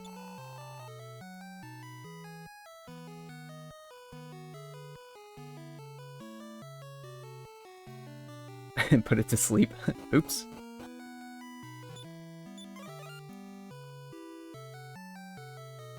Yeah, Ebby probably not realizing you can try to run from this fight over and over and not be successful. But there it is. Or just expecting the cannon box would just hit her once, which is all it takes.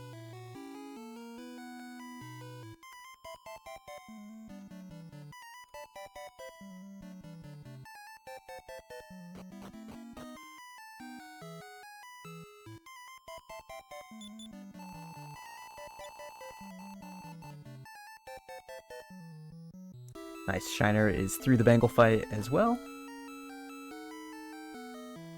And yeah, through the lighthouse. Very nice. Looks like Zytoriak is about to head that way as well.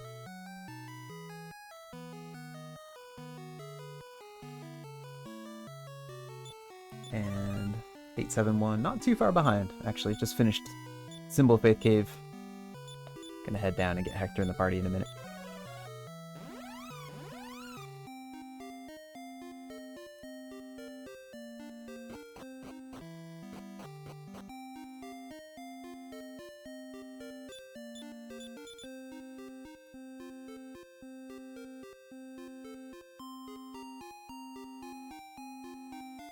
We see both Diener and Prissy doing the solo Bray world tour here.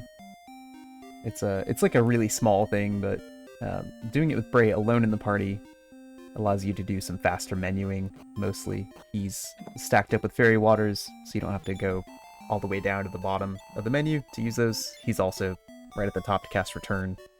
And having only one party member makes it a little bit faster to get on the boat inside of every time we get on the boat and inside of Stancia Castle in particular. In the ones where we have the wagon, it doesn't save any time. Yeah, I usually neglect to reduce to one party member, and then the times I have lately, it's really thrown me off in Stancia because you step in the boat and you can instantly move.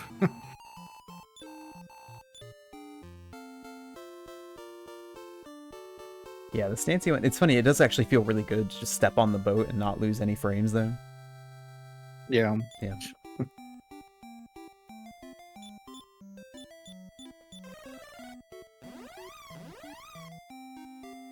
Yep, Diener immediately finding the worst part of the Magic Key Cave here. 3 steps in. Yeah.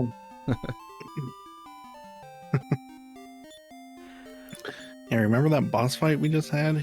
Here's 4 of the enemy that caused the problem. Yep. So, fortunately, he was using it to take Taloon out. Taloon took it like a champ. Oh, and here they are again. Yeah, so at this point, I think Diener is trying to not lose any other characters right now. I think maybe... I bet he didn't revive Mara. Yeah. Oh, no, they're both alive. Okay, so maybe he's just trying to keep them alive for... He's bringing them out now. Okay, yeah, makes sense. I was thinking maybe he was going to do early Zenithian armor or something like that.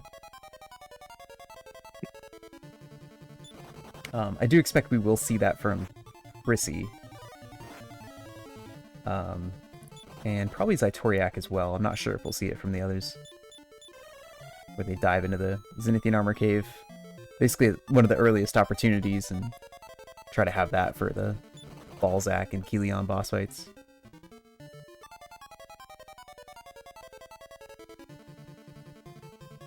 Abby's got Taloon out instead of Bray. That's funny.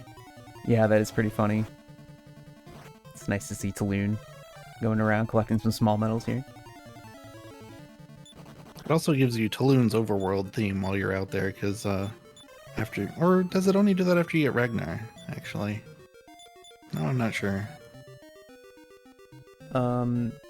Only after you have Ragnar. Yeah, it doesn't do it. Okay.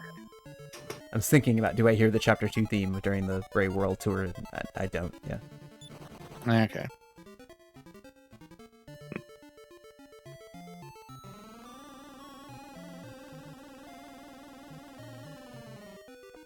Yeah, Got this 2 is people in the inn right now. Ebby's stream right here where he's trying to find the Pedekiaru is one of those I'm not used to playing in this language problems. Where like, I have to find this item once in the entire speed run, and I don't even see it before I have to menu to it.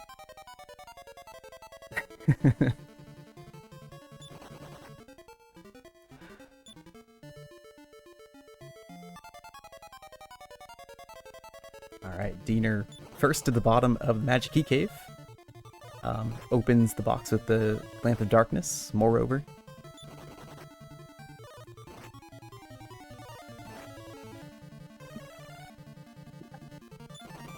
There is a button on the bottom of the box, and it reveals the secret room where the magic key is, and 1 small medal. It would be nice if we could have gotten there in Chapter 4, but we just don't notice the button in Chapter 4, so there's no point. Yeah. Well, maybe he went back and installed the button later. Yeah. The Nara and Mara's deceased father. Orin could have put it there. Oh, maybe Orin did it. Okay, could be.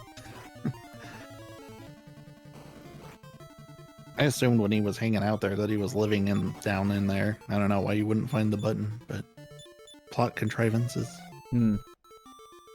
He's like, you guys don't need the magic key, you have me. Yeah. Which is true until he goes and gets beat up.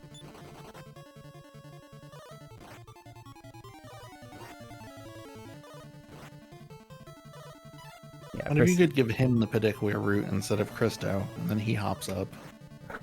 You get Oranig in the party. Yeah, skip that terrible cave.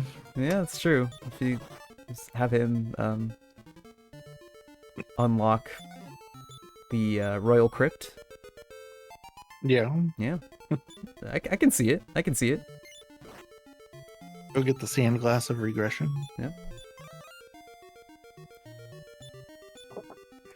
But yeah, Prissy makes it to the bottom. He got stuck in a fight with the 4 dragon pups for a minute there. That was pretty dangerous. That was kind of crazy how much time he lost in that cave, because he and Diener were at the entrance of it at the same time, and then Diener got out like 2 minutes before him. Yeah. So it's such a Dragon Warrior 4 thing where like everything is good, and then you just have really bad encounter luck in a dungeon, then you have really bad encounter luck in the next dungeon, and all of a sudden you've lost like 6 minutes. Yeah. One of those points where you look at your timer and you're like, how did I lose 3 minutes? I didn't die or anything. Yeah. And Prissy came back out. I wonder if he doesn't have anyone alive with the outside spell. Maybe.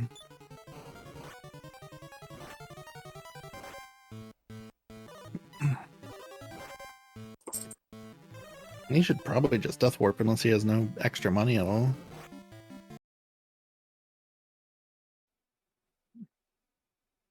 Reconnection successful. Are we back? Think so. Looks like it. Okay. Now I need to get the streams back. Yeah. Don't know why the power flickered. Sorry about that. We will get it fixed. All right.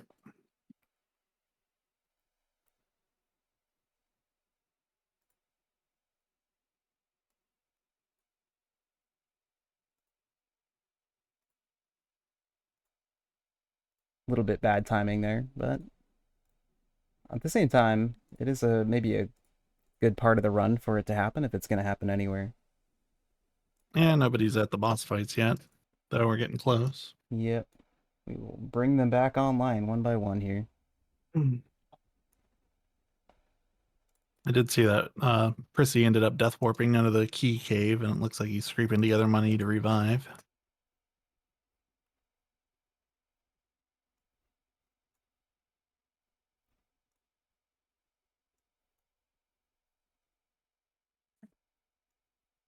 Good old Twitch. Good old... Yeah. Just there we go. All right. Repairing your stream, aka just making your website hard to use for no reason. Thanks. All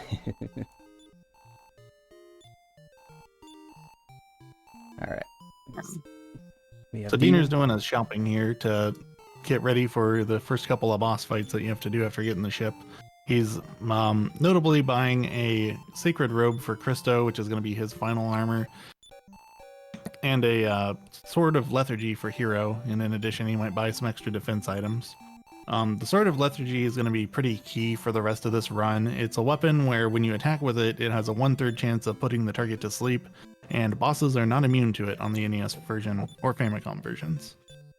So it's, again, just very crucial to surviving a lot of the boss fights, and it's a lot less broken than it sounds. It actually makes a lot of the fights feel pretty balanced, where, you know, you get yourself a breather turn or two to recover, and then the boss wakes up and starts hitting you again. But yeah, we'll see how that factors in immediately here, where we go off to fight Kelion, Chapter 5 version.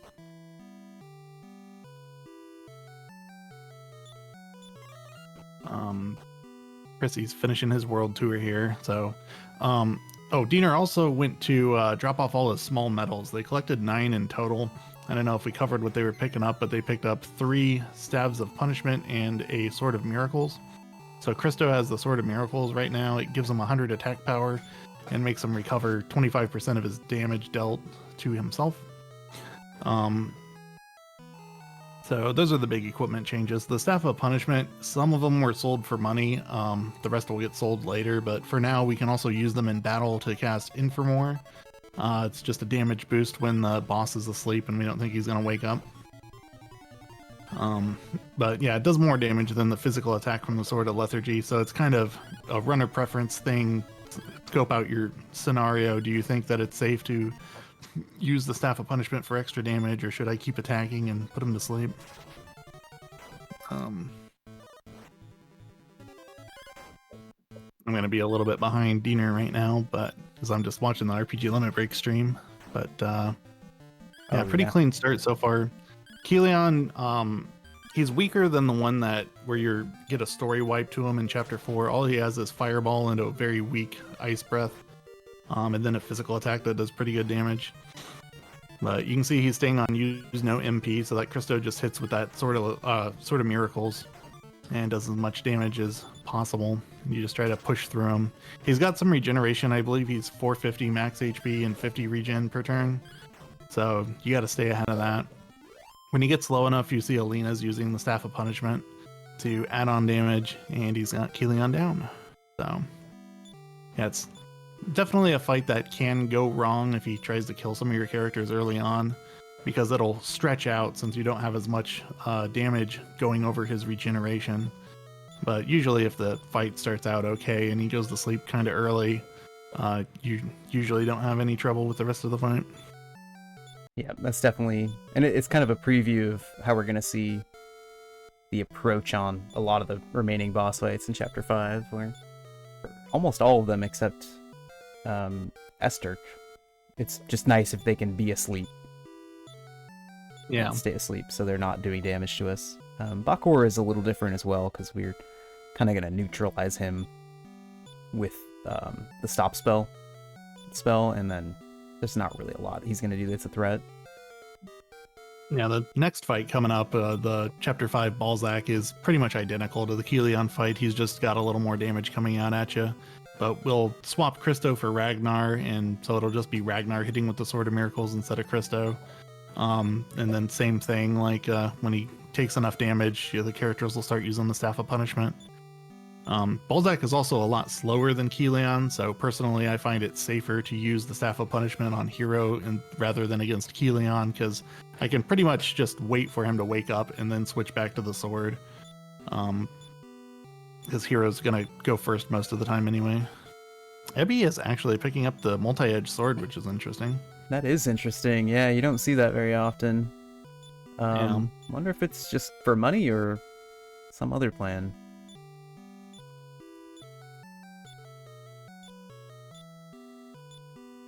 But yeah, no, sorry about the power stream interruption there.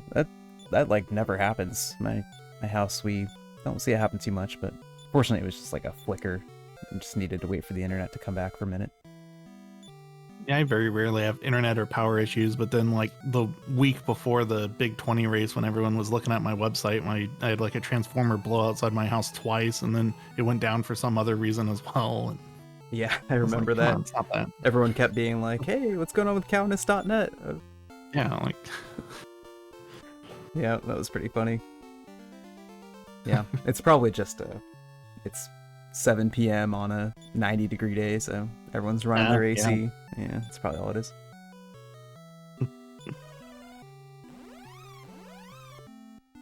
Yeah, Diener commenting he's having a good Chapter 5 so far. That's definitely true. Everything has been really smooth for Diener.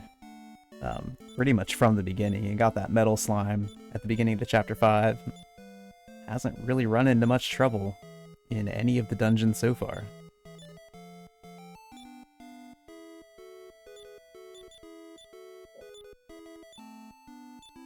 Yeah, Kilian also drops for no narrative reason, really, a full plate armor, which we can throw on Ragnar that just helps him catch up with the rest of the team as well. So he's got the full plate as well as the Sword of Miracles. Yeah, it's really convenient, honestly, because the best Ragnar could possibly have coming out of Chapter 1 is the half plate armor, and it's a nice upgrade for him. Yeah. And in the speedrun, usually what Ragnar has is the leather armor. Maybe you upgraded him to bronze, but he's probably just got leather.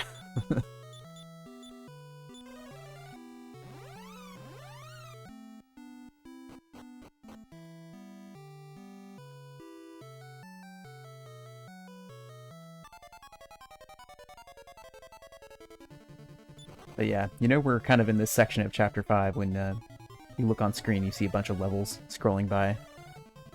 We get a lot of our experience from the boss fights that we're forced to kind of take here. And it really helps us kind of catch up. This is where, honestly, the run starts to get a little bit more comfortable. It can be kind of scary up until this point, because we are trying to rush through some stuff that we're not exactly ready for. But yeah, Prissy is doing that early Zenithian armor dive that I mentioned earlier. So, yeah, while Diener is kind of, moving forward on these boss fights, Prissy is going to try to have that armor early. Eventually, Diener is going to have to get this. It's required as a story trigger item. But he'll be going back later when it's a little bit safer for him to go through this cave. The benefit for Prissy, if he gets this, is he does one fewer sailing trip, and he has that extra defense for all these sections that Diener is doing without it. So, you can kind of make the argument either way. I like doing what Prissy's doing here to grab it early, but it's probably not what you're going to see most people do.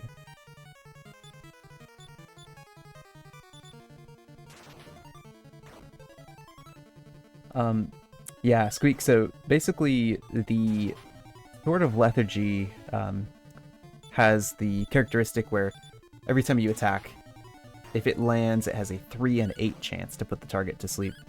And the way that this game is programmed, that'll actually bypass the resistance on monsters. So even though a boss will probably have like 100% resistance to the sleep spell or sleep more spell, this is actually kind of bypassing that. So it is a flat 3 and 8 chance every time somebody with a Sword of Lethargy hits that the boss will go to sleep, and it's extremely powerful in the speedrun. And so we will use that for a lot of these boss fights in Chapter 5.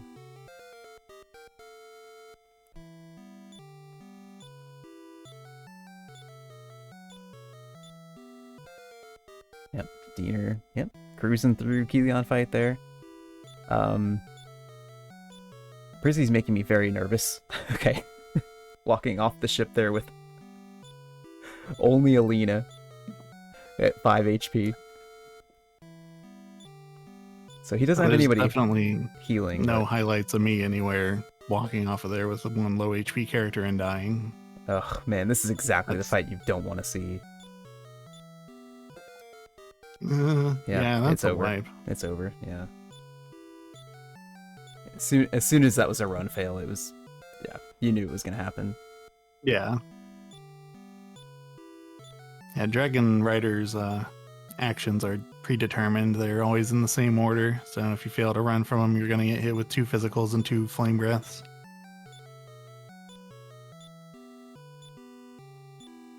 Yep, and you can't continue to walk around if the only living party member is a guest character. So even though Panin had a shot at surviving that, the game doesn't care. Once all the rest of the party members are down, it's counts as a full party wipe.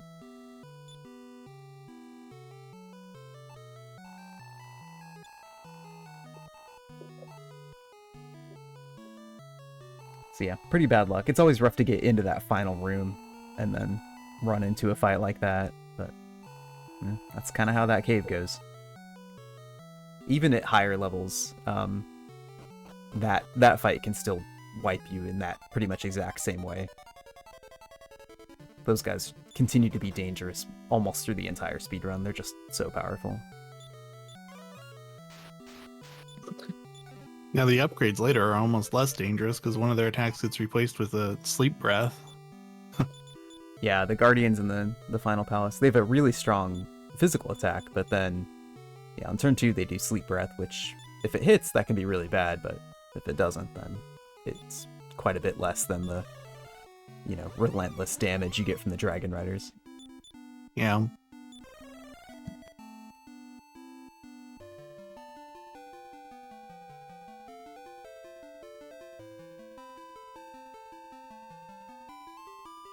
Prissy keeps getting this level on his way to the...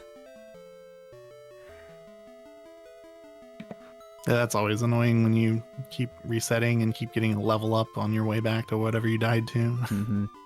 Yeah, I think he doesn't have the repel glitch activated here. He shouldn't be getting encounters on this, but maybe he... I didn't check to see if he saved with Panon in the party or not.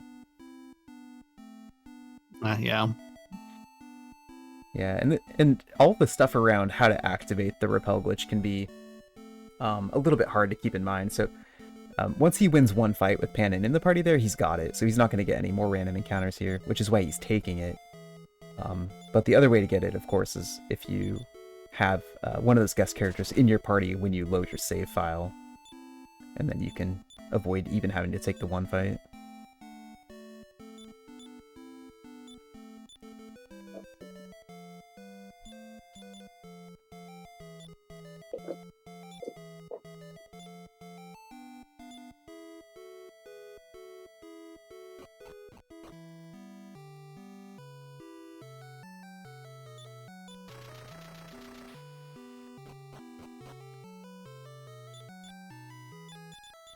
Yeah, I'm like looking to see where everybody is right now, and I just see levels. It looks like Ebby and Linda are exactly tied. They both are having Ragnar join the party right now, so they've been really even through almost the entire run, and neither one of them is pulling away from the other.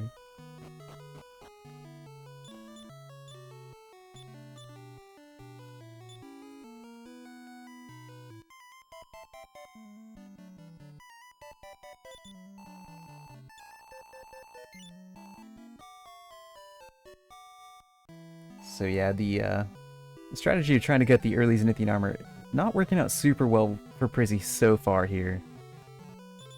But hopefully won't be too many more tries.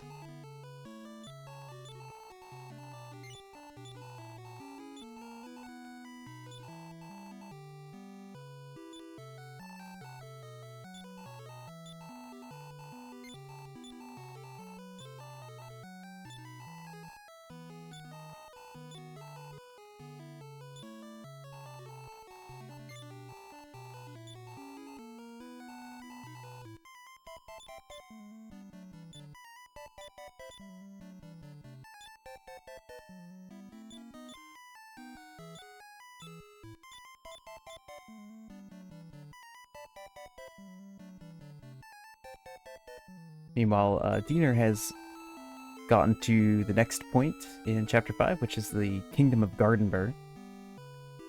So we're going to get framed for theft here. We, of course, have not stolen anyone's possessions up to this point in the game.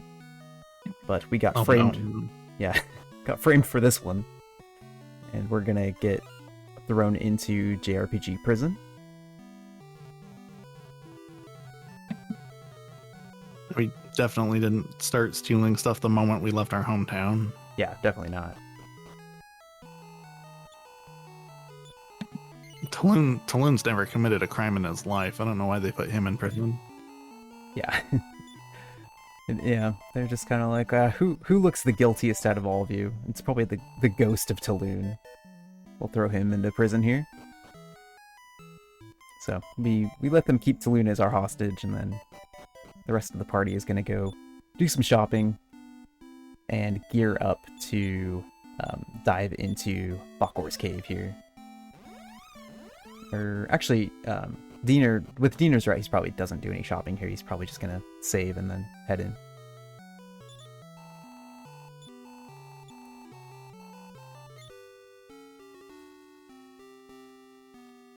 Mokepoid is doing some shopping.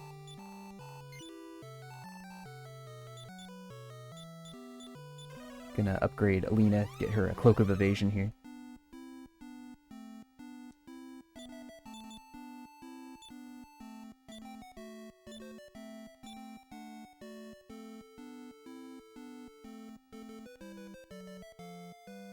Yeah, Tulun's kind of random goof-off actions are... It's a really fun part of the game when you play it casually, for sure. And yeah, if anyone has not watched the tasks of this game, it's pretty entertaining to see what they use for I guess how Taloon comes through in that, since they're able to pull those actions off all the time.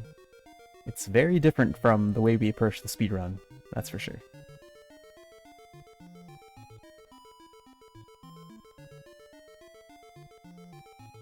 Oh, Shiner in that place. This is such a classic Dragon Quest speedrunning thing where you're one small medal down and you're like, which small medal did I forget?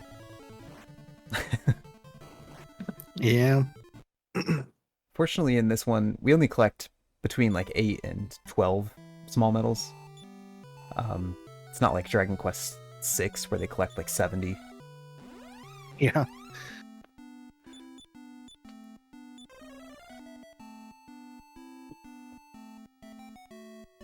And especially for this first visit, there aren't really any others that you can pick up. You're pretty much picking up all of the medals that you have access to.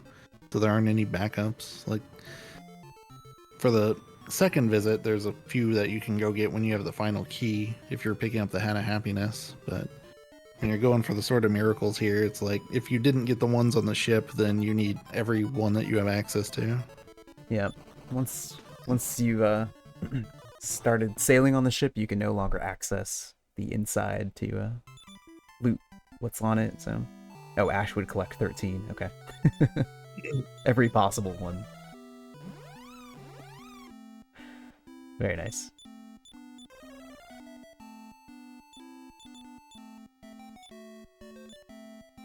Yeah, the benefit Well, of but I getting... guess I'm not considering the ones in the Zenithian Armor Cave when I say that. That might be why Shiner's in there right now. Yeah, that would make sense. You can grab that one on the way there. Or the one just next to the Zenithian armor and one extra step. He's going to skip the one that goes off the path, yeah, so just going to grab the one next to the armor. Makes sense.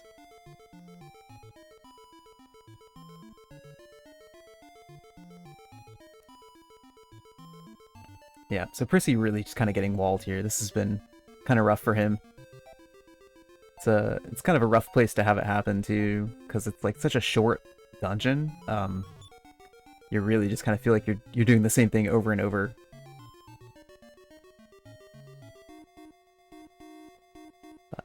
Visiting the Metal King here.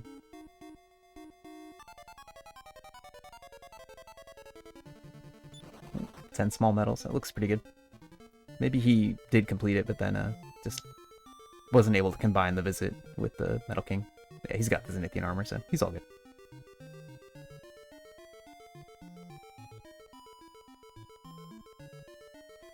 Meanwhile, we really have Mokopoid catching up to Diener here. So, Diener is pretty much at the bottom of Bakor's Cave here. He's about to go into that boss fight, and Mokopoid is on the first floor of Bakor's Cave. So, yeah, we could see him catch up here, and Mokopoid has an advantage just from the Japanese version text speed difference. Oh, and then Diener ran into the Great Oris. Got Orist. Okay, with that, I'd say Mokopoid basically takes the lead here. Yeah, I was kind of mentioning that earlier with Bakor's Cave, that it can be a very dangerous dungeon, because some of those encounters are just so powerful. And that fight with the 3 Great Orises is one of the primary examples. They can attack twice a turn, they have high physical, and if you can't get away, they can just knock somebody important out very quickly, just like what happened to Diener there.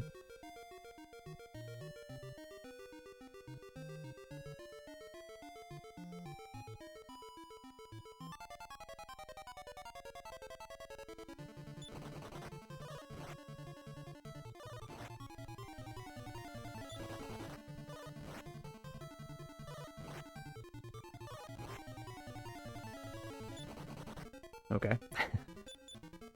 Got really close again, but fortunately there were only 2 of them that turn, and they didn't quite take everyone out.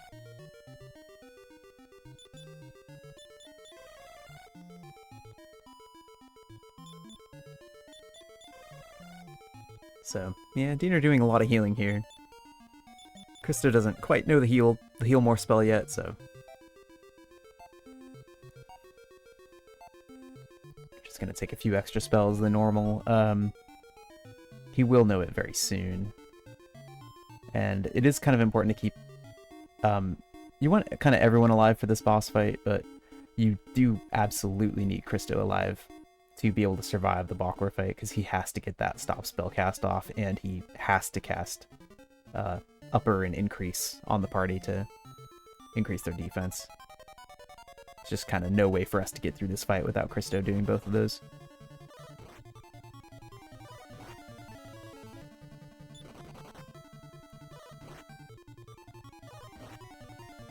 Alright, so Mokopoid is here fighting Bakor, so the first thing we need is for stop spell to land so that he is not able to cast increase on himself. So that looks good. He's going to switch over to defensive now. That's going to allow Christo to cast those defensive buff spells. And yeah, this looks pretty good for Mokopoids. Pretty textbook. It's pretty rare that Bakor does resist stop spell. He only is able to resist it like 1 out of 6 times. But the problem is if it misses twice, because on his 3rd turn is when Bakor will cast that increase spell. So it's like a 1 in 36 chance or something. You very rarely see it. But when it happens, it's pretty rough.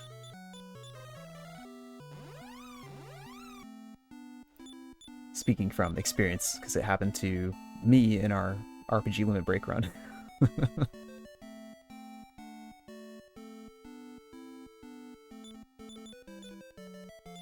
Diener having to take another reset in Bakor's Cave there, so the good luck streak through Chapter 5 kind of ending for Diener here.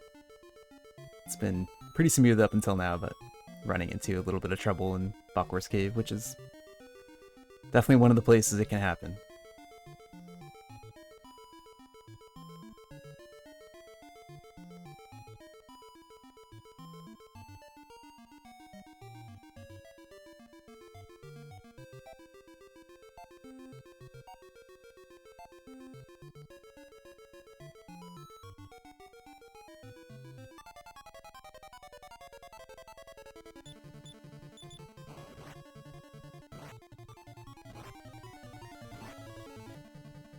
Cool. So yeah, really nice fight for Mokopoid there.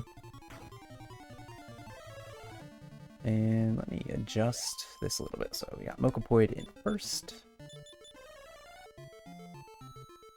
Cool. Yeah, but I mean, you know, this is a great time to kind of mention we're seeing some really nice Dragon Quest RTA speedrunning skills from a bunch of people. This is kind of a cool community event where we're able to bring together, you know, kind of the Japanese language speaking community, and then other runners of the English version, you know, in the US and Canada and in Europe, Prissy's in Germany, and kind of, you know, get together and just kind of have this friendly competition race where we see some different styles, some different strats. And so it's pretty cool. We really like doing these. So yeah, if you kind of like what you're seeing from anybody, definitely encourage you to follow some of these speedrunners. There are some follow links in the chat there. And yeah, just kind of check them out. I, you know, really like following all these people and check out what they're doing, so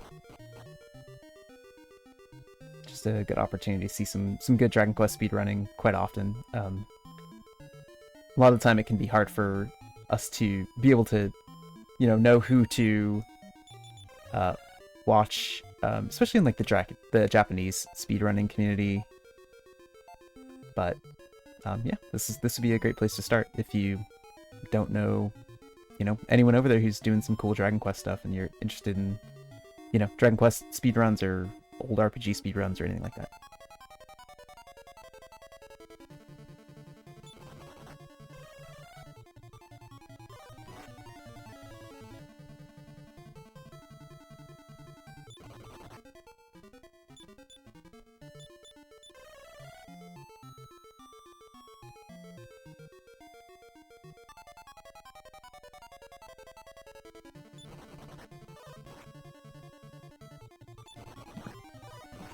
Teener's finding a lot of encounters in this cave. Yeah, he really is. This cave usually has a very low encounter rate, but not for Diener today. Yeah. It's not uncommon to be walking through this cave and hearing the music loop. Mm-hmm. Yeah. Meanwhile, Chrissy having a very interesting Helion fight here. Helion is currently asleep, and you can definitely finish this with just Hero and Christo, but yeah, Helion not making it easy.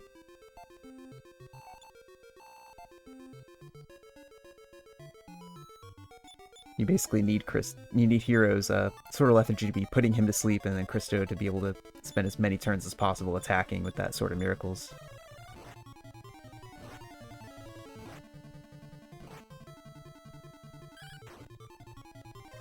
Oof, yeah. Rough one. Yep. The Sword of Lethargy is it's a really powerful strategy, but when the bosses just don't go to sleep or don't stay asleep, it leaves you quite vulnerable in fights that go like that one.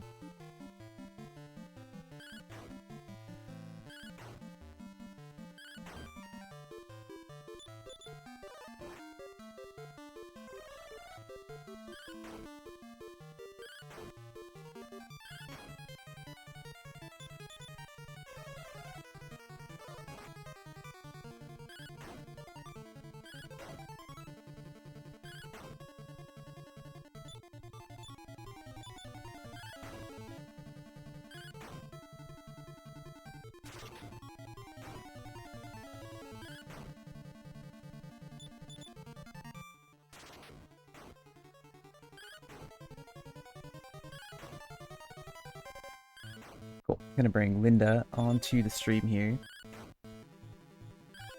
That's not Linda's video though. That is actually Evie's. Let me fix this.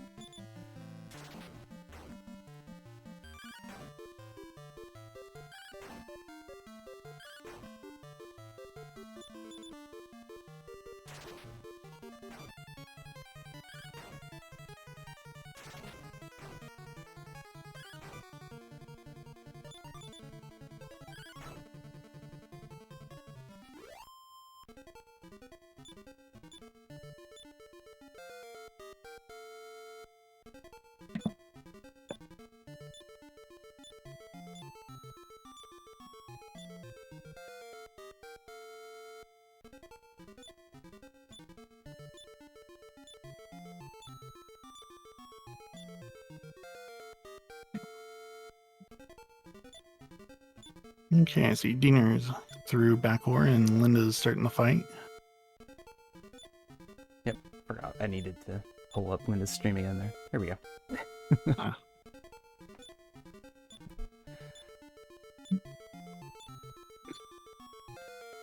Oh, the rarely seen albacore fight on Mokopoid's stream there. Oh. We don't see the ocean encounters very often in the speedrun because we have the repel glitch activated pretty much all the time. I think that, yeah, Moko just let it lapse there for a second. But not a big deal. Oh.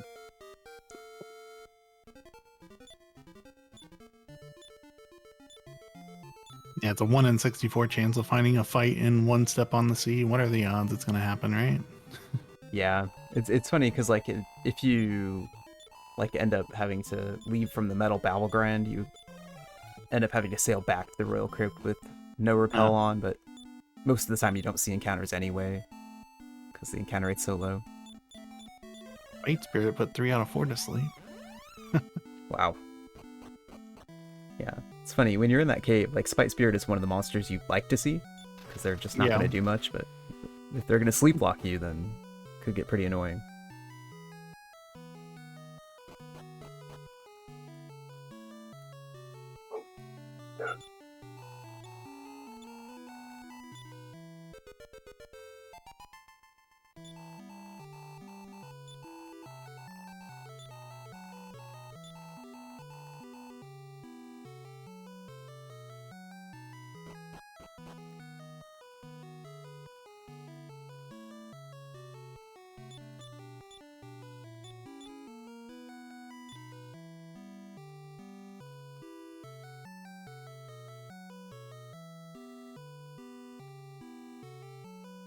So yeah, Prissy falling a little bit behind, just kind of having some trouble, yeah, with the mid-Chapter 5 stuff, which yeah, definitely can happen.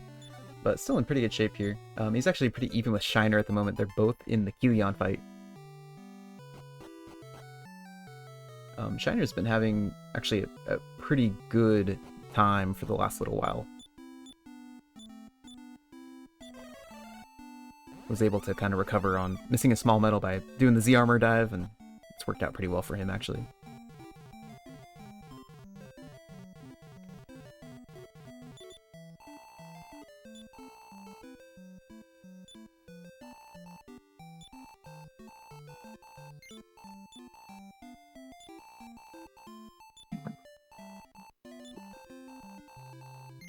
So yeah, Linda finishing his Bakor fight, and Ebby going down into the second floor again here, so should be seeing Bakor soon. Yeah, I just looked over at Shiner and immediately see his hero survive because of the Zenithian armor. It's from the 1/3 damage reduction on that tiny ice breath. Yeah, that's probably refreshing to see, since I don't think he usually grabs that early, but just did it for the small medal. It's surprisingly how helpful it is for just boosting one character. Oh, when his hero dies on the last turn. Great. Yep. Hero dies, Helion dies, one action later. Yeah, nice. Okay, yeah, so Prizzy and Shiner pretty much even coming out of Helion there. Oh, he reset, actually. Oh, he wants his hero to get experience, huh? I guess. That's a decision. Okay. Helion fight's pretty quick to get back to, but yeah. Yeah, I guess it's half a mental babble for later, but... Yeah. At least he did it before all the levels rolled instead of after. Yeah.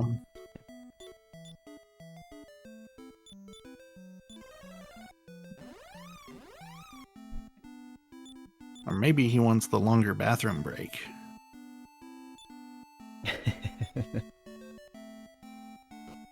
You gotta get back a lot faster if Hero's if Hero's dead.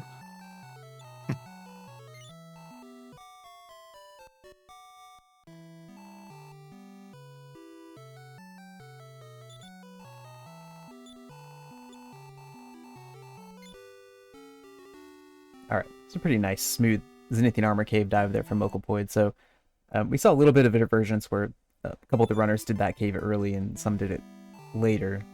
But that does kind of shore up Mokopoid in the lead, because now they've got everything everyone else has.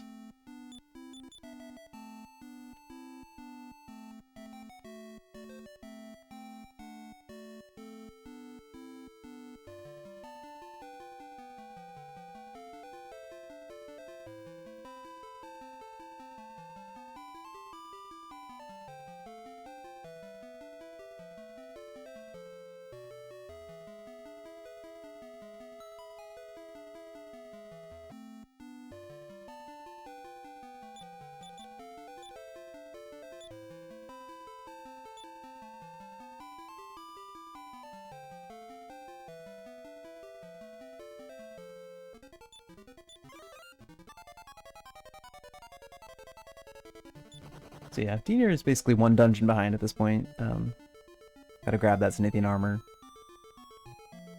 And yeah, Mokopoid is gonna be the first one to head for Colossus to grab the Demon Hammer, and then start the Metal Babble grind pretty soon. But we'll see how Colossus goes. It's definitely one of those... it's kind of another one of those dungeons that most of the time it's fine, and then sometimes it's just awful. So we'll see how it treats the runners today. The really difficult monster in there is the Blizzag, which is the classic NES Dragon Quest, you know, blue ice monster that just casts instant death spells over and over and over.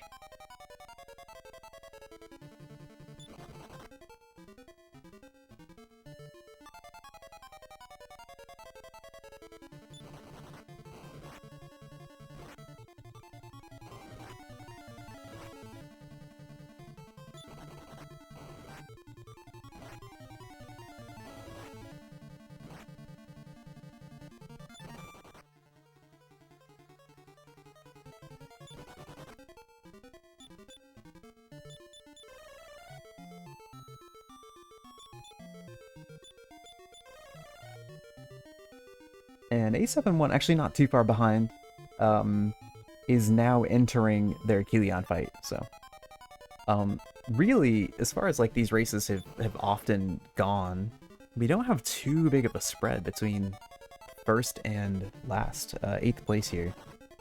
Where, yeah, everyone is really making really solid progress, and everyone's kind of getting stuck at certain points, but no one has gotten it too bad out of the 8 runners who are still in the race here.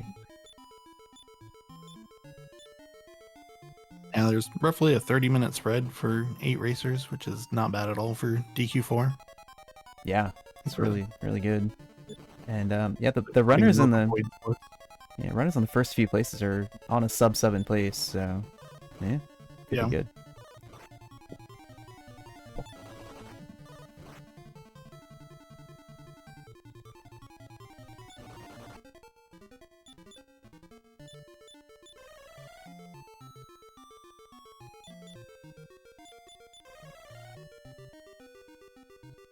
Alright, well, Shiner got through Kilian just fine on that kind of second round.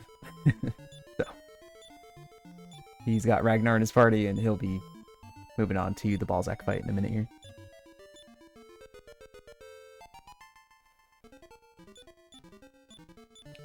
Zetric has completed the Balzac fight, and yeah, and he is pretty safely in 5th now, I think.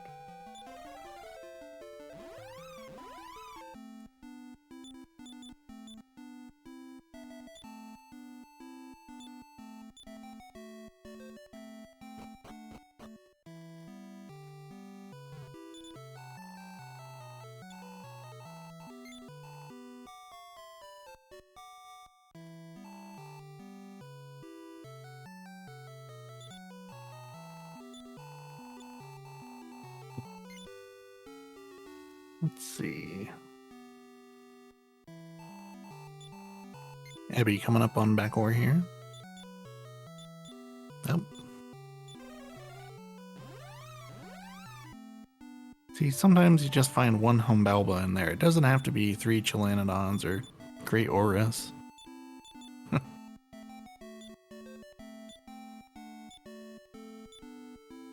Diener entering the Colossus here. Han on the tails, a Mokopoid.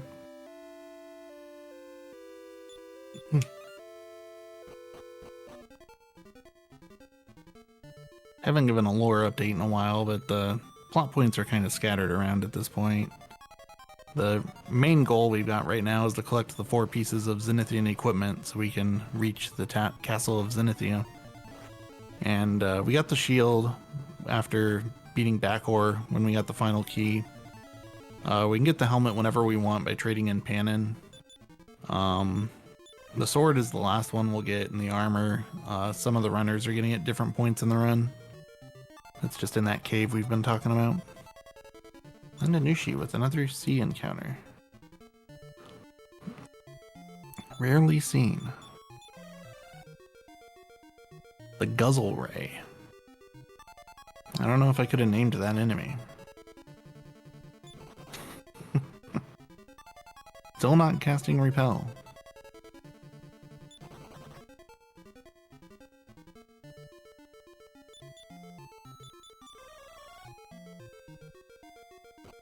Okay, now casting Repel. I'm not sure why at that point and not 30 steps sooner, but okay. Okay, Linda does not have the Zenithian armor yet, so that's what they're diving for here.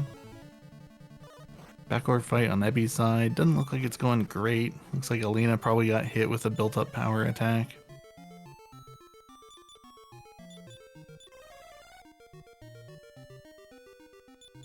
That fight's probably going to be fine, though. Well, Krista's completely out of magic, actually.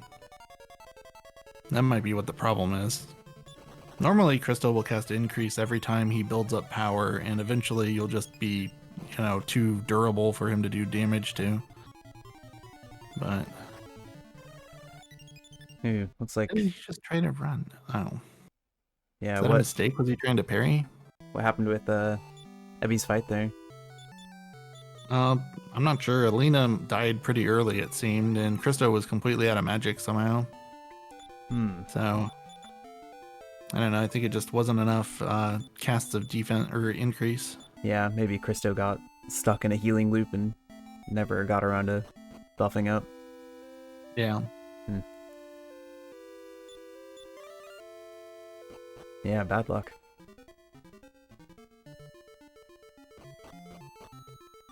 Lenanushi fighting Plesiodons. Yep. Looks like Mokopoid had no trouble getting through Colossus there. Well, Yeah. Alina's dead, but, you know, that's normal. Gonna grab the Aeolus shield out of the back and, yeah, go fight some metal bowels.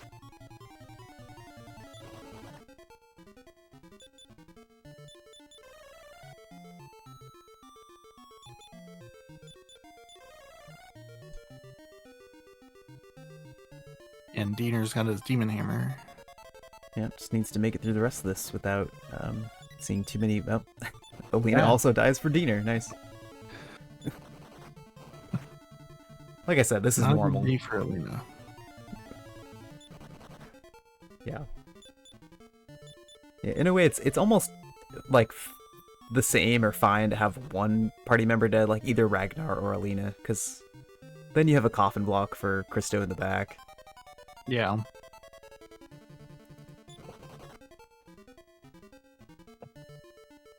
So it's definitely not something you get concerned about at all if you lose one or maybe even both of them. The most important thing is that your healers stay alive, Hero and Christo, just so you can heal after taking damage and all the random fights you're going to get.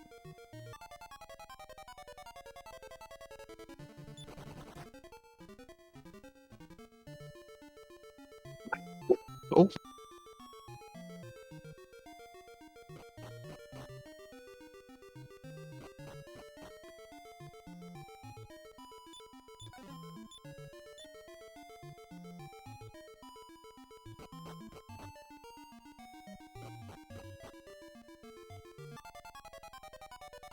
No. Maybe just now running into the same thing Dina ran into, where just getting stuck in some of those bad random encounters on the walk down to Bakor.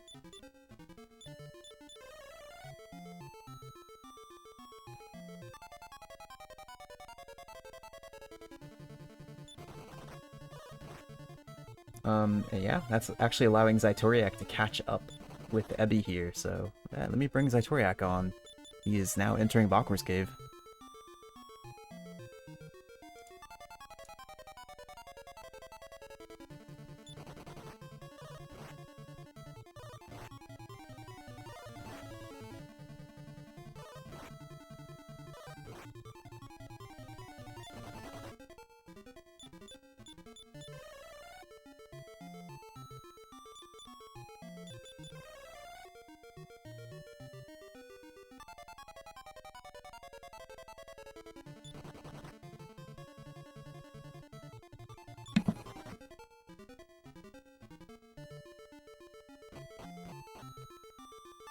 Looking at Zatoriak's his last hour or so has gone pretty well.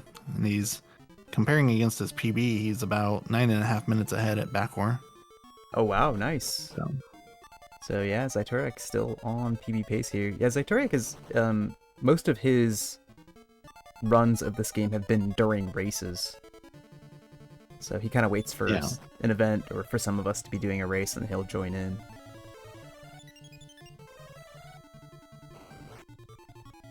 But that's great to hear. Yeah, very cool. It's still a very good pace. We just have a lot of kind of top tier runners participating in this one, so.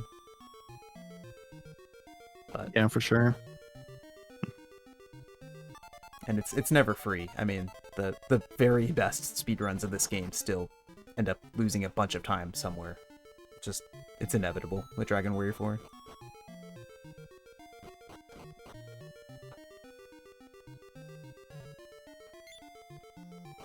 But yeah, Diener gets through the Colossus that time, so looks good.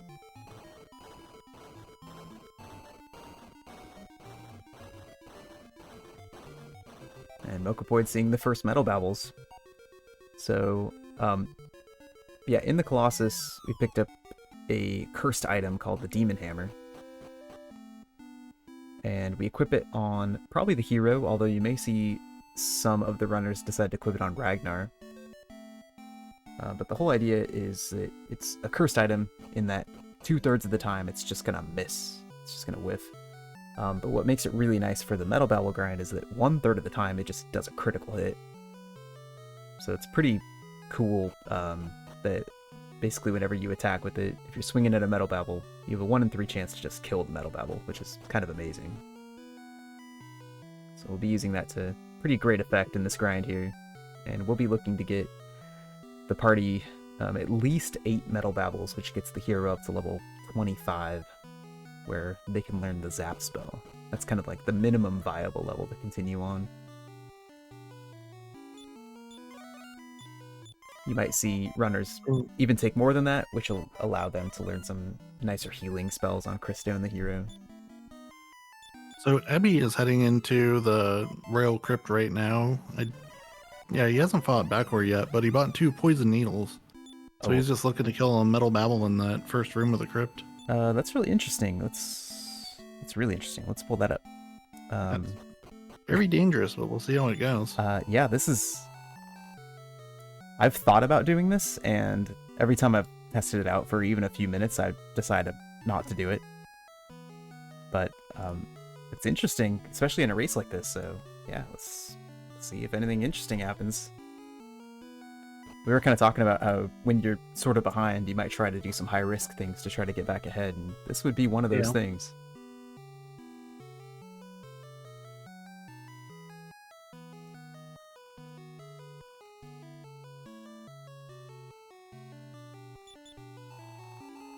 Yeah, so this top floor of the crypt, when you don't have the final key, and you can just kind of walk on this side of the floor, you can't take advantage of the transition tile to get faster random encounters, but the more important thing is you have a much lower encounter rate for Metal Babbles up here, and they also don't tend to show up alone. They show up with other monsters.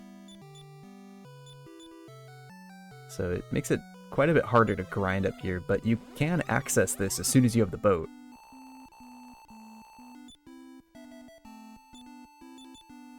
So yeah, it's definitely like a low chance that it really works out for you, but if you can get it here early, it can be very impactful, because Metal Babbles are just so much experience.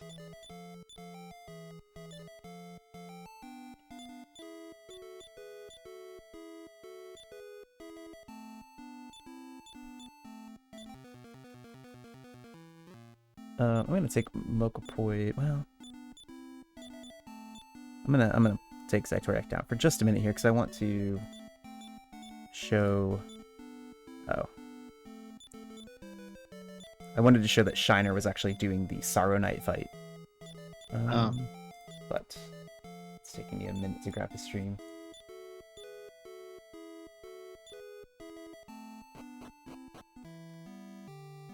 Yeah, he just barely finished it. But yeah, it's kind of an optional fight you can do. It gets you a little bit extra lore. But you're able to go fight the Sorrow Knight in Rosa's tower. And you get, what, 6,500 experience for that. Plus you get the Spear of Silence, which can actually be useful in some situations later in the game as well. So Shiner opting to do that, actually opting to do it quite early, before the Metal Babble grind, just kind of getting that experience there. It looks like before Backward even. Yeah. So pretty interesting.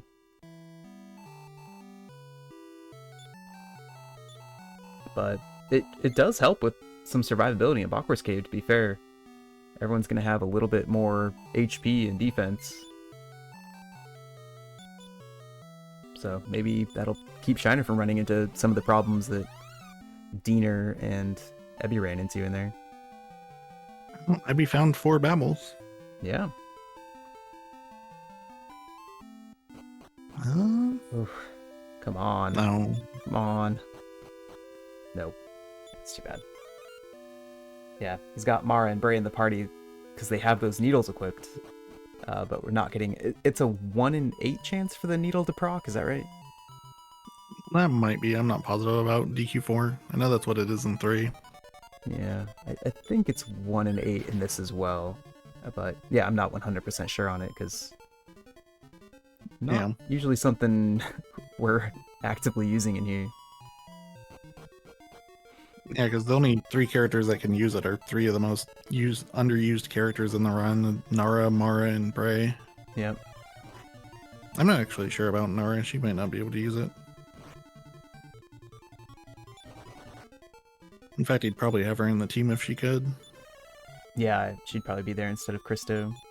And on this top floor, one thing that's nice about this top floor is everyone in the wagon does get experience from the fights in here. Yeah. So it doesn't really matter who's not in your party actively. Everyone will get the benefit of that metal babble if you get the experience.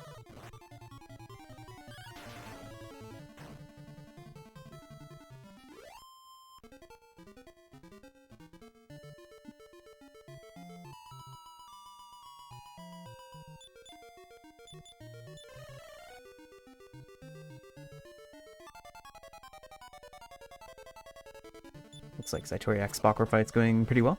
He's got Bakor kind of right where he wants him, just using staff punishment to get a little extra damage out. Yeah, it's looking good.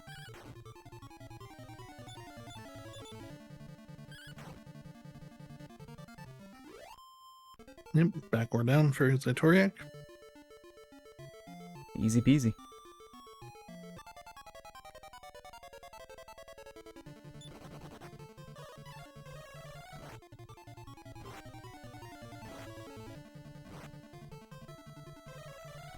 Oh, yeah. We got Prissy and Shiner both walking to backward now. Yeah, Prissy off stream, but getting great Orist. Yeah. Yeah. Oh, Ebby's got more babbles on stream. Let's go. Ugh. Come on. Another thing about the poison needle is that if it doesn't instant kill, it also always deals 1 point of damage. So that helps a lot because they There have it 5 is. HP. Yeah, got it. Got it. But yeah, 5 HP Metal Babble. If you get 2 turns of Mara and Bray both hitting them, then if somebody else chips in 1 point of damage, it'll die. Wow, alright. So I've never seen anyone do this in a speedrun or in any one of these races. Go into the crypt early, use poison needles to get early babble experience, and then actually pull it off. It didn't take too long, really. Like, I don't know, 10 minutes, maybe? Yeah. Maybe plus 1 more minute watching Mara and whoever else level up. Yeah, it's gonna be a few extra levels here. It's not a big deal for Bray, but it's actually kind of nice for Bray to get this experience, but sitting through Mara's extra levels is... that's gonna be a little extra time. Well, maybe take Mara down to fight backwards, see if she'll cast Sap or Blazemore on him. Yeah, while we're experimenting, let's just keep it going. Oh, I think she was a level short of Blazemore. I think it's 18.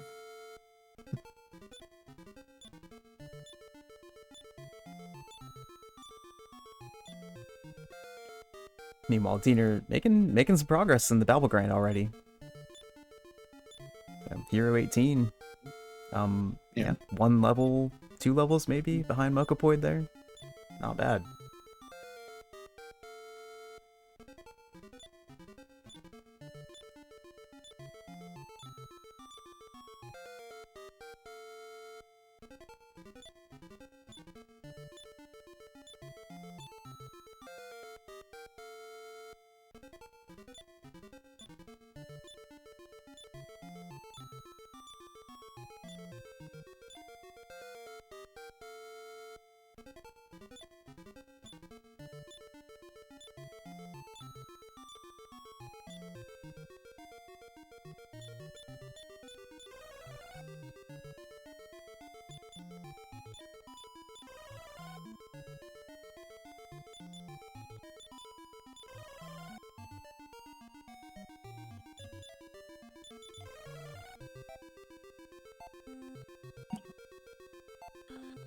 Emby's going for more Babbles. Is he just doing the Babble grind now? That'd be one way to do it.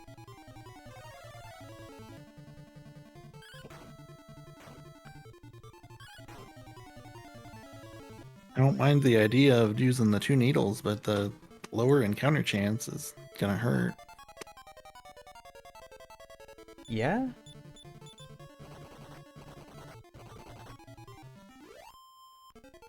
Yeah, this is kind of just the question of how much faster does it make the other places to be, 10 levels ahead compared with normal. Yeah. How does that balance out?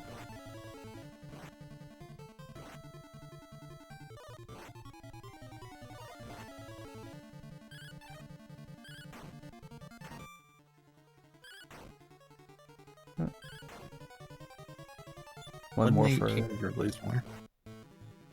Yeah. Yeah, Nara to Lunar down, but everyone else gets levels every time, so... Two extra party members getting all of these levels at this point.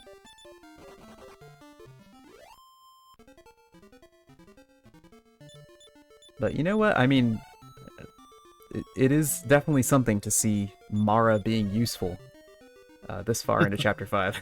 It's not something I'm used to. Creating shown something different. Yep, it's one of the cool things about these races. I feel like we always see somebody do something kind of totally wild and new. Ooh, Diener getting an ambush on some babbles here.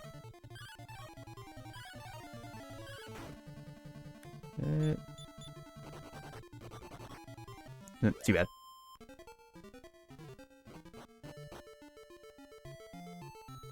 Whew, man, this 4 Dragonite fight with Mara and Bray in the party. You just really gotta hope Hero goes early. It's so scary.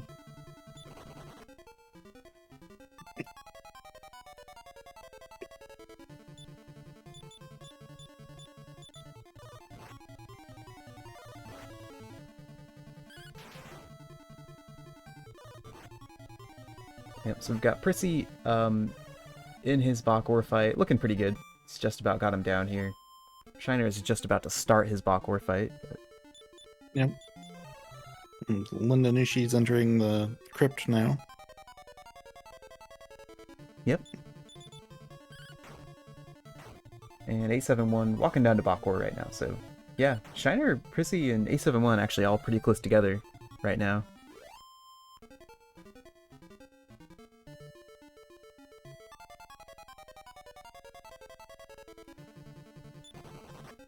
Yeah, Mokopoid has been finding some really nice Babble groups here. Like, a lot of the time you're doing this grind and you just see, like, one Babble with 2 Bebbin bars or something like that over and over, but he kind of keeps finding the group of them alone, and there one goes. Very nice. So yeah, it's been pretty smooth.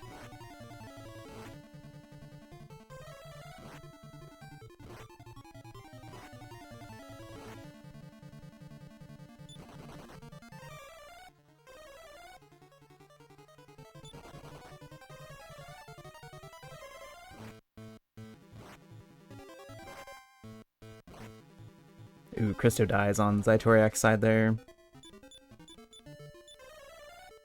Pretty early in the Colossus to be losing Christo, so that definitely doesn't feel good for him.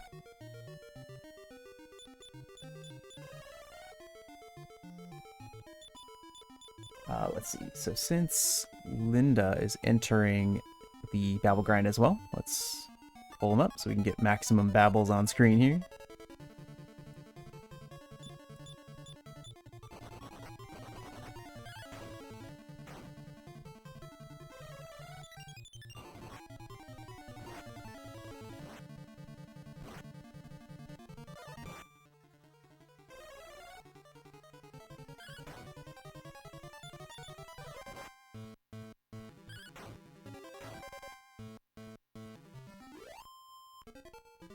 Alright, just in time, here are the Babbles for Linda. Very nice. Let's get them. Yeah, I'm very interested to see how long this takes Ebby. It's I kind of have no frame of reference for how long. Wow, this is like the dream fight for this floor to see the 4 Babbles alone. Yeah. It's really not very common at all.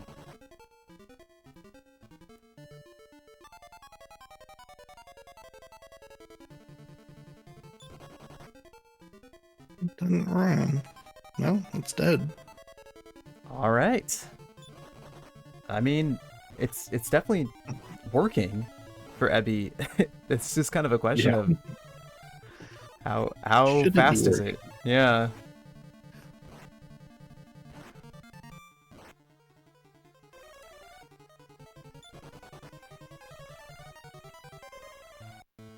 Crimson says that Ebby seems confident that this method will get the metal babble grind done about 5 minutes faster. Yeah, there you go. That's what they say.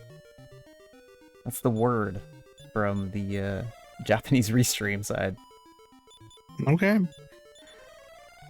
We'll see. We'll see. Yeah. It doesn't feel to me like this is going, you know, necessarily faster than an average metal babble grind that I'm used to. But maybe it picks up. Yeah.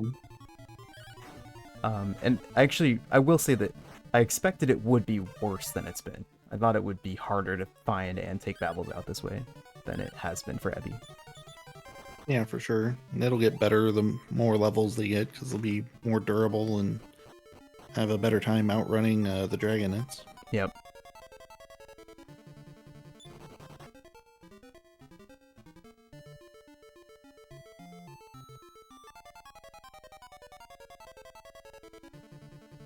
Yeah, and Diener getting a little bit plateaued in his grind here. He got the first couple pretty quickly, but then kind of ran into a little bit of a wall. Hasn't been able to get one for a little while.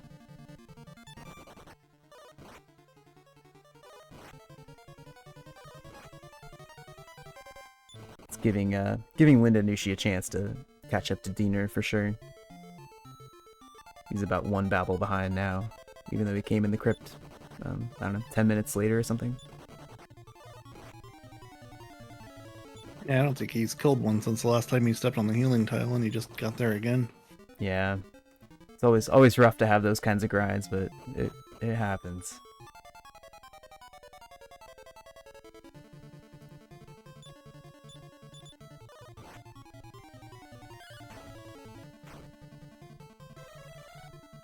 Okay, well, Ebby took a break to go fight Backward.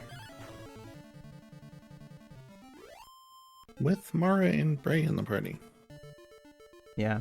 I mean, this makes sense, right? I mean, if they're actually going to be strong enough to survive getting down there, then sure, yeah, go down, cast Sap on him.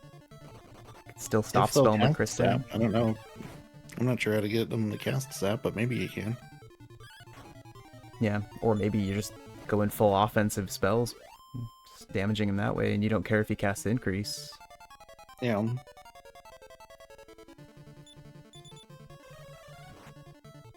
Yeah, definitely seeing all kinds of new stuff from Ebby Doom tonight.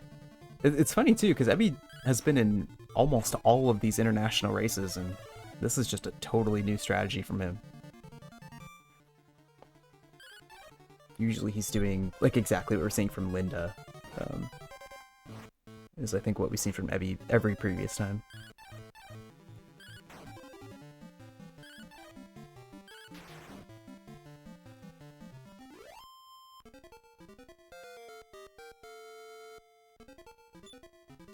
Hey there, Diener, got one. There we go, finally. It's definitely a relief, but yeah, it's like, alright, well there's one, I still need to get 5 or 6 more.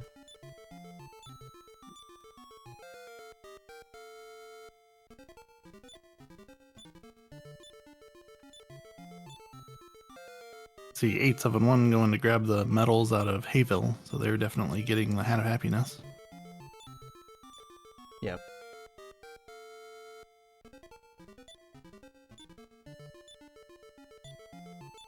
Yeah, Hat of Happiness is definitely an interesting one. Oh, Mokopoid getting the Dream Fight, 7 Metal Babbles, and an ambush. Just a free swing at 7 Babbles here. Didn't take any out, but took a couple damage points off a couple. Yep, there's one. Wow.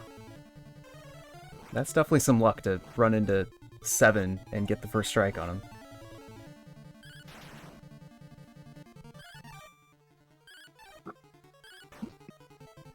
Nice. Diener's having a really good fight too. He crit one, crit another one after Ragnar put it to sleep. Alright, that's gonna help him a lot. Anytime I see the group of 7, I expect all 7 of them to run away. Yeah. I always think at the time, I was watching Crimson, who is helping on the Japanese restream side, doing a run of this, and he ran into the 7 Babbles, and they just killed him. They wiped his party out. Yeah. He was just, like, in complete disbelief. Mokopoi got 50,000 experience in that fight, so... Oh, well, that'll probably do it. That worked out very well. Yeah, he got all 5. 26. I've never killed 5 in a fight before. 27. I don't know if I've ever killed 3 before. Maybe once or twice. I see everyone else do it all the time. I've definitely never killed 4.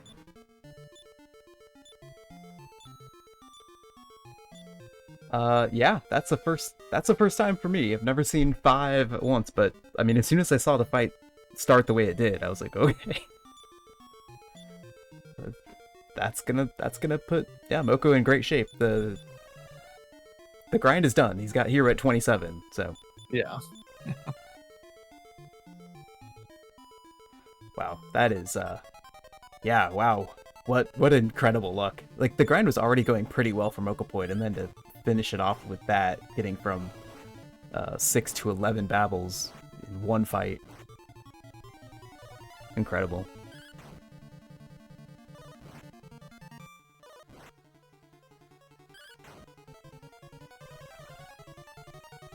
Yeah, he'll very likely have heal us for the end of the game. Yeah, most likely there. But yeah, it's really nice to go into the Estric fight with heal all on both Christo and the hero. That's gonna make it pretty safe. Hero's got 203 max HP already. Yeah, Mokopoi is gonna be okay. Yeah.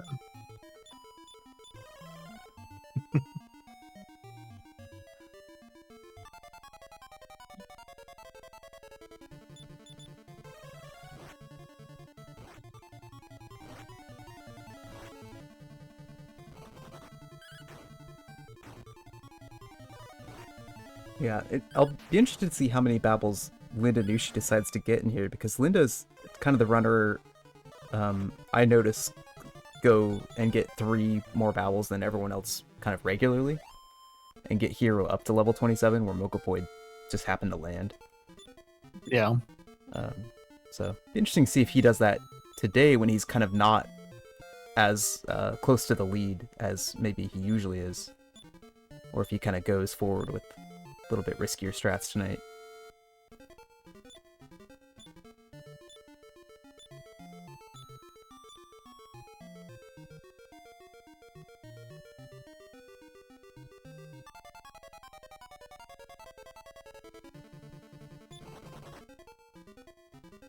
Alright. So, I'm not really sure what happened with Shiner before. I think maybe he lost his save or something, but he's back in Sorrow Knight fight here. So, here's a chance to see how this goes. Again, kind of lower level.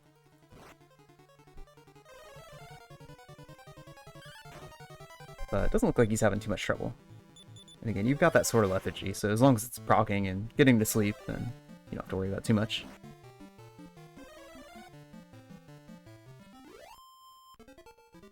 I think Sorrow Knight is on a pattern where he calls those Chelanodon reinforcements every so many turns. So Yeah, I believe that's right. pretty much always see 1 or 2 of those over the course of the fight. But yeah, it's a nice, cool 7,000 experience for Shiner there.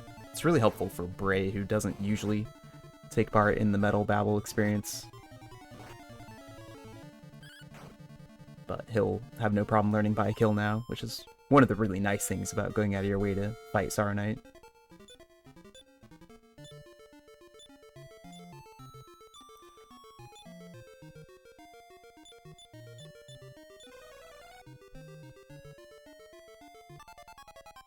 But yeah, that's cool. I don't know if we'll see anyone else fight Star Knight, so glad that Shiner was able to show that off.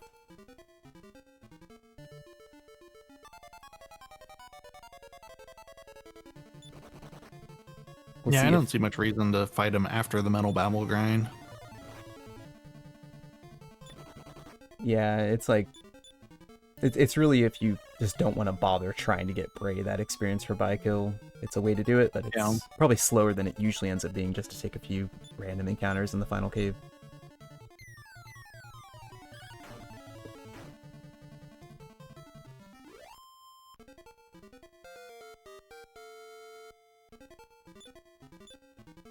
Sounds like Zaitoriak's having a good start to his Babble grind as well. 3 for 3 on the Demon Hammer to start. Good. Yeah. Yeah. I think that Zaitoriak actually probably moved up to 4th here.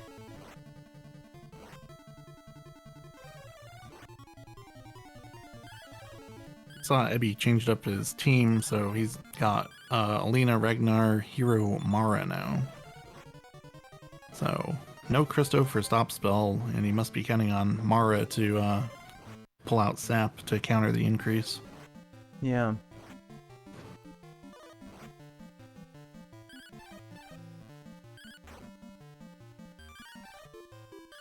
Let's see.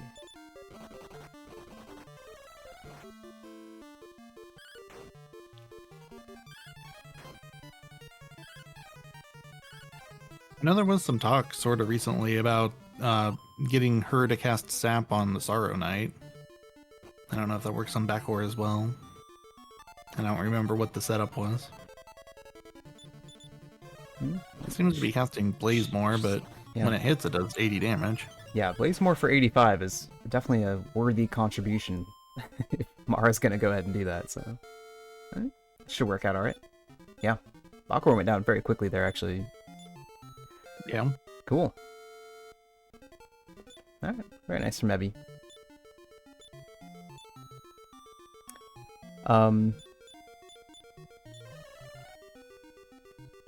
Yeah, let's see here. So Mokopoid went and got the Staff of Transform and didn't immediately leave the crypt. So yeah, I wonder. You want to heal us now? Yeah, are we gonna see transform strats in the Nekasara fight? Yeah, could be. Oh no. No. Decided to leave. Okay. Needed another Bevan bar. Yeah. Humbalwa. All right. Cool. And we get to see the very first of the animal transformations here from Mokopoid. Where's Shiner going? Is he going to check out the wedding? I don't know. Back to Endor.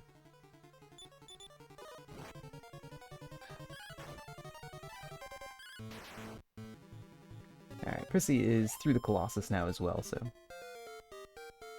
about to grab the Ayla shield and probably start his own Metal Babble grind very soon.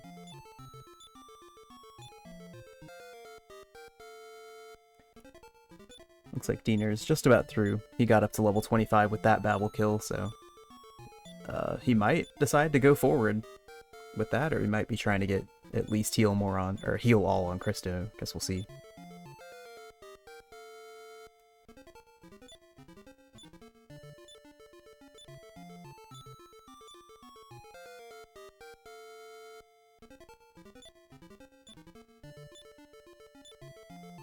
Yeah, alright, well, let me bring Zaitoriak back here. Oh, I see. Shiner's buying a wizard ring. I forgot he does this pretty often. Oh, from the casino. Yeah. Yep. He's got 9,200 gold on him. Yep, makes sense. It's, yeah, especially if you're not going to bother with the Hat of Happiness. Wizard's Ring will pretty much accomplish the same thing. Just if you happen to get in a bad MP place, you can use it to recover. And honestly, a Wizard's Ring is actually probably less trouble to get than the 4 small medals for a Hat of Happiness.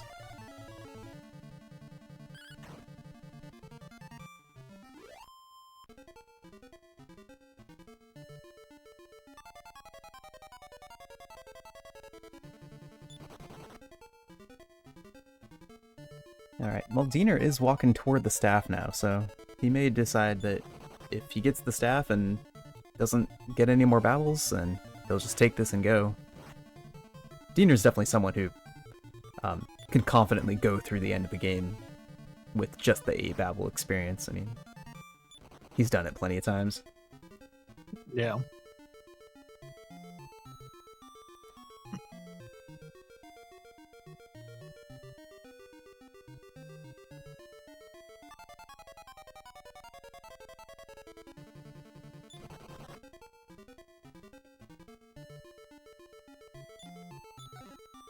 And yeah, Zyturek continuing to find pretty good ones here.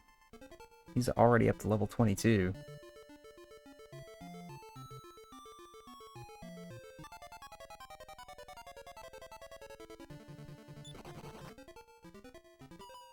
I'm curious what Ebby's next step is here, because it'll be time to do the actual Metal Babble grind. So is he going to do more Poison Needle stuff, or is he going to change up his party to the usual and go down in the basement? Yeah, hard to say. Well, Diener was able to get one more there, so we'll have heal all on Christo, and yeah, probably feels pretty comfortable at this point. Moving on. Experience-wise, he's exactly tied with Linda right now, pretty much. I think maybe one battle ahead, I guess. But yeah, it's pretty tight.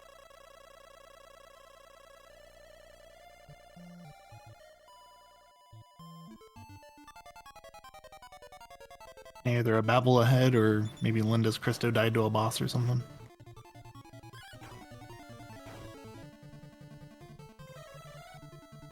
I know, they're the same levels, it's just different party order. Mm-hmm, yep. Man, Zytoriak, yeah, actually having a really smooth grind here. He's been kind of catching up over both Linda and Diener for as fast as this has been going for him.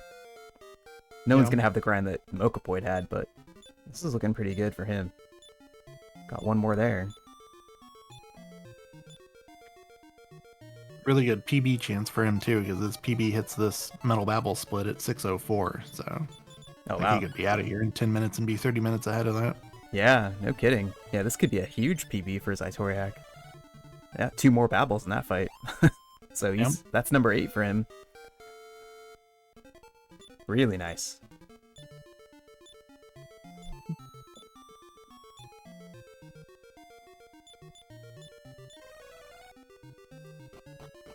Alright, and we do have Prissy now entering the crypt to start his Babble grind as well.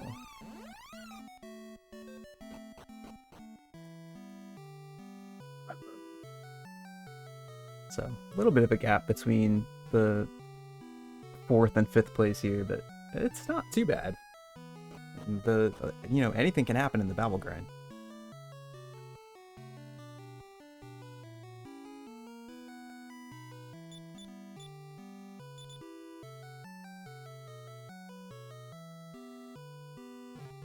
Alright, Diener transforming into 4 heal slimes. Very nice. That's not what you want. One Healy was bad enough.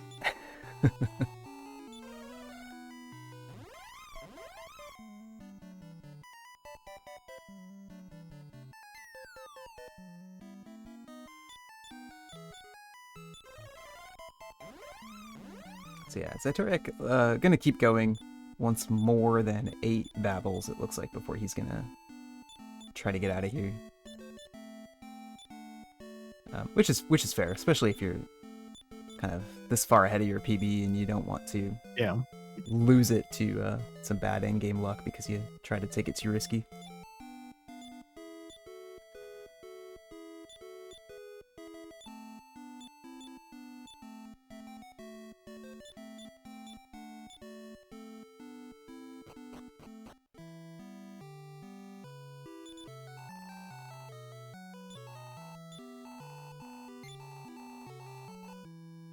Linda just picked up another one. He already had Christo 27, so he might be going for a few extra levels like you were saying. Yeah, definitely wouldn't surprise me. It seems like pretty much every time I see him race, he does this, so yeah, decided to, he's now, looks like he's going to move on now, so I think that's what he was targeting to get. a hero close to the heal all spell, getting rid of that Staff of Anti-Magic. It's interesting Linda picked that up. Oh no, didn't pick it up. He got it as a drop, didn't he? Well, no, nobody drops it. The Staff of Healing drop. I don't think it's anti-magic. Yeah. You're right. The Bevan bars drop the Staff of Healing, so he must have picked it up to use it. Just to, like to maybe give it to Alina to use on Bevan bars. Yeah, interesting. I don't like how often they use Sweet Breath when they're stop spelled though. Yeah, agreed. Yeah, totally agreed. Like all they do.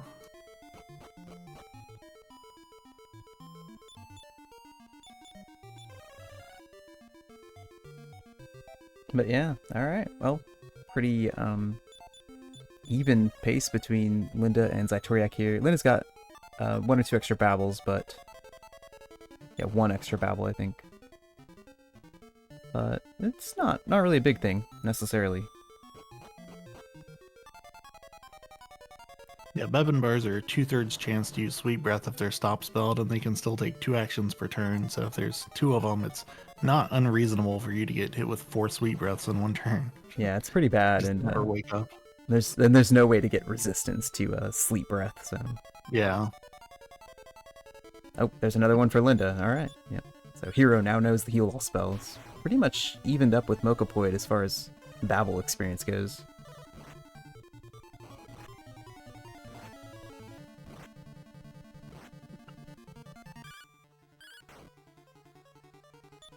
I guess some of the later Dragon Quest entries have like accessories that obviously resist specific statuses, but up until that point, it's hard to get resistance to statuses, and it's not intuitive either. Like there's some helmets that'll give you resistance to some statuses, but the game doesn't tell you that. Yeah, or there's like I think the Zenithian helmet gives you resistance to something, but I don't think Talon tells you about it if he appraises it. Yeah, it's very hard to know about those resistances. Yeah. Yeah, and I don't think that you ever get it to something like a Sleep Breath, because just the breath kind of hits differently from the spell attacks, which is pretty normal. It's the same way in like Dragon Warrior 2, where you have the Dragon's Bane, which protects you from sleep spells but not Sleep Breath. Yeah.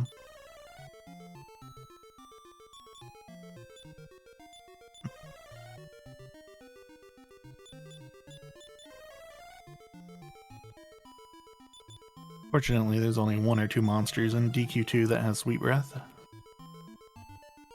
Per zone, I mean. Right. 1 or 2 per zone. Yes. I was starting to run through them in my mind as soon as you said that, and I was like, well, I'm running into a lot of monsters. But mostly I just see sea slugs over and over. Yeah.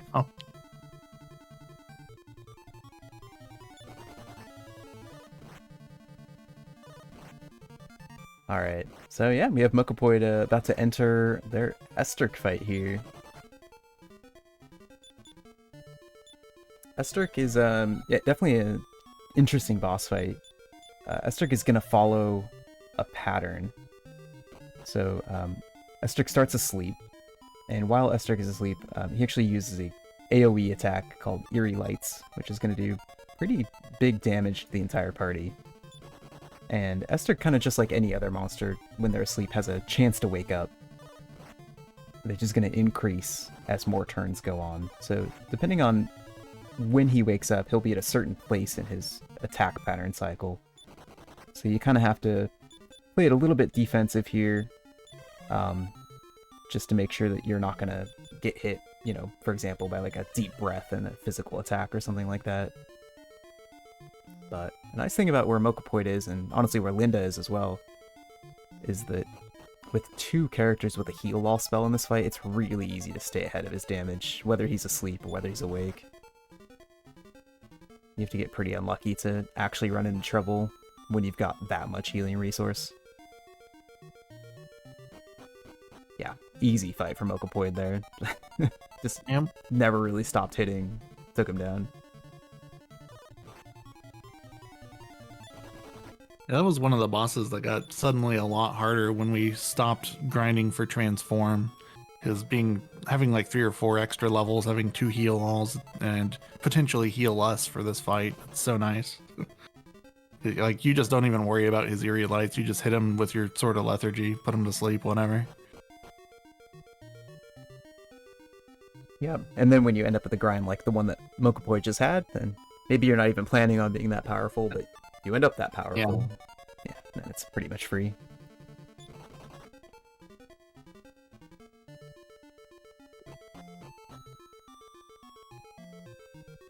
Cool. Yeah, so with that, Mokapoi's going to go back here, grab this gas canister key item out of this treasure chest that we can now access, and that's going to let us get to the flying balloon. Unfortunately, we are going to have to death warp out of this cave, because you're not allowed to cast outside in the palace part. You could walk all the way back to the mine section and outside from there if you wanted, but it tends to be a little bit faster to use the death warp from the mimic chest here.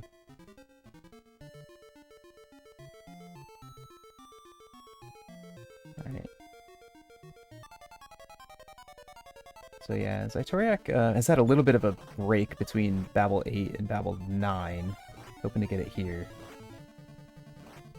Yeah, it's always a bad feeling when you're like, I'll get one more for safety, and then that one more takes 10 minutes. Yep. Yep. Man.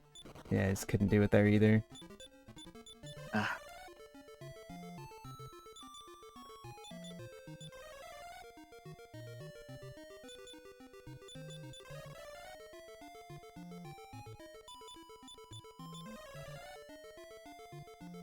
Come on, Hammer.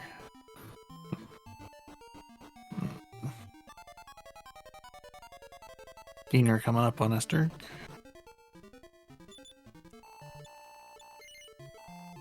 Yep. So yeah, with Diener, he's almost as strong as Mokopoid is here. He's like 2 Babels behind, but so he has heal all on Christo, but not hero. He probably still won't run into too much trouble, but he might have to play it a little bit safer than Mokopoid did. Yeah.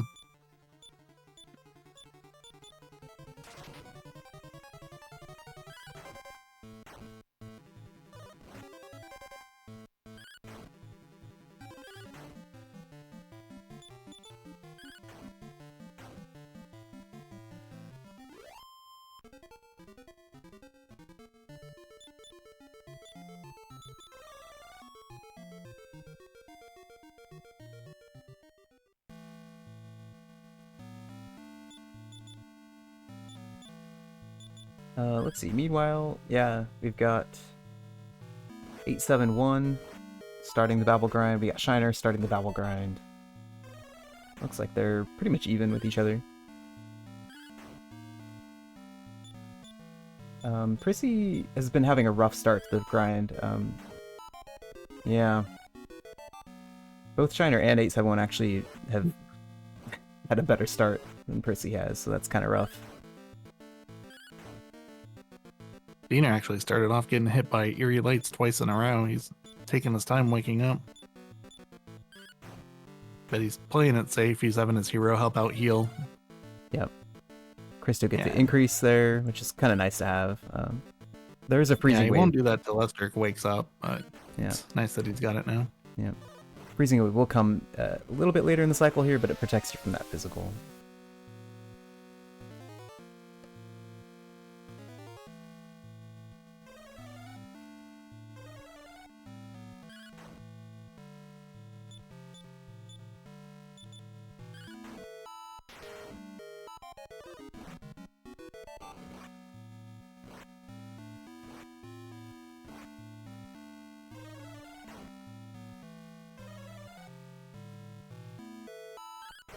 Now get an increase. Is he gonna defend here? No.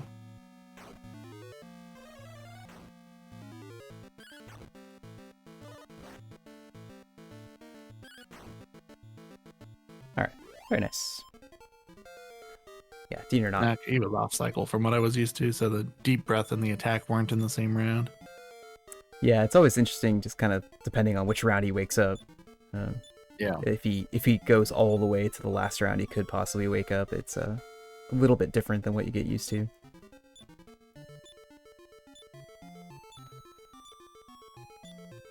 Cool.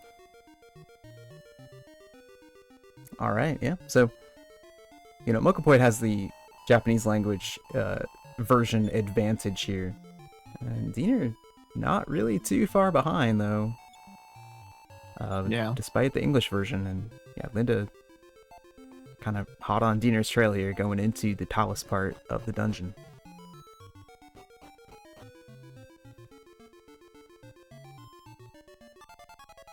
Oh, did Zaitoriak not make it all the way through the Colossus before? It just got to the Demon Hammer.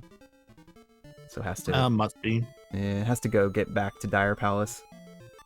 It happens. It's usually easier to get through the Colossus the second time around at higher levels, but it's always kind of annoying to have to go do this walk again.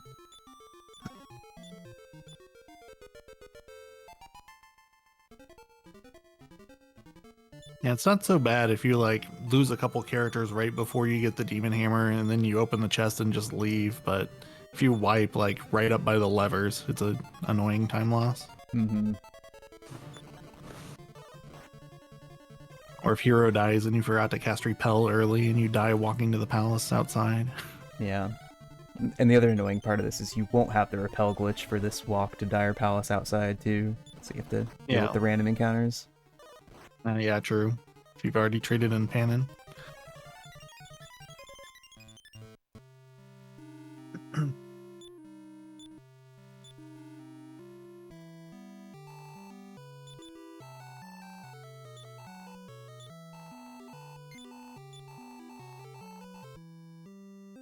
Yeah, Shiner and Prissy both kind of having a tough start to the Metal Babble grind.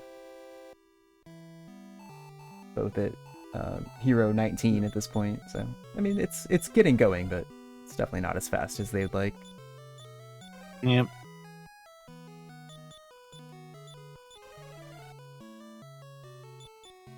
Meanwhile, 871 actually having some pretty good luck in here and might be passing Ebby's levels very soon.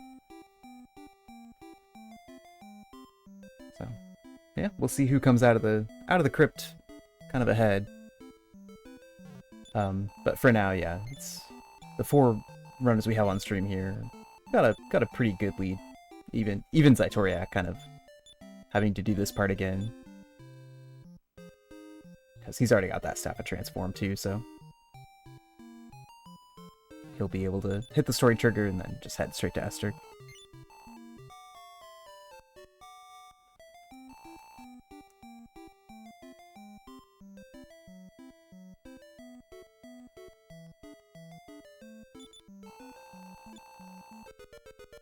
It'll be interesting to see if Zaitoriak decides to pick up the Aeolus shield, since he won't be able to use it on the Babel grind. It can be kind of useful for a couple fights later on, like in the Andaruk fight, or maybe to blow away like a Claydol or something like that. But yeah, it's a question of whether it's worth the 40 seconds or so to go grab it.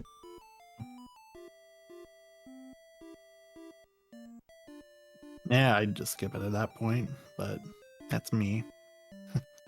Yeah. I like to skip things.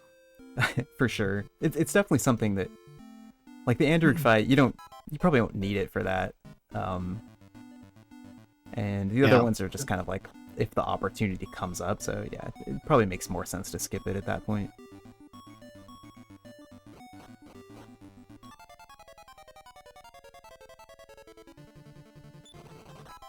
Yeah, Linda in his Aztec fight here, yeah, not expecting any problems here. He's at basically the same level that Mokopoid was.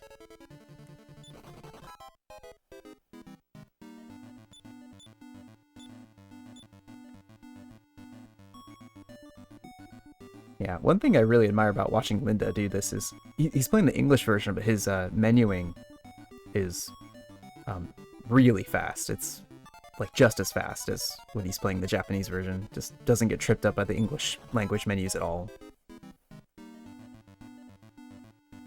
Mokopoid taking it easy on the tree. I mean, I don't blame him. I used to always just go full speed everywhere on the tree, but I've seen so many people fall out of the tree lately, and I'm just like, why? Yeah. You're just it's just walking. It's just walking. Just don't be afraid of it. I fall out of the tree. I fall out of the tree about once a year. It's like a tradition for me. Just once every, I don't know, 30 runs or so. But it does happen when I am going full speed. It doesn't happen if I take my time. Yeah.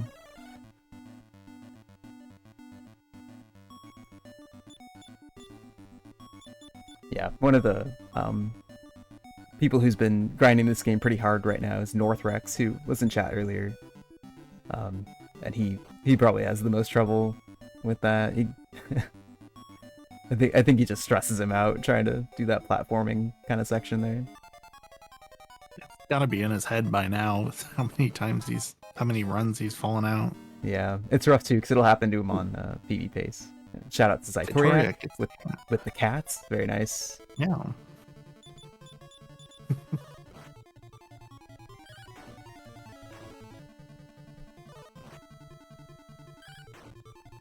That mini demon doesn't even need to sit down at the table. I don't think I ever thought about that. Yeah. Oh, I like that we get to continue to watch the cats go all the way to grab the Ayla shield here. This makes me glad that he is going to grab the shield just so we can watch the cats continue to invade the palace here.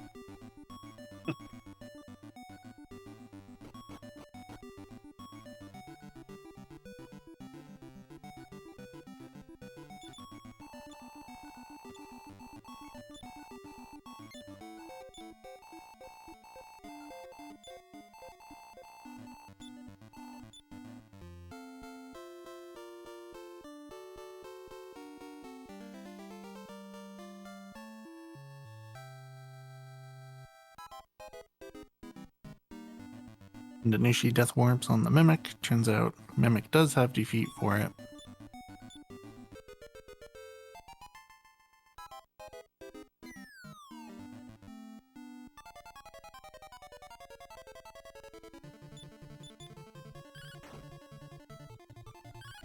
Can't even see the feet on a Mimic.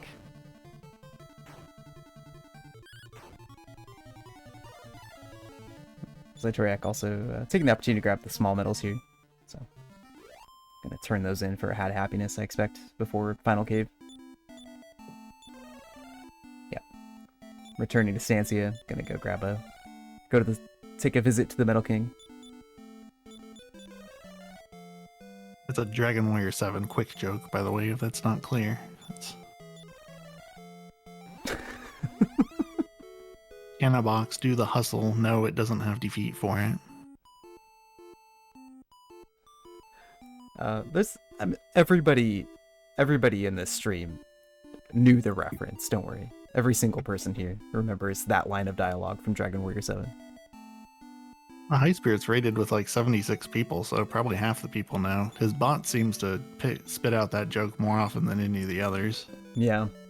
That one and Bone Rider, I think, are the two that he's got that bot program to spit out like 5 times as often.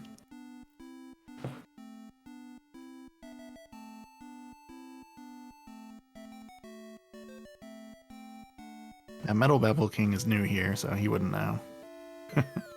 Yeah. Well, welcome to Dragon Quest, yeah.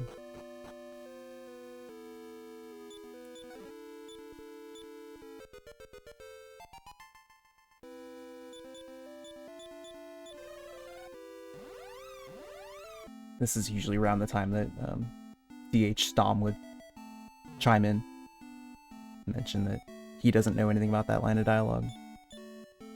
Yeah. Yeah.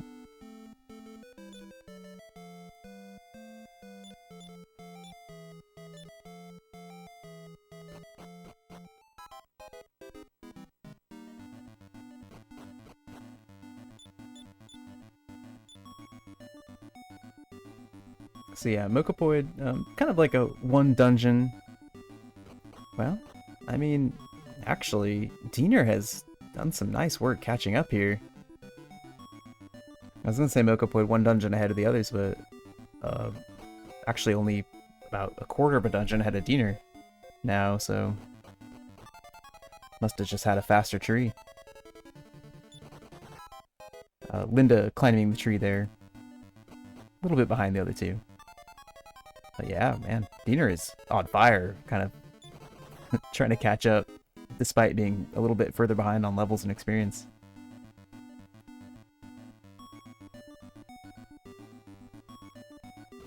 DH Stom must not have done the quick jokes because he's not VIP in High Spirits channel.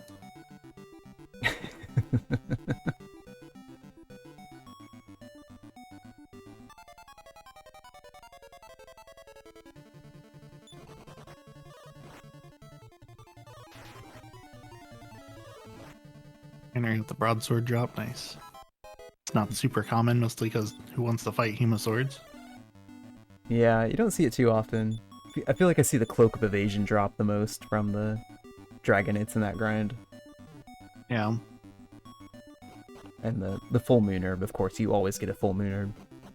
Oh, yeah.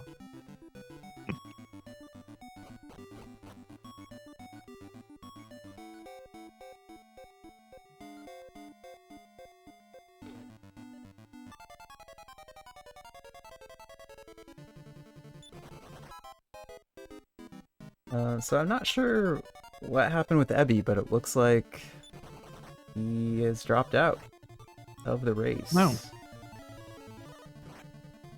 Yeah, I don't see any updates around it, but okay. Yeah, was going through the battle grind there, and not really sure. Just looked away for a little bit, but not sure what happened.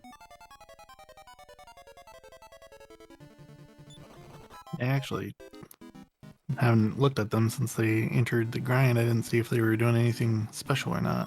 I can look real fast. He did have Mora and Bray in the grind.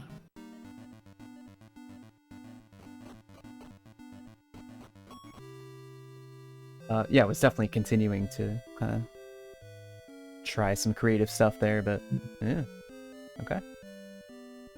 Yeah, it's interesting. He was in the bottom level of the crypt with Christo, Mara, Bray, so only Hero and Christo really benefiting from the XP. But maybe it'd be faster. Yeah, okay, well. Too bad. This is yeah, this has been a brutal race for quite a few of the racers tonight. Everyone I don't know how long he was in the crypt, but it looks like he cut after getting wiped down there, or losing a character and having to leave at least. Yeah, it did kind of keep sort of bleeding time. Yeah. Through chapter 5, so yeah, it's too bad. But yeah, we've got Shiner in the grind at Hero 21. We've got Prissy in the grind at Hero 22. How do I divide 7 runners between 3 screens? Yeah, 871 is in the grind at Hero 24, so yeah, still could be anyone who comes out first. They've all still got at least a few more babbles to go.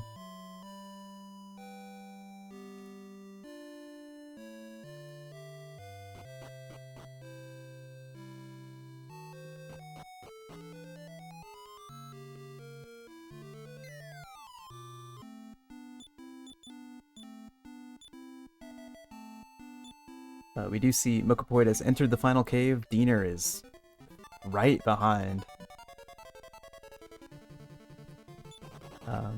2 levels down, thanks to not getting the, dream perfect Metal Babble fight, but yeah, not too far behind as far as progress goes. And, I'd say that, having the levels that he has right now, it's fine. It's very comfortable. I don't think that it's really going to be the thing that makes a difference. I think it's going to be how this cave goes, the encounters they get in here, and the subsequent boss fights coming up for the end game here. Yeah, Diener always plays this game real fast. Are we sure he's playing English?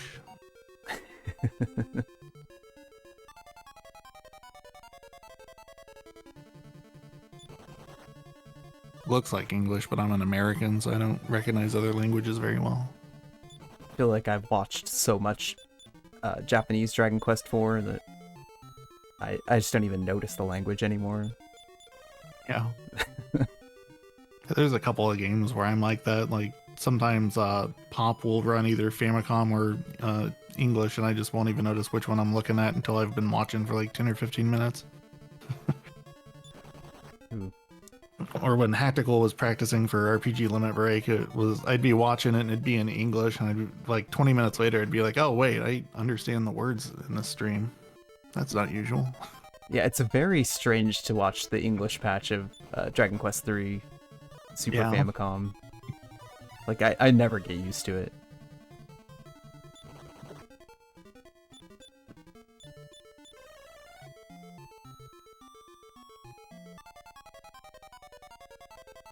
He says he's dealt 1 damage to a Babel after 30 minutes. Oh boy.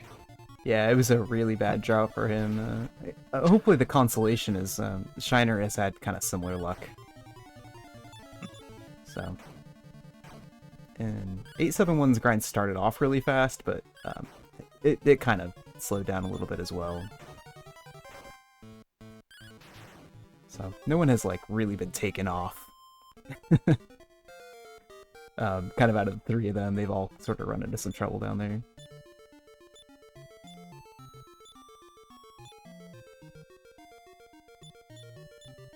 Yeah, Diener getting his bike kill experience for Bray there, taking the fights that make sense in the final cave, just like what we were talking about. Yeah, the Ogre Basher's got a ton of HP, but it's a really fast fight because all he does is single target attacks and he misses 2/3 of them. Yeah, and even when he crits, he does 100 damage. It's really not very threatening at all. Yeah, the Ogre Basher basically has his own Demon Hammer, but it doesn't deal that much damage. Yeah.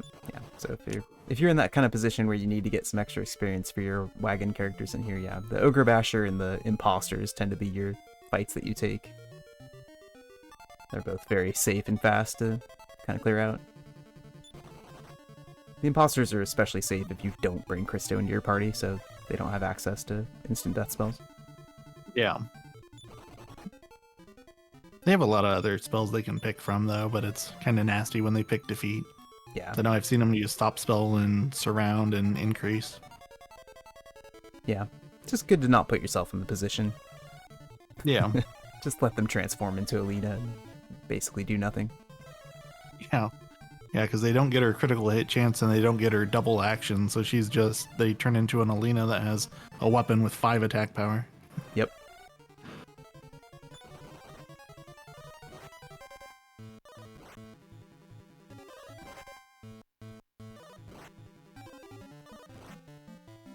Alright, 871 has exited the Babel Grind and is turning in Panin for the Zenithian helmet.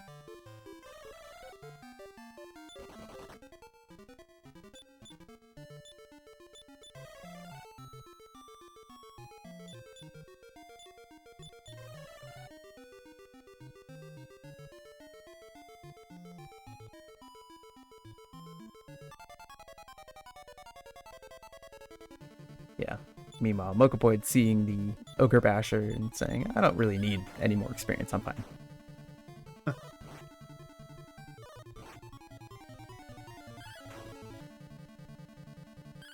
And Diener's actually fighting some red dragons here, so that's kind of interesting. Red dragons are kind of a pain. I don't like to fight them for experience down here.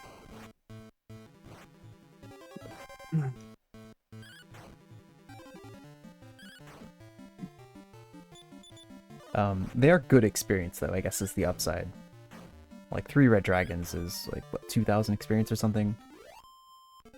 Yeah. Yeah, 2,100 there. So, it's hard to argue with that, but... Almost easier to kill Androrugs, though, and they give more XP. Right, yeah.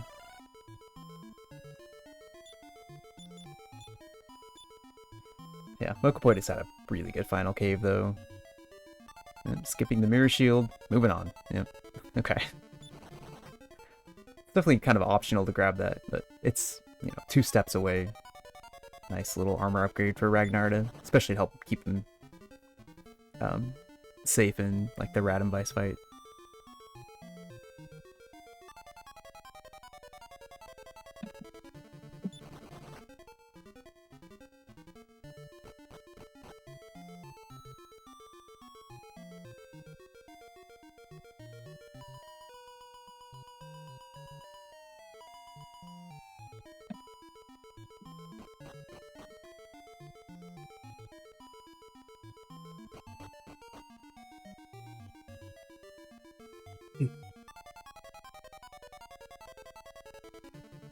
So yeah, Mokopoid, yeah, actually really pretty smooth final cave there.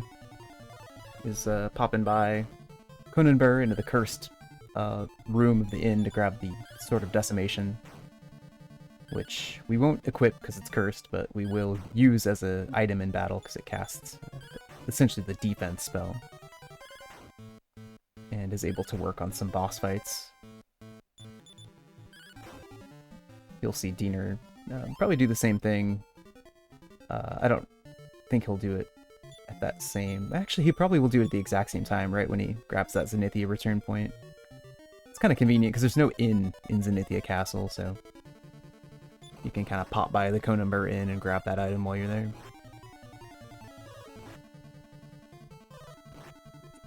Linda gets to Zenithia Castle actually ahead of Diener here, so yeah, all right. Linda had a much smoother final cave. Diener's just kind of run into a lot of encounters in here.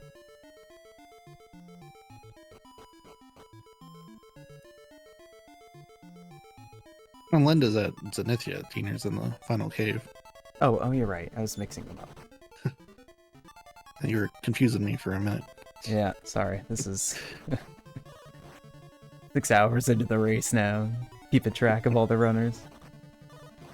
Always hits a point where I start mixing things up.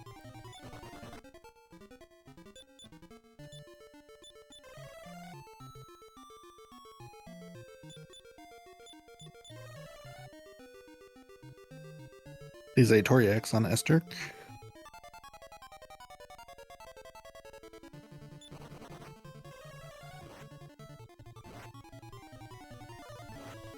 Deep breath. Zaitoriak is casting Zap, not attacking with the Solar Lethargy, so he's paying attention. It's good.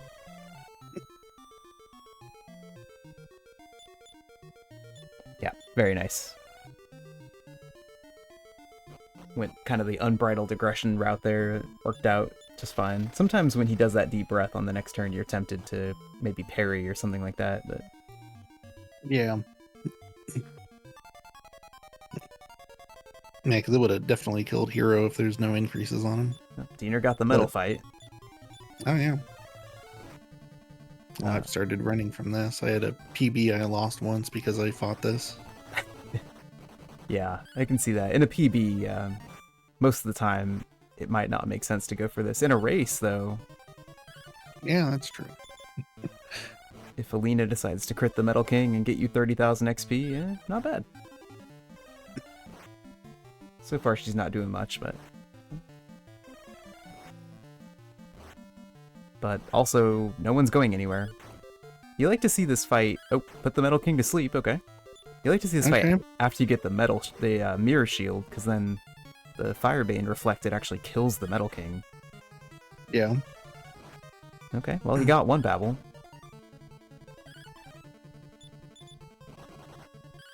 Alina will now target the King Metal, since all the Metal Babbles are gone. It wakes up. Oh, she got it. About 40,000 easy experience for Diener there. Okay.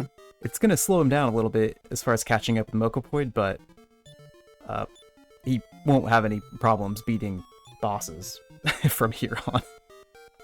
Yeah. Got an extra Vivify. Yep.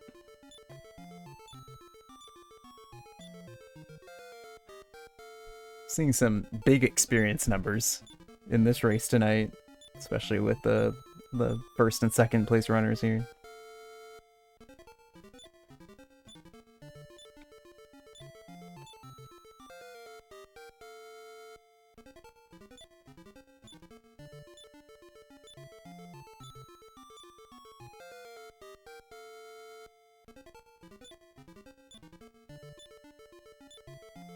Not a good start to Zaitoriax Death Orb. Yeah, at this point, Diener is wishing he hadn't bothered fighting those red dragons. Yeah.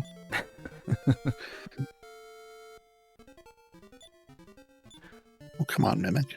Oh yeah, this is the worst case scenario for the Mimic. Decides to, takes out both of the characters who have magic to steal, and then just has to physical attack the last two.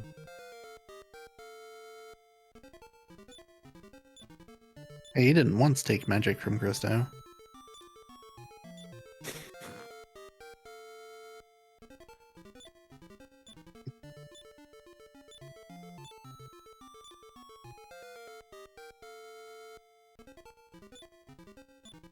Yeah, when Christo died, I probably would have just killed the Mimic and found something else. It'll get there, though.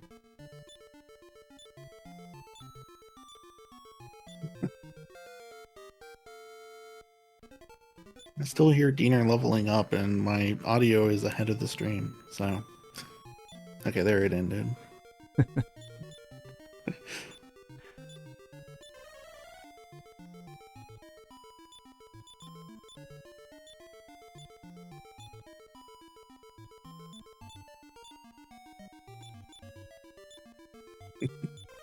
Yeah, it's definitely I mean, it's a lot of experience to get, but it will make a difference, just kind of in adding some stability. It's kind of interesting for the Necrosaro fight in particular, though, because it can kind of disrupt what you're used to going into that fight with. So there's like a less of a chance that Krista will cast Increase on the party twice when Alina has that much agility and defense. Things like that start to happen when you get too many levels. I know it happens to me when I will get like a Metal King or something like that. A lot of the time your extra levels will make up for it, but it might kind of throw off your rhythm of what you're used to. But Christo does have the Heal Us spell, so maybe you don't need to worry about too much.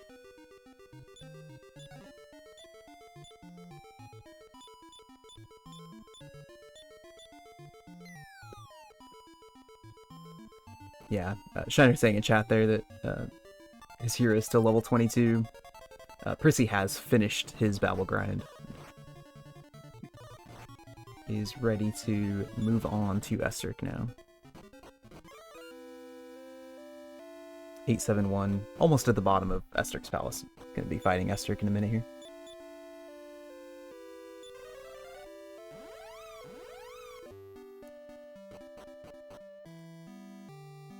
Yeah, the transform strats, yeah. We saw them in last year's race from Freeless Son, who broke those out on the Famicom version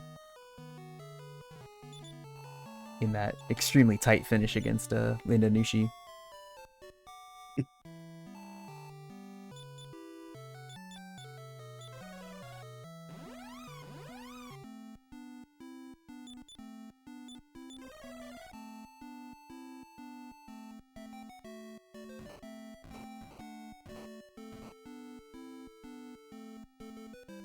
Alright, yeah, so we got Diener and Mokopoid kind of going through the boss rush here outside of Nekasara's palace.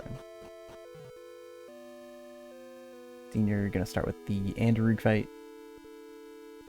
I think he goes counterclockwise from there, if I remember right, for Diener.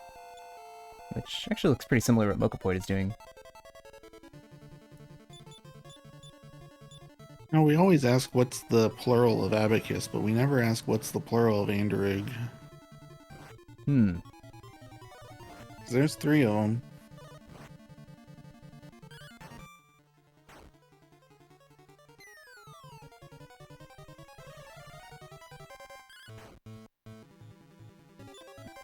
Rogues.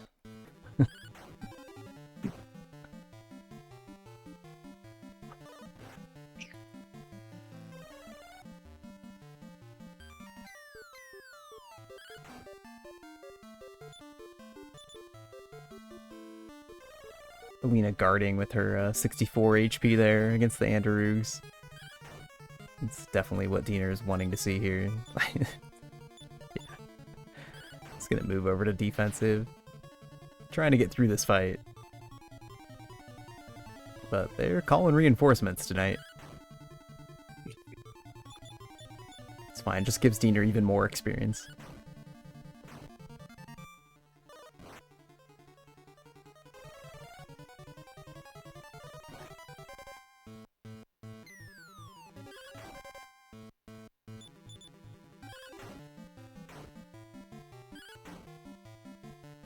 Okay, we didn't get past Anderug F. I was wondering if we were going to loop all the way back to the beginning of the alphabet.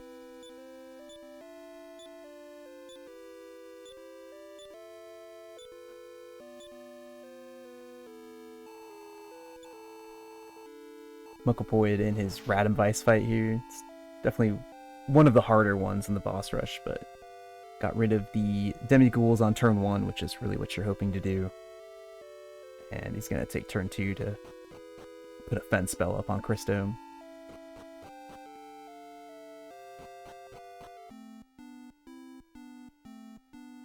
Which makes sense. At this high level, you don't necessarily need to kind of do what we usually do, which is start with Zenithian Shield to protect the hero first. Hero wasn't in danger of dying that turn.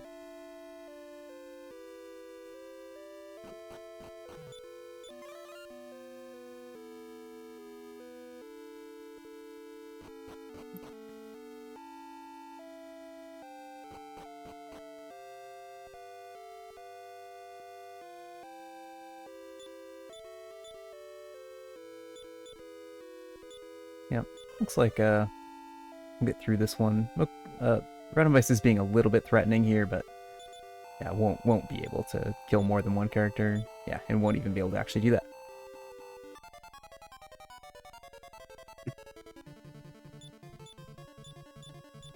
Diener right behind, hoping to have similarly easy fight.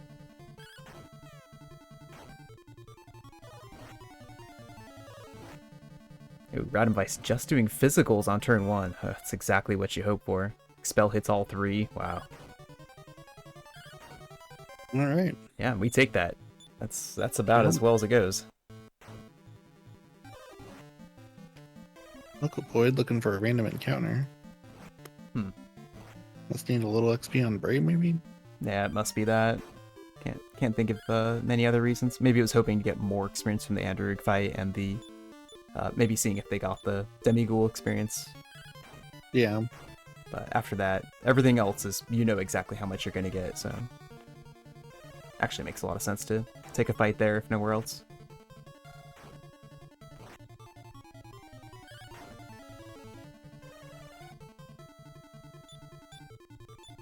Yeah, Diener having to play this a little defensively, but not really in too much trouble. He's going to lose Alina, but that's not a big deal. Most important thing with Radonvice is just to be able to do 50 points of damage a turn to stay ahead of his regeneration.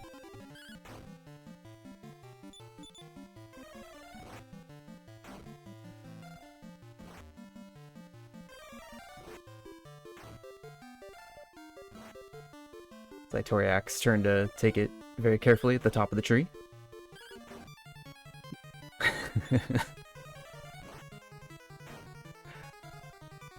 Zaitoriak is definitely kind of always there in the conversation when we're joking about who has fallen out of the tree today. So he's probably feeling a little bit like he knows we wouldn't let him live it down if he fell down tonight.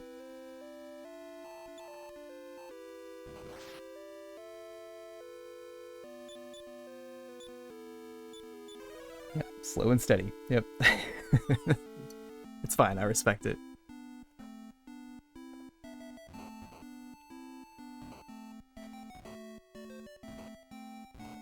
Hey, Lanabean, thanks for the raid. Welcome everyone from Lanabean's channel. We're here in a Dragon Warrior 4, Dragon Quest 4 international community race on RPG Limit Break, and we're getting toward the end for our runners in the top positions. Mokopoid is currently in the lead and is kind of cruising through the end of the boss rush here. We'll soon be entering the final dungeon with some Diener very close behind. And Linda Nushi actually also not far behind some Diener at all, so the three of them are all pretty close in the front here. But Mokopoid is the first to enter into the final dungeon, Necrosaro's Palace. Hoping to avoid the clay dolls, although that one looks like it's making a line straight for the bottom right corner here, so might not be able to avoid one clay doll fight.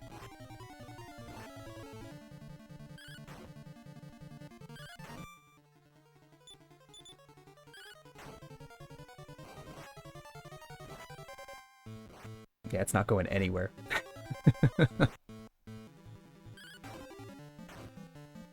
I saw Mokopoid use the heal-less glitch, which we don't get to use too much anymore, but like if you open your tactics menu or your reorder menu and then cast heal-less, for whatever reason it heals you to full HP.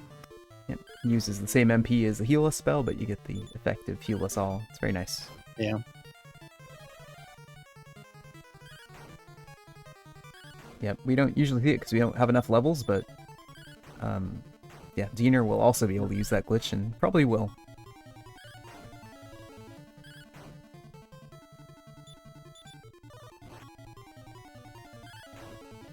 And Zaitoriak did make it out of the tree without falling off early, despite someone in his chat trying to distract him. So that's good of him. He's focused. Good. Ooh, the Wily Mage. Every time I see the Wily Mage, I know I've made some kind of mistake, because I should always have Repel Glitch activated in any zone these guys are on. And they're a little dangerous because they have some pretty strong offensive magic. It's not a big deal for Zaitoriak because he can just take this in the Gotside town, but it's kind of funny to see them. And usually when I see him, the mistake that I've made is trying to run the Japanese version, true any %. You get to grind on king medals here at level 11. It's great. Yeah, that sounds pretty easy. You go to that northwest corner of the island where the encounter rate is slightly higher for Metal Kings. Yeah. If you can get there. Wily mages have Fire Volt, and your team does not have enough HP to survive 1 Fire Volt, let alone 2. Linda Nushi having a little bit of a harder Radom Vice fight here. Might have stabilized it now. Still gonna lose Ragnar.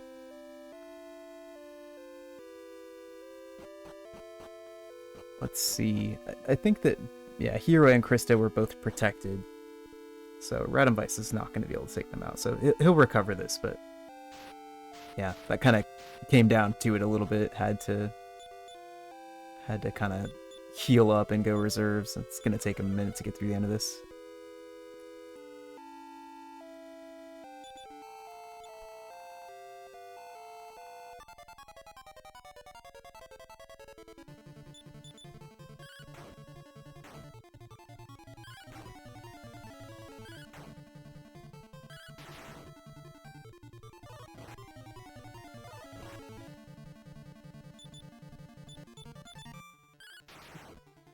Duke Molisto taking out Alina. I don't remember what their Japanese name is, but it's not Duke Molisto. No, it probably wouldn't be. Yeah, Duke Molisto is actually probably one of the worst monsters in Necrosaro's Palace. With the, yeah, they have Fire Volt, they have Beat. They have Blazemost? Yeah, I think Blazemost. I think they're the only enemy in the game with Blazemost. For some reason, Radom Vice doesn't even have it. He has Blaze more. Yeah, they're really nasty.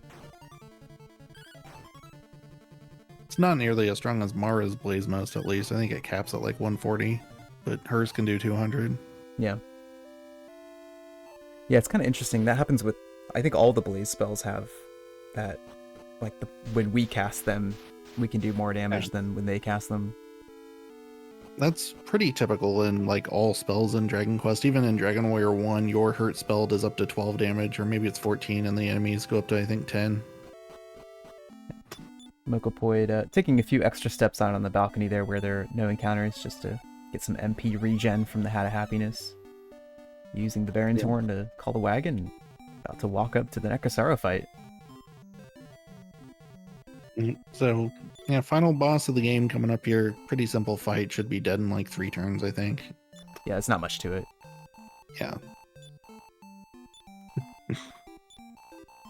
Approaching it from his west flank where he's weak. That's smart. Ah, yes. Yeah, it's his bad eye. Yeah, he doesn't see you coming over there. So, basically for the setup here, you want Hero to not be in the lead so that you can get Christo to cast Increase, because he looks at your lead characters basically, and if they don't have much defense power and the enemy has high defense power, then Christo casts Increase. So Hero with the most defense power goes into slot 3 there. And then we'll cast Fin Spell as well on Necrosaro to stop Christo from casting instant kill spells on him. Because usually he'll waste the first turn doing that, because he'll go first. And then after 1 or 2 increases go up, ideally 2, we'll try to get in a position where we can get Bray to start casting Bykill on the team safely. Most people will make sure that there's always a dead character in the team while Bray's out, so that Necrosaro can't bop Bray. I personally think that if Braid can't, dodge a hit, then he doesn't really deserve a spot on my team anyway. So I just let him go for it. But Whenever I'm watching a Nekazara fight and Bray is vulnerable to physical attacks, I'm just like, I'm in disbelief. I can't believe anyone lets it happen.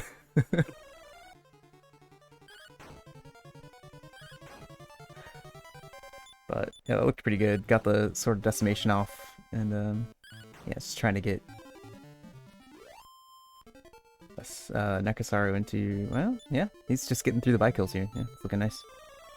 Well, all that bugs me about vulnerable Bray is when people try to revive him and get the setup going again. It's just like, let's go for it. Oh yeah, if Bray is down, just let it go.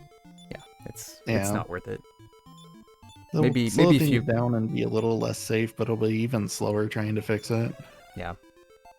Maybe if you got so many levels, you have the revive spell, but yeah, I don't even know what that feels like. So I think that's 32. I think you don't get that unless you're going for transform, and you get really bad transform luck and don't learn it until Heroes 32. Mm-hmm.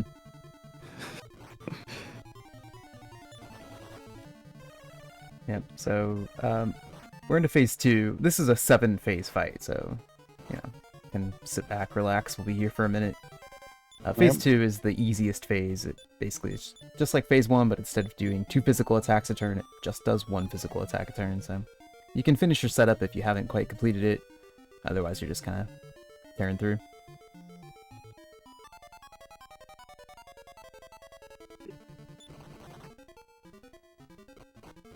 Into phase 3, Nekazara's lost both of his arms, so he is going to use the power of his mind here. And this phase can actually be pretty trolly and or dangerous.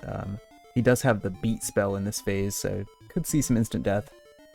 But he can also use increase to buff himself up, and we'd have to remove that. Or he could use sleep breath and put people to sleep. Yeah. Now this phase is annoying on the remakes because they gave him more health and he takes 2 actions. But they're the same actions, but just the fact that he gets 2 of them, he can increase and instant kill somebody in 1 turn. Yeah, it's pretty bad.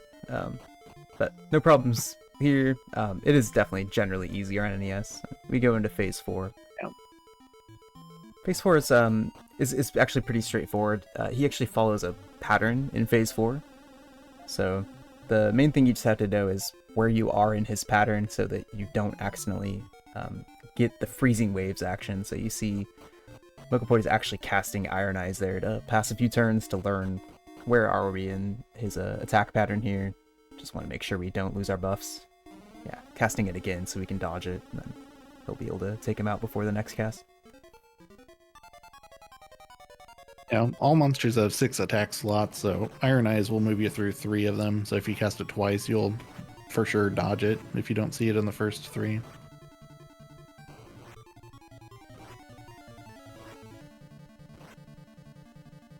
Yep, and this phase is the first phase that's more vulnerable to losing defense when we use the Sword of Decimation. So yeah, there it hit. So phases 4, 5, and 6 are all pretty easy to hit with that. So you tend to do it just to get through the phase more quickly.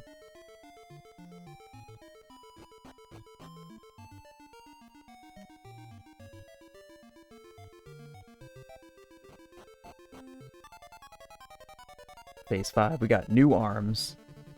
Yep. From here on out, like each phase does more damage than the last one, so we're probably going to take it a little more safely here. Okay, he's going to hide Alina in the wagon.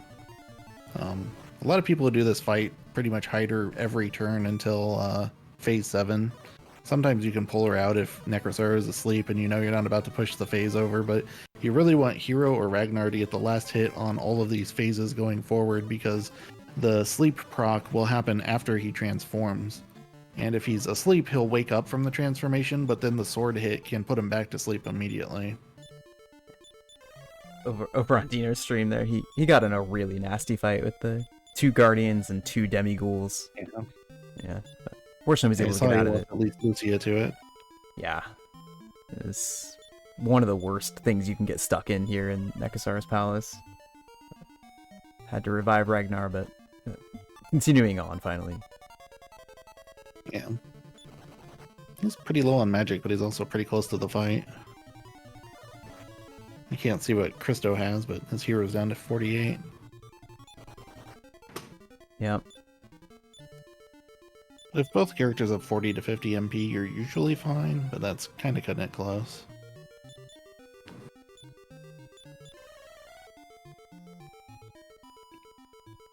Here comes phase 6. Phase 5 and phase 6 just both do strong physical attacks and breathe fire on you. So this phase is pretty much the same as the previous one. But you want to make sure that your HP is as high as possible on all of your important characters going into the final phase. So in addition to trying to avoid damage from this guy, you got to make sure your health stays really high. Yeah, I always kind of think of phase 6 as one of the most important phases of this boss fight to kind of be careful with and get right, because Yeah. phase 7 is just like the better shape you're in going into phase 7, the more likely you are to actually be able to pull through. Mokopoid is in okay shape here. Both characters could definitely be at higher HP, but it's not terrible. Okay, so here's phase 7. He is not asleep, so we're gonna Iron Eyes to try to pass some turns here and get Ragnar's AI to learn that Nekusaro is in fact resistant to the Sword of Lethargy used as an item, and he shouldn't use it like it. Yeah. Ooh. I don't know if we talked about that part of the AI, but the longer your characters observe monsters, the more likely they'll learn their skill immunities. So we're just gonna chill for a few turns here. It wastes like 40 or 50 seconds, but it's worth it, because if Ragnar doesn't know that this guy's immune to sleep, then he will use the Sword of Lethargy as an item uselessly instead of hitting him with it. It was really interesting on Diener and Linda's streams there. They both had synchronized resets out of Nekusaro's palace, and they're back in and having the same Claydol fight now. Yeah, synchronized Claydol fights, yeah. Yeah. Oof. But Linda is getting defeated, so. Okay, and we are into the action in phase 7. So yeah, let's see how it goes. That's a lot of damage on the first turn, and it doesn't look like he's asleep. Oof. Yeah. Really bad. Oh man. Pulled out Lucia to try to help with healing. So Did Hero, not go right. yeah, Hero and Ragnar are both taken out there. This is pretty hard to recover from. You have to bring out. Hero's alive. Oh, Hero's There's Lucia. alive. Oh, Yeah. okay, okay. So if he's not a leaf, maybe he can recover from this, but it's sketchy. Yeah. I think he's pulling out Christo too.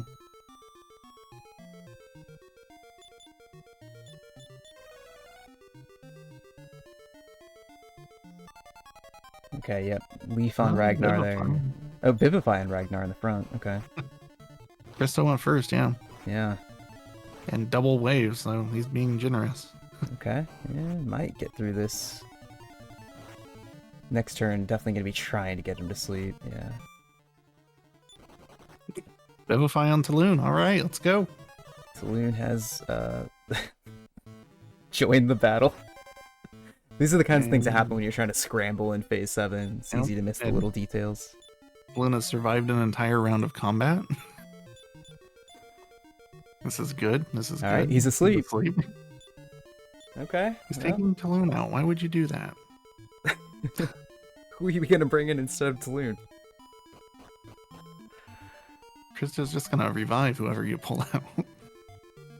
Oh boy. So yeah, well, there's kind of like a couple things to do here.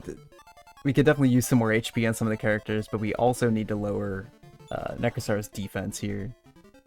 So you're gonna see Mokopoid trying to use that Sword of Decimation to lower Nekusaro's defense.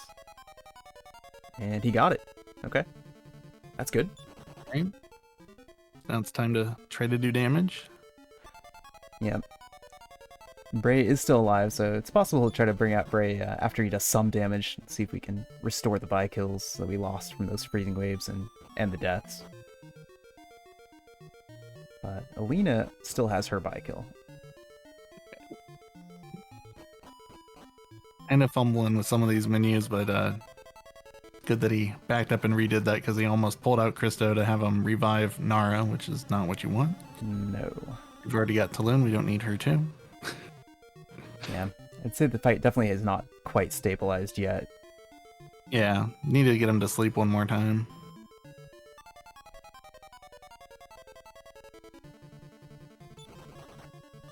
Bray just punched him, that's cool. Yeah. Just hoping to get him down to that HP range. Okay, sleep, that's good. There's Bite. Oh no, that was Vivify. Okay. Vivify just not missing from Mokopoid here. Yeah. Okay. This is looking pretty good now. Looking good. Yeah. Yeah, we got Lena's doing her big damage every turn here.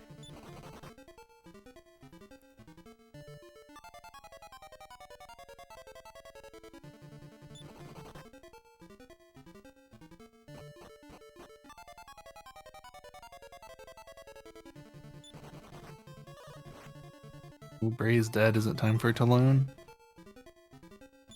And there it is. All right. Well, Talon survives the Necrozara fight. GG to Mokopoid. The first one to get through Nekasara tonight. That was really close. Barely survived that beginning of Phase 7. Yeah, there were a couple of points in there during that phase where he stopped to think for a minute, and it's good that he did, because that may have saved him any of the times that he did that. It was pretty well played. Yeah. Yep. Was able to, and got just the right sleep luck on a couple of those turns to be able to survive it.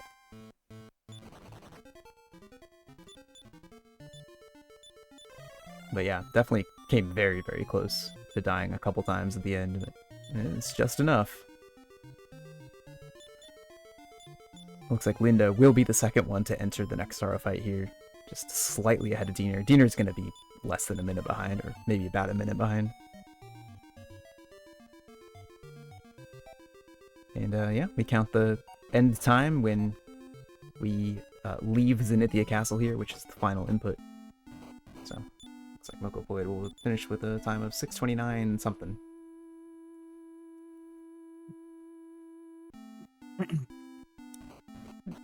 $24. Alright, very nice. It's a really, really great time in a race. Yep. And that was just a really solid performance by Mokopoid, so yeah, a lot of fun. Very nice. And yeah, I think we're about to start seeing a lot of Necrosaro. Yeah, we got a surprising number of people on sub 7 pace. Like Diener and Linda could die to Necrosaro and still get sub 7. Yeah, definitely.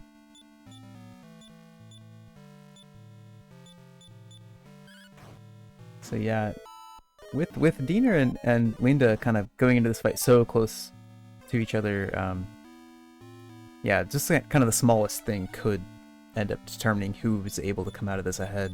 Obviously, somebody dies to Necrosaro, then that's gonna be a major time loss. But even just if Necrosaro starts asleep in Phase 7 for one of them and not the other, that could totally make a difference.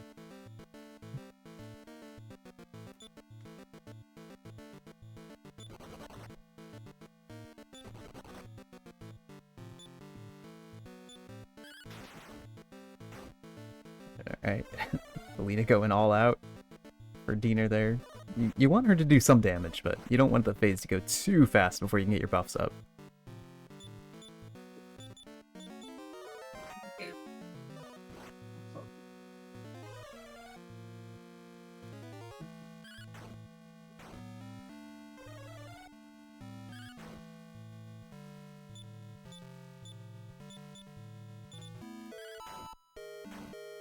Yeah, looks like Linda has gotten set up all good into Phase 2 here. And it's just kind of gonna cruise on through.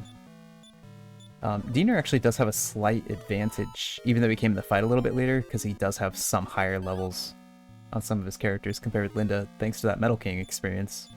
So it'll be interesting to see if that helps him go through enemies' phases faster than Linda.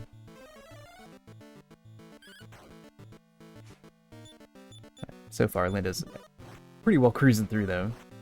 And Beat does not land and kill the hero, so that's definitely a relief. You know?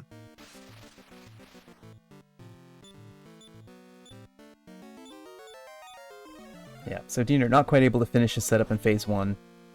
So he's casting Fence Spell on Nekasar here in phase 2 again, and going to have to do some more damage to Nekasara before we can get Bray to actually finish casting By-Kill.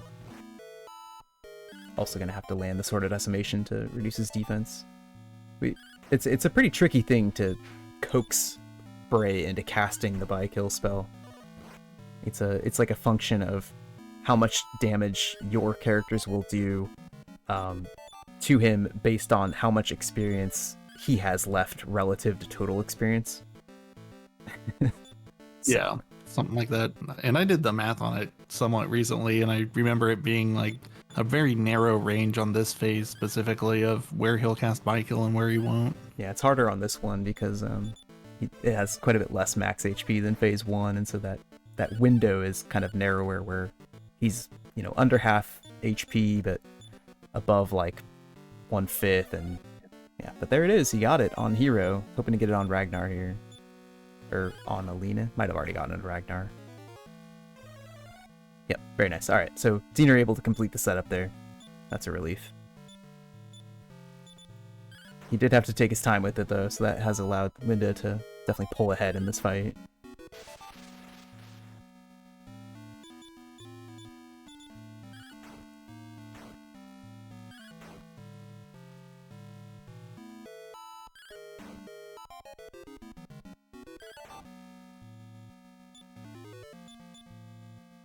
So yeah, Linda, yeah, no issues really at all in phase 3 and phase 4.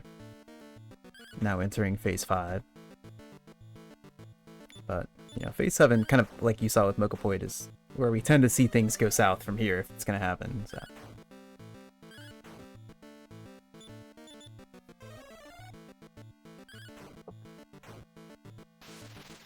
Cool. Diener also not having any trouble now that he's got the setup. Breezes right through phase 3, so yeah, he's pretty close behind still.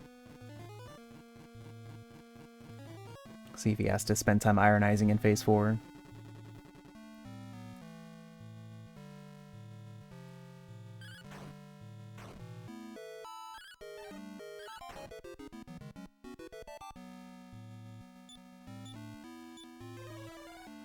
Went for it. Tried to get Nekasar to sleep there. Yeah, playing it safe. Using Ironize. He's gonna have to use it again because of where he is in the pattern. It was one of those times it would have paid off for him to be reckless and just go ahead and attack, but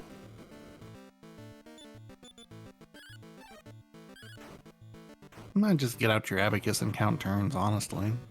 yeah, it's true. I mean, you could, right? You could actually just count turns from the very beginning of the battle to keep track of the pattern. I don't know if anyone does that, but theoretically... Probably not. Just count every turn through the first 3 phases of the battle. No problem.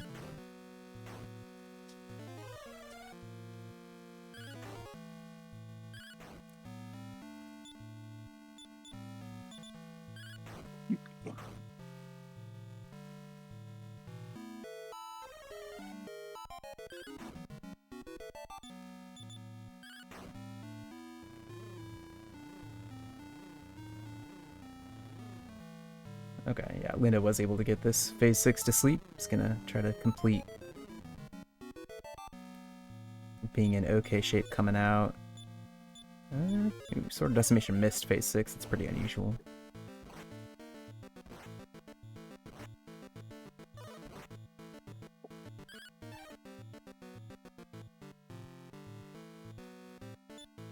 There we go. He's yeah, taking Lucia out. Nekasara's asleep again. He may decide to heal. Yeah, gonna heal Ragnar up a little bit. It makes sense. Yeah, very nice. Okay, he's in great shape in phase 7 here. Let's see if Nekasara's sleeping or if we're gonna see some Iron Eyes from Linda.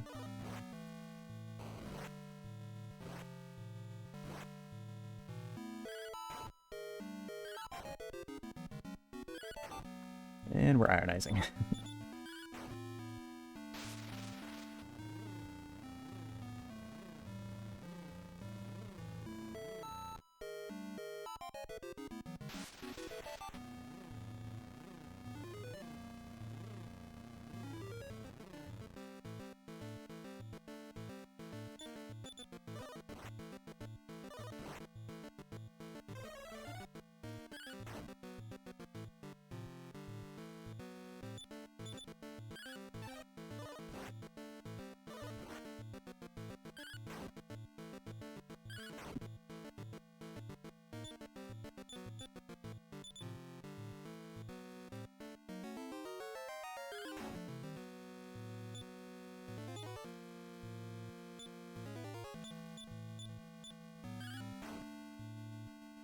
All right, here we go.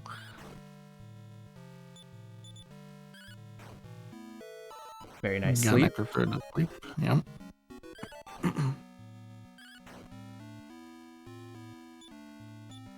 And again.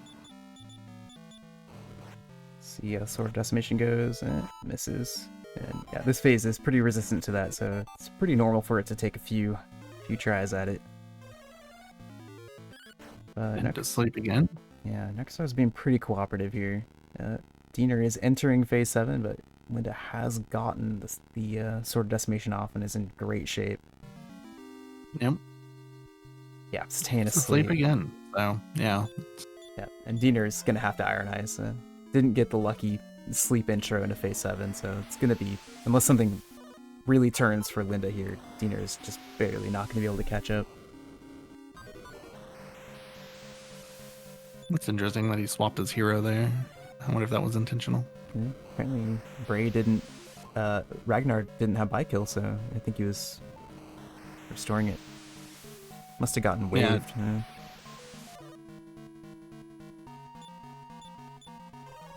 Get him, Bray. All right, GG. GG, Linda.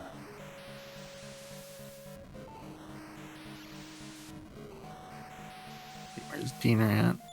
Still ironized.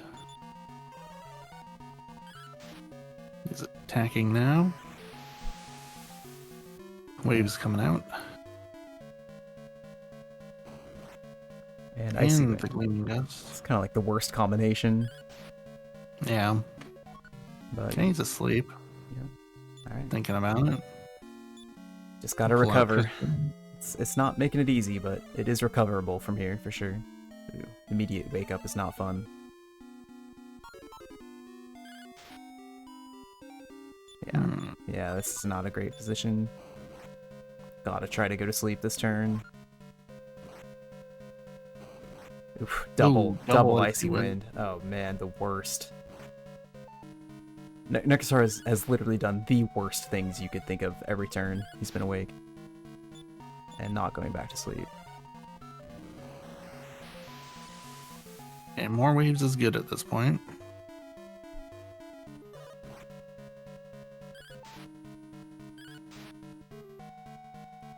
Okay, he's asleep again.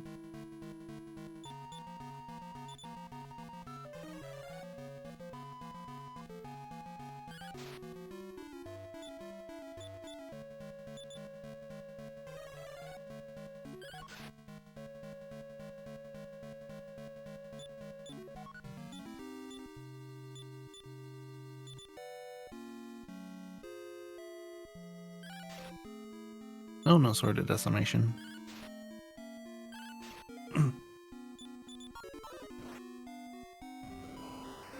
Attack into waves is fine.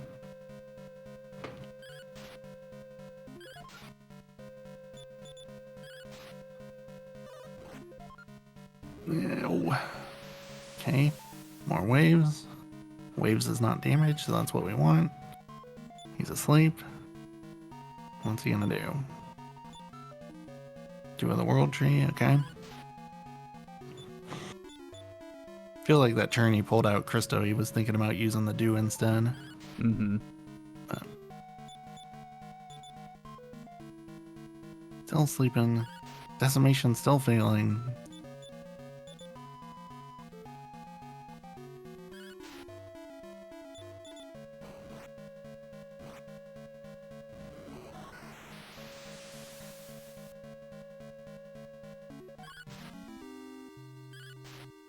Sleep again. Wow. Tale of two Nekasara fights here between this and what Linda had. Yeah.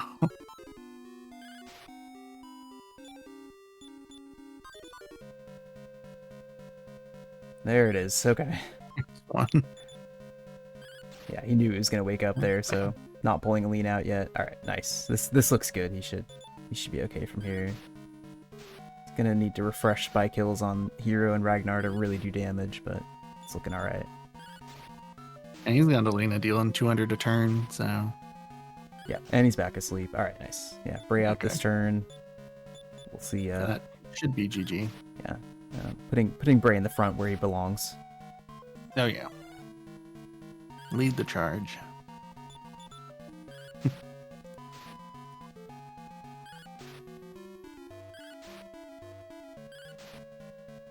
And all there it is. GG. Diener.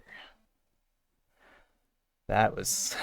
yeah, didn't make it easy. Didn't make it easy for Muckelpoid. Did not make it easy for Diener. Gotta be one of the 3 longest phase 7s that didn't end in a wipe that I've seen. Yeah, that's... Yeah, just... I mean, Diener probably knows that fight better than pretty much any other runner, so... he was able to figure out how to kind of survive it and come back. Really nicely done. Yeah.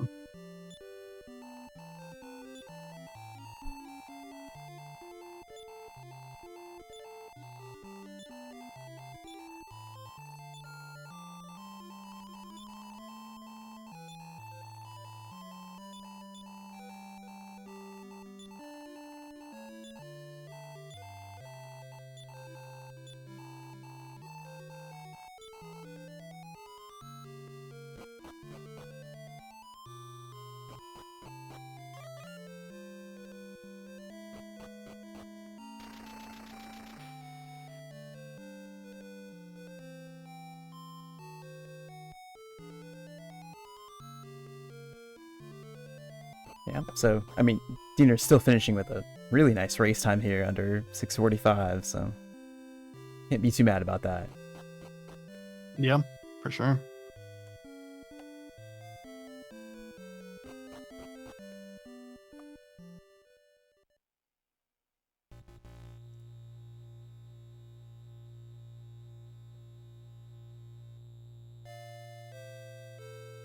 Whew. But it's fine, yeah. We weren't worried at all. Yeah, very nicely done. Alright.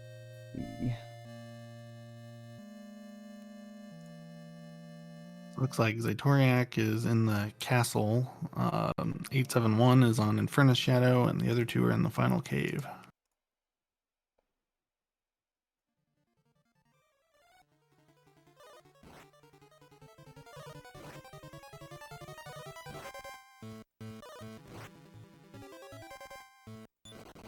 Yep, we brought 871 and Prissy onto the stream. Let me get Diener 644.21. Okay, I can get that exactly right here.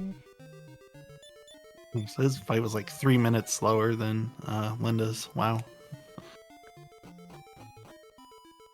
Yeah, that was...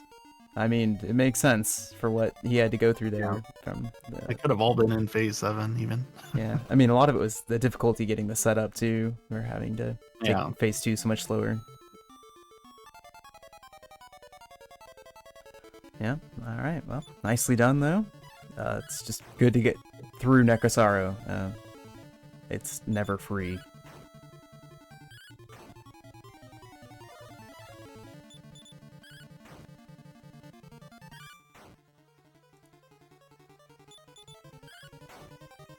Alright, my computer can take a break now because they'll all fit on your stream now. Yep, down to 4. Makes it a little bit easier. It's also a lot easier for me. I don't have to keep track of who to bring in anymore. Yeah. There we go. Just phone it in the rest of the stream. Yeah. We're on Prissy's audio, so if Prissy finishes before the others, then we'll see, but...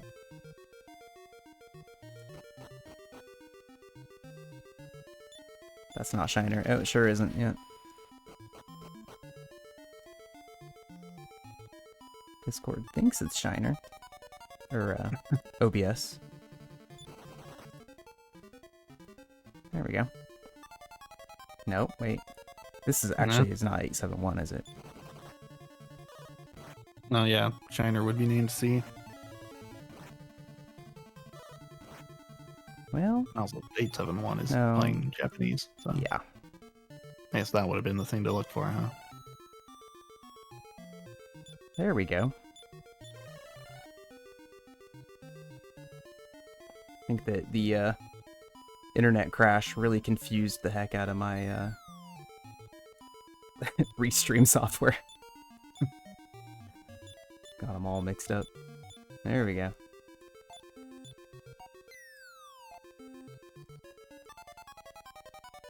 Yeah, sorry about that. We do now have the correct videos with the correct names. And, yeah. Actually, maybe I should go over to Zaitoriak's audio since he's gonna be the next one going into the Nekasara fight, it looks like. I can switch that over.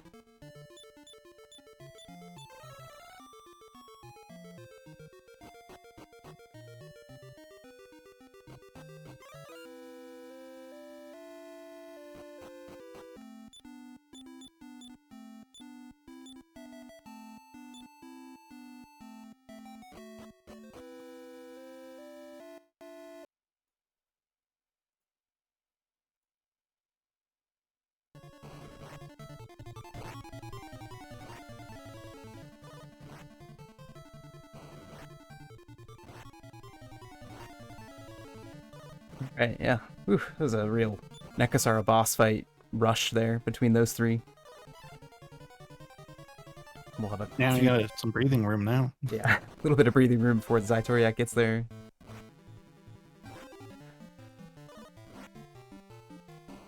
It's getting bullied by Guardians now. Yeah. A little bit of reviving to do. But he did grab that Hat of Happiness, so MP is not really a concern for Zaitoriak here. Which he's probably grateful for, since Vivify keeps failing over and over. Yeah. Fourth try. Just like they planned. Oh, Shiner gets the medal fight here. We'll see if he can make this happen the way that Diener did.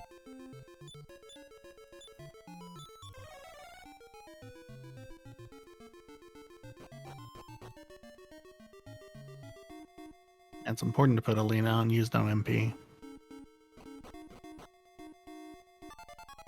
Yeah. Medal didn't run first turn. The top left position in the restream is where the medals show up, that's right. It's gone. I don't know. Top right got the 50k fight. Oh yeah, that's true. That's true.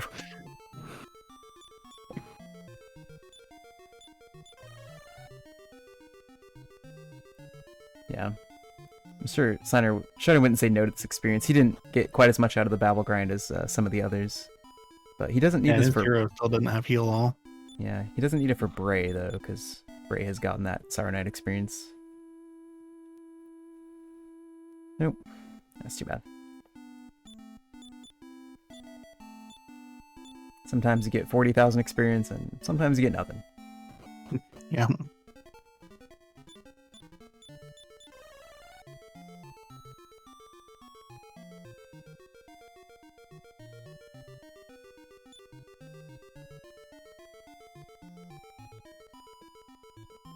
And Zaitoriak's pulling Christo into the palace here to get some magic back, because like I think you said earlier, there's no encounters on the outside section of the castle, so he can just walk here and keep getting magic back from the hat.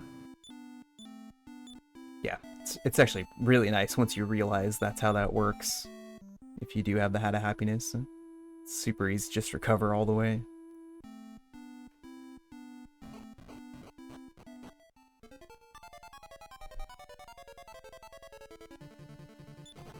Guardians just won't stop bothering Zaitoriak here. Yeah.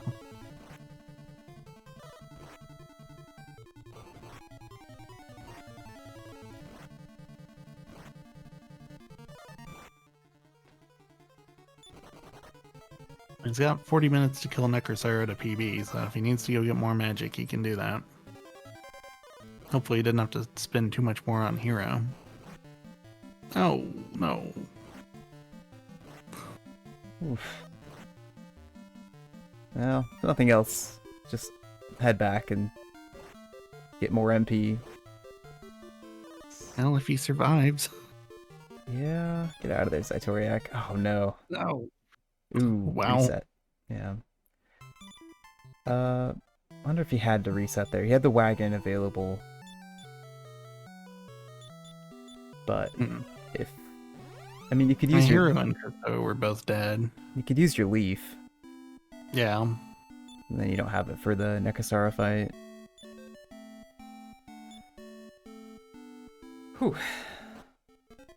I feel like it's only like 1 fight in 10 that I even use the leaf, though. I use the do a lot more often.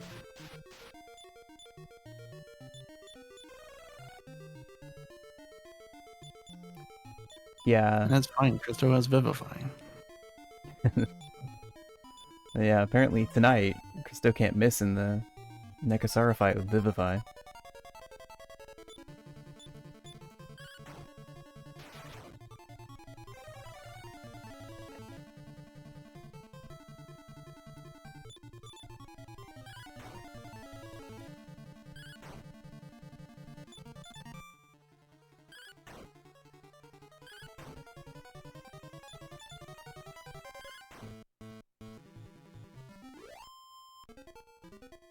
Double Infernus Shadow there on the left.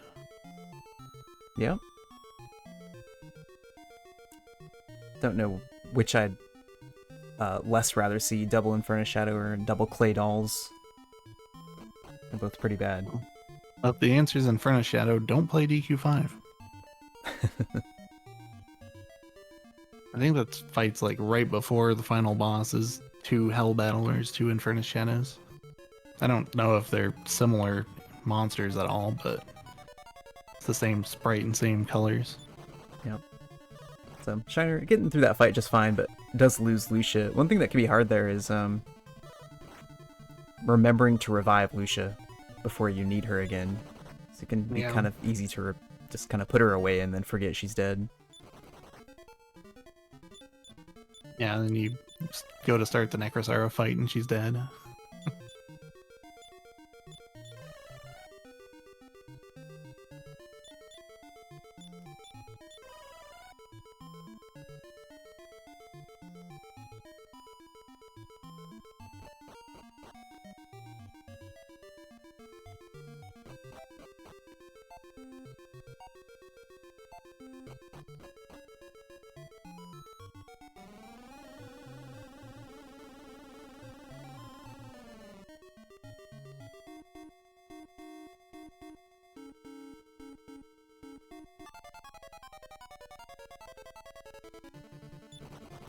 (871) sneaking ahead as Zaitoriak here.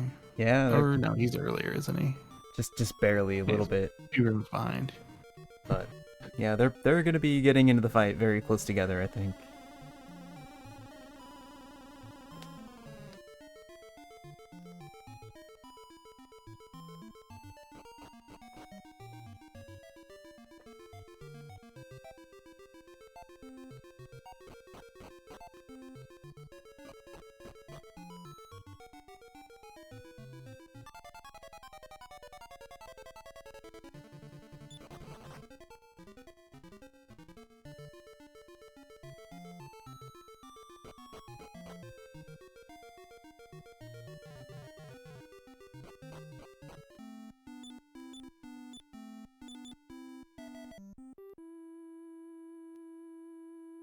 Alright, so Trek hoping for a less eventful climb up the Nekasara this time.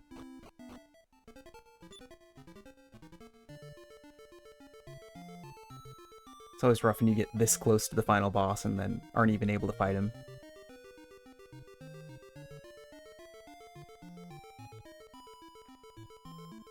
Yeah, that's a little more like it. No encounters at all.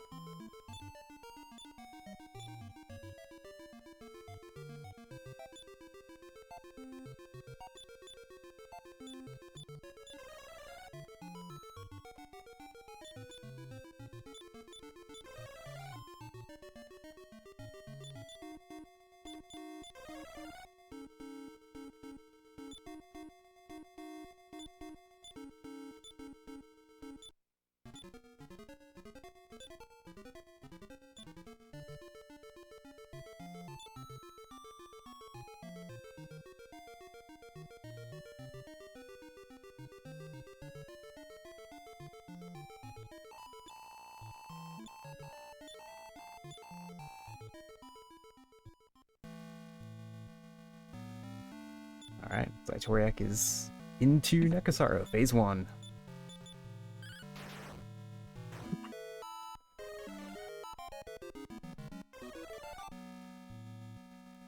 Lena trying to screw it up right at the start. Hero went first though, so he didn't waste a turn on Christo. Yeah, that's always nice when you're able to outturn Christo. Doesn't usually happen, but saves you a turn. Don't do it, don't do it. Oh.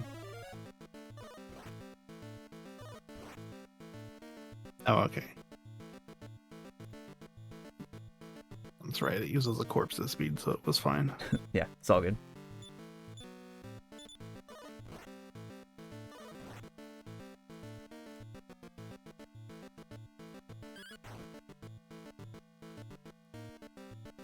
So far doing everything right, just needs to get the Sword of Decimation to land. But in a lot better shape here than Diener was. Yeah, there it is, nice.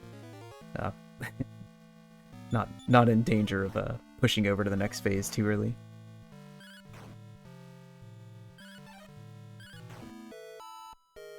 Even put Necrosar to sleep, so just a little bit more damage and we'll see some bye kills.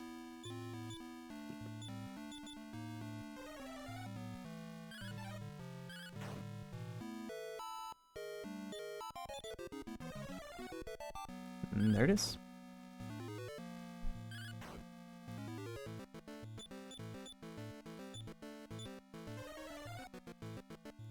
Alright, Ragnar, hero. See Lena come out this turn.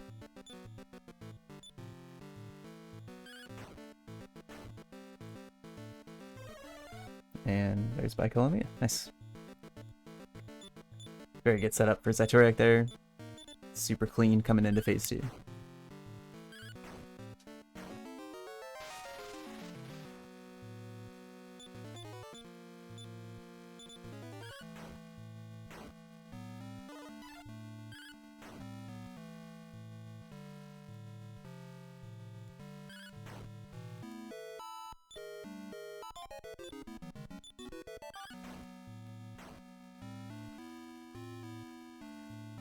So yeah, so far everyone has had a really pretty smooth and easy phase 3. We've seen Nekasar cast beat a couple times, but it hasn't landed on anybody. And no one's had to try to reduce his defense or had everyone fall asleep or anything like that, so hopefully that continues. Oh, Prissy having to reset the Claydol room there. There we go.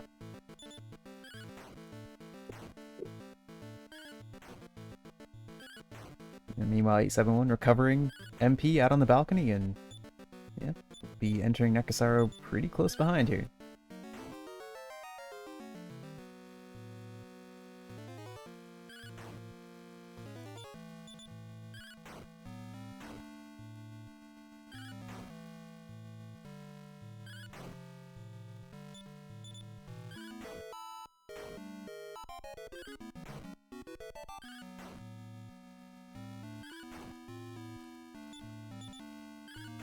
Alright, Nekasaro fell asleep for a minute there, waking up, but not in time to get any actions out, so pretty clean, going into phase 4. So yeah, I don't know if you mentioned earlier, but the transition into phase 4 is a free turn. He's so busy making a new mouth in his stomach that he is not able to take an action. Yep.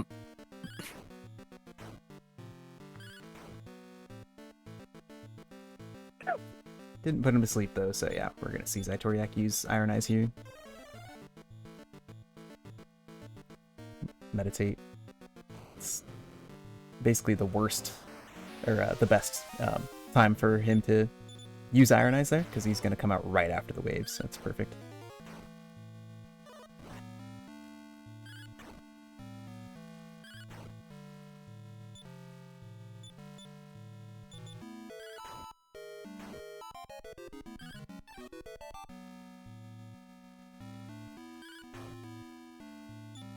Cool. Looks pretty good for Zytoriak for phase 4 here. No problems.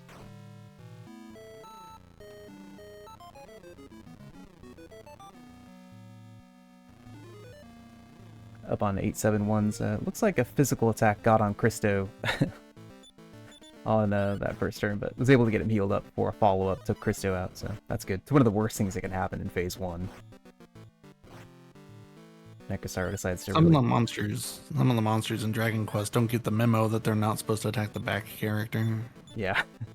We put him in the back for a reason.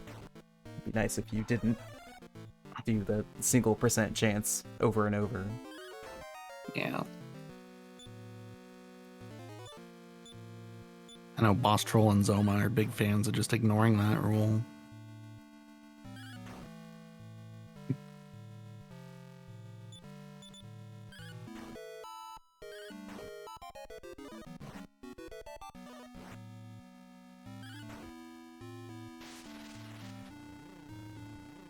Alright, nice.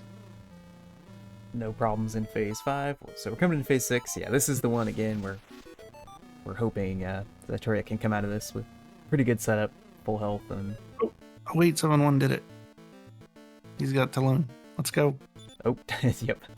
Hate everyone pausing there for a second, just being like, oh, oops. I have a party member with 10 HP. Yep, that's the second Talon revive we've been able to see tonight.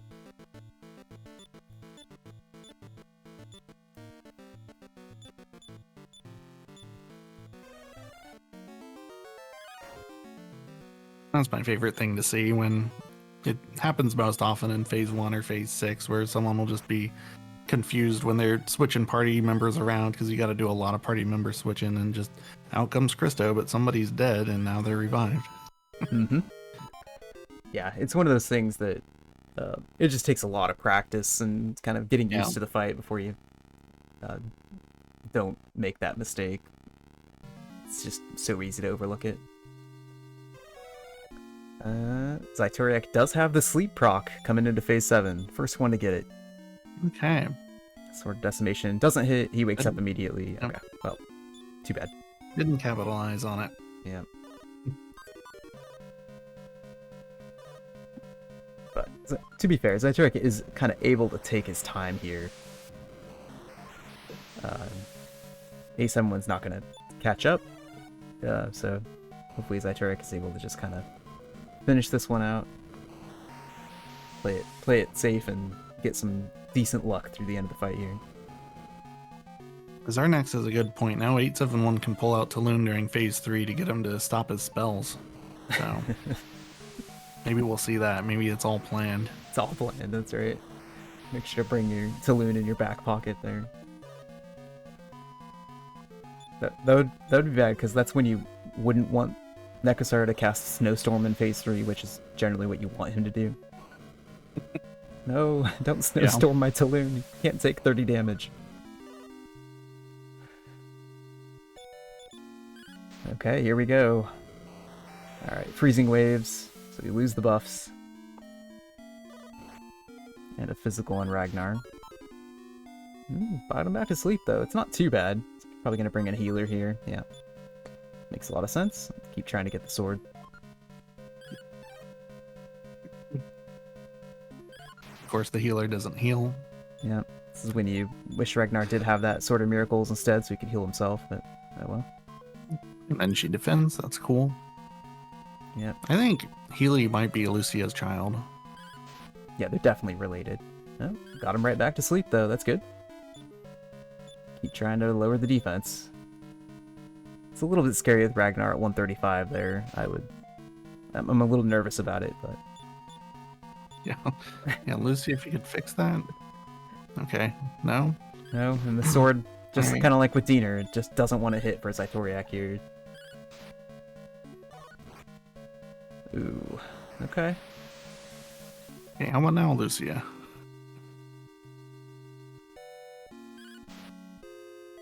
Okay, nice. That kind of worked out. Yeah. It was actually better. Okay, and that's the defense lowered. Go back to sleep now, Nekasara.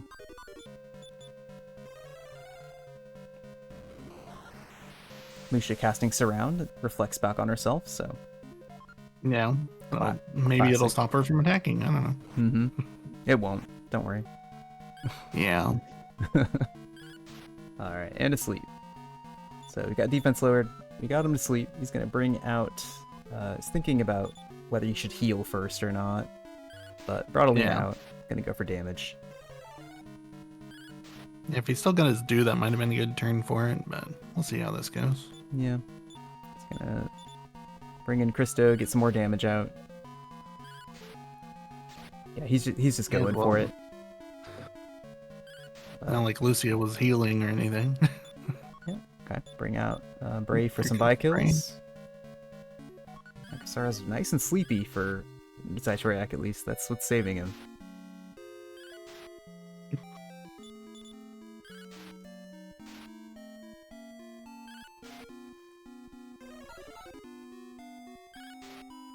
Oh yeah, big damage. Put to sleep. Alright, this looks great. He's got him.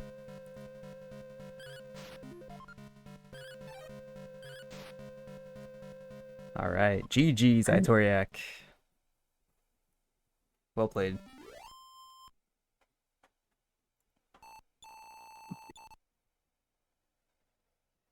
I didn't see what happened to 871, but he's walking back through the castle again. I wonder if, like, phase 3 went ham with the beats or something. Yeah, I was too focused on Zaitoriak's phase 7 there. I didn't see what happened. That's too bad, though. That's the first person we've seen have to reset in Nekasaru. Yeah.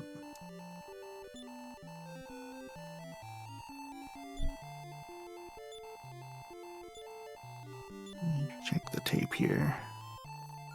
Oh no, Talim died. That must have been it.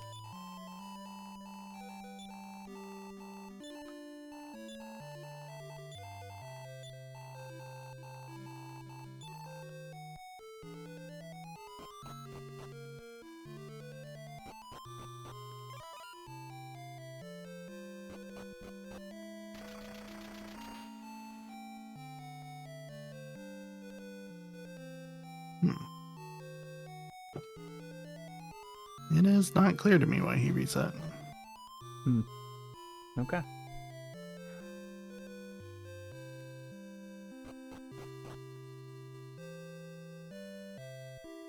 Could have been maybe an issue with setup. Maybe Ragnar didn't have his Sword of Lethargy or something. Or he didn't have it equipped. Yeah, it might have been something like that. That would make sense. Alright, well, GG to Zaitoriak there. Finishing in 4th. 7:10, still a really nice time. I don't remember what Zaitoriak's PB is, but I feel like that's pretty close. His PB is like 730, so he beat it by a lot. Oh yeah, wow.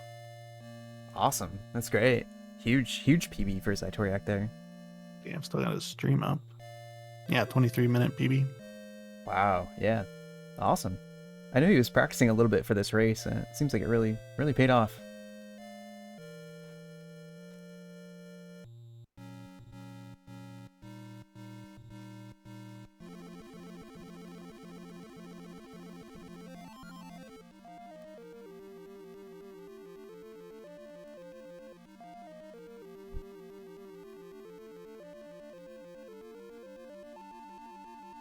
Yeah, very nice. Okay, we'll bring the audio back to Prissy here.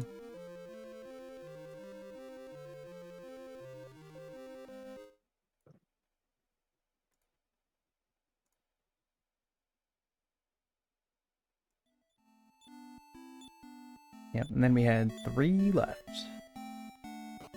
So yeah, we've got 871 going through Nekosara's palace to go back to the boss. We have Shiner. Yeah. 3 of them are in there. Yeah, all 3 of them are in now. Yeah, Prissy's entered. Wow. All right. You know, usually we have someone kind of lagging behind a little bit. You kind of just don't tend to stay this close together in the end, but yeah, all 3 of them are actually pretty close now. Could be anyone. And knock on wood, but I thought I'd be awake for 2 more hours doing this, so. Yeah, me too. Yeah, but we'll see, of course, yeah. Nekasaru does what he does. Yeah. And so does Duke Mellisto. Wow. Oh, man. Yep, Shiner gets wiped by Duke Mellisto Firebolts there. He did kind of the risky strat going through Nekasar's Palace with only Hero and Ragnar in the party. So it's faster because there's less healing to do, but yeah, you get a bad fight like that, and well, it's just a lot easier to have both characters die in it.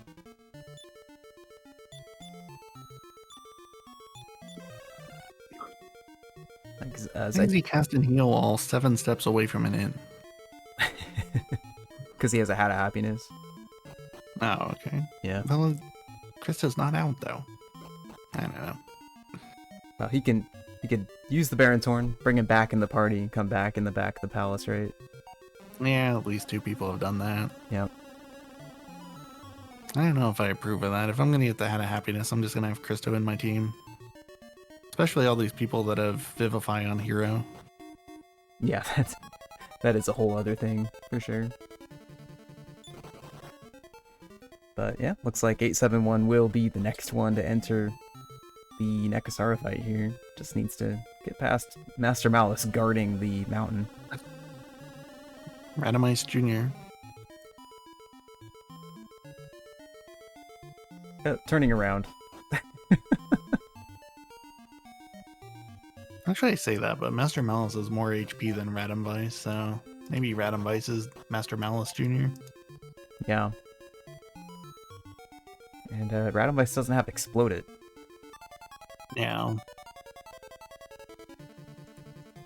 What does Master Malice do? He does Explode at Fin Spell Upper, and then you run away, so it doesn't matter, but after that, Blaze Most Freezing Waves and an attack. But he starts with 1200 HP. Yep.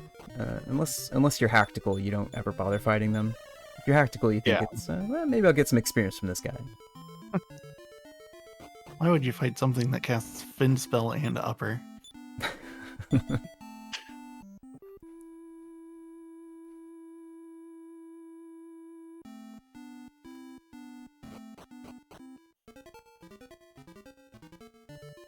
I think that Hactical's not able to PB in a Dragon Quest game unless he takes one questionable fight like that, like his Dragon Quest 3 PB where he fights the turtle.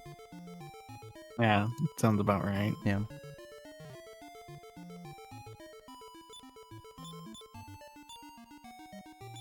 He did PB though, despite that turtle.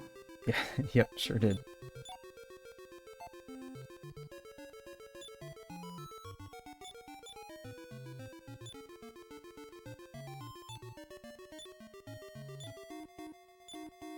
Alright, 871 in Nekasara fight.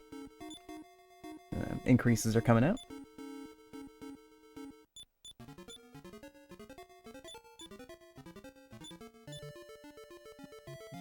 Switching Christo out for Bray, setting up for buy kills here, and using Sword of Decimation. Yep.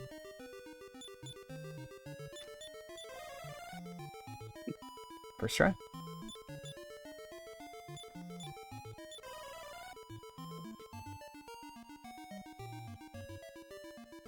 Okay, Duke Mellisto's Japanese name is Devil Prince. Got downgraded from a prince to a duke, huh? Yep.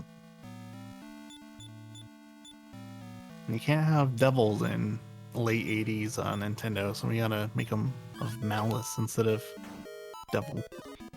Yeah, Malice or Infernus is maybe far enough away.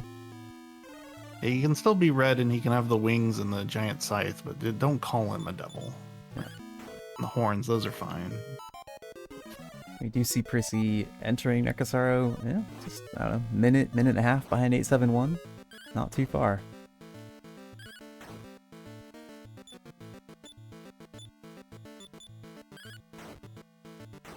Yep, this is the final boss. So 2 out of the last 3 runners are on the final boss, and Shiner will be there in 2 minutes, maybe less. Yep. So they're all coming in. We're gonna see, yeah, all 3 runners on the final boss simultaneously here, unless Shiner runs into some bad luck at the end. He has encountered 2 more Duke Mellistos. Yeah, it could happen. It'd be awful if the exact same thing happened again here. Yeah, just cast Top Spell. That's a little better. Would.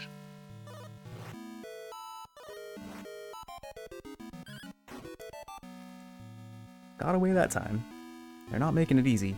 I do see that Lucia is dead for Shiner. Oh, yeah. I hope he remembers to revive her.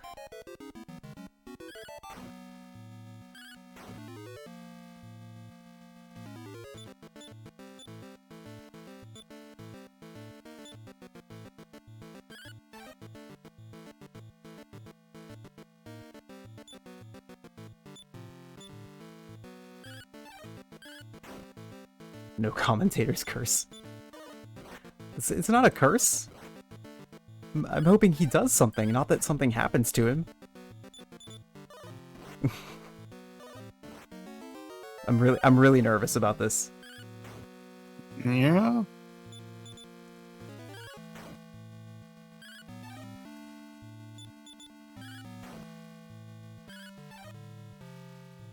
He's refilling Christo's MP here. He's got 2 wizard rings. Yeah, he's in no danger of running out of magic, that's for sure.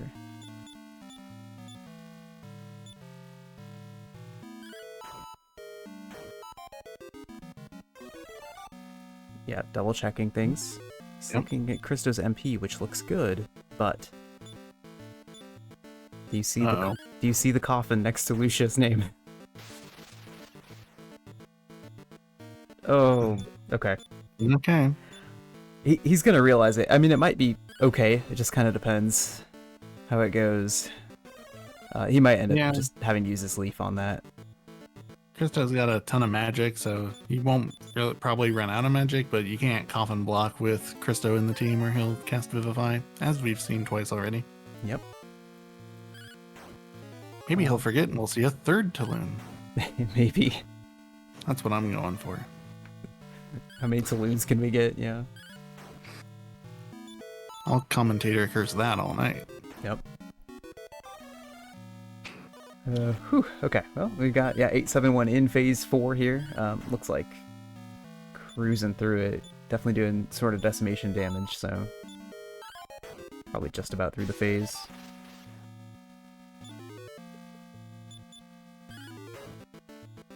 Yep, there we go. Chrissy 1 phase behind in phase 3. Definitely could catch up.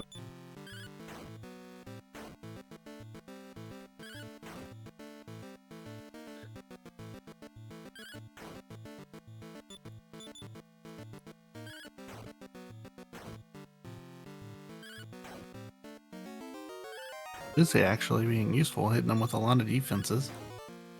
Yeah, these couple phases are where you really like to see it happen. Chrissy had a great phase 3 there. Absolutely destroyed him. Got the Sword of Decimation off easily and just demolished. It was great. It was Itoriak coming in, rating from his channel for the end of the race. Thanks, Itoriak. I just hit for 178 damage. I'm pretty sure Lucia hit him with like 2 or 3 more defenses after the Sword of Decimation hit.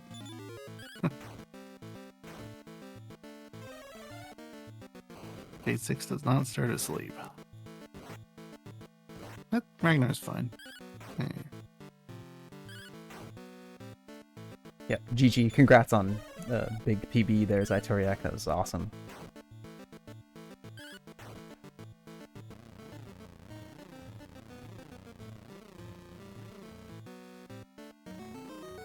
We knew he was going to be fine. He had error whispering in his ear the whole run, so he knew all the strats. You think that's a good thing? It's questionable. Maybe he PB'd despite the error. Yeah, that sounds more right. Yeah. 871, yep, taking Lucia out here. Getting ready for going into 7. Ragnar does get him to sleep, so he can heal the hero up to full here. Not gonna worry. Thinks 169 HP is good enough. There you go.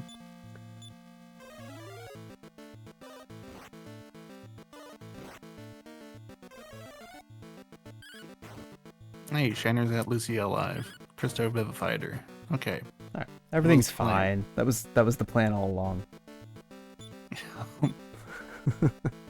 Iron Eyes is on 871. Yep, passing turns. Everybody's had to do it so far. Yeah, Zetrek almost got away without having to Iron Eyes, but then Nekasar decided he actually wasn't sleepy after all.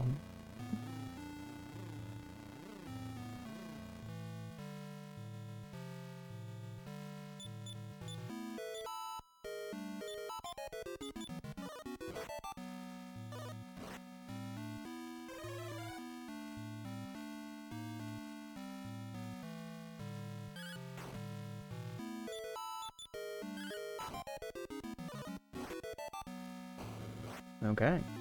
Yep, that's a lot of Iron Eyes. I think we're probably about to see if we can get him to sleep here.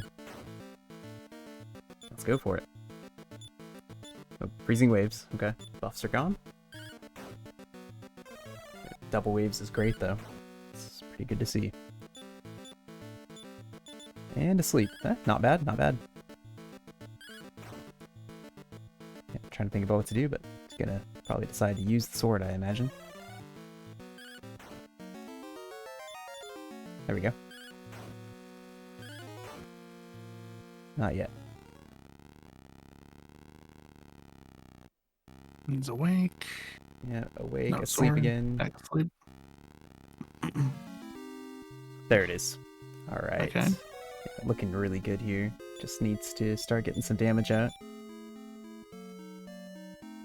Meanwhile, Prissy entering into phase 7 has hit with the Sword of Decimation before Nekasar woke up, so Prissy's ironizing here, but won't have to worry about reducing defense once he comes out of it. Yeah.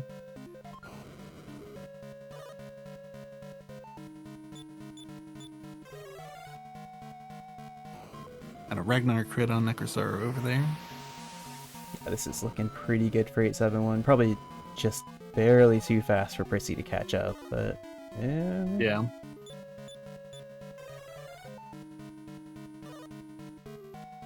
Double waves.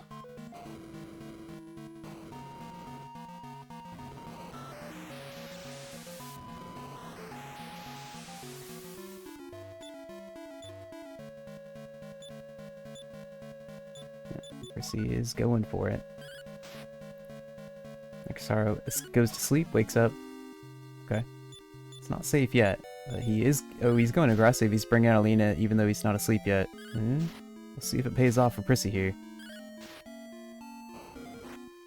She's gonna have to survive this turn. Violent Blaze, and she loses her by-kill there.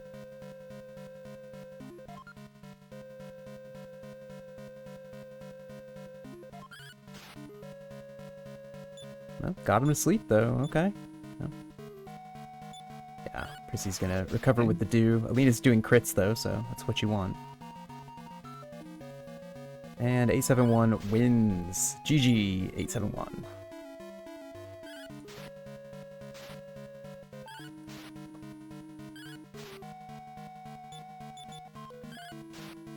Ooh, very tight, yeah. Prissy is definitely doing some damage here.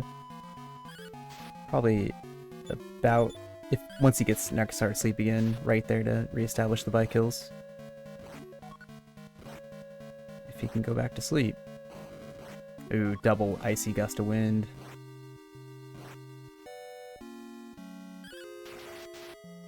Hero crits and puts to sleep. Okay. Yeah. Oh, we'll just hit him a lot. Yeah, Nekasar is recovering 100 HP a turn here, so... There we go. Just hit him. GG for Z.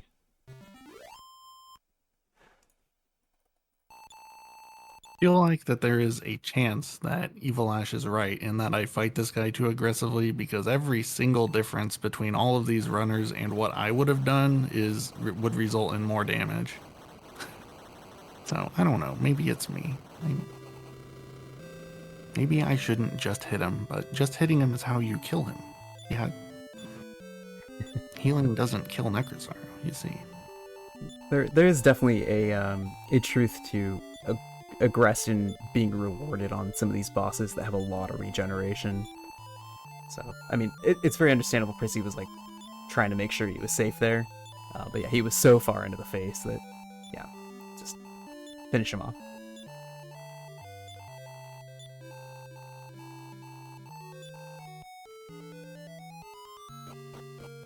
And yeah, right there, as Prissy is leaving the castle, we have Shiner going into phase 7. So, really tight at the end here.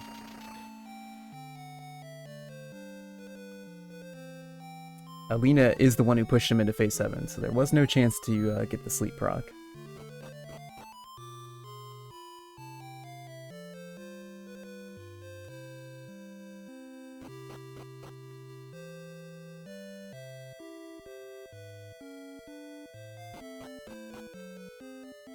And yeah, Prissy finishing, yeah, just about 1 minute behind. 8-7-1 there.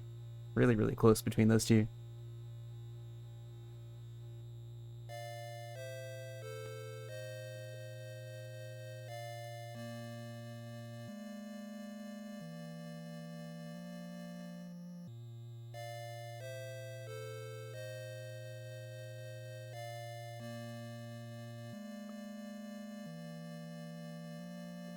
Alright, so coming out of the Iron Eyes, yeah, Shiner's gonna immediately get Alina out of there, which is a good move.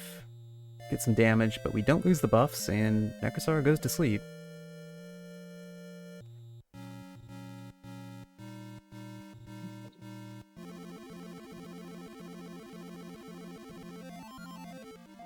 Yeah, trying to think about what to do here. He knows that if he brings Lucia out, she won't heal immediately.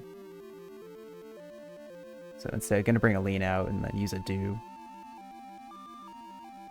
Yeah, it's not a bad turn for that. Yeah, makes a lot of sense. And put her away again. Try to get the Sword of Decimation off here. He might just end up regenerating all that, but there really wasn't much risk to doing it, so he may as well see if he could just get a little bit of damage. I didn't see if Alina was missing any HP, but if she was, then now she's full. Okay, well, we're just in this pattern, apparently. There we go. Very nice. Yeah, he's in really good shape here to finish this out. He's one of the only ones who didn't lose his buffs to any freezing waves yet. Oh, yeah. And still asleep. Yeah, seeing the big damage come out here. Bring out Christo for extra damage. Yeah, he'll probably die next turn then if he's still got all these buffs. Maybe one more after that, but he's not acting next turn.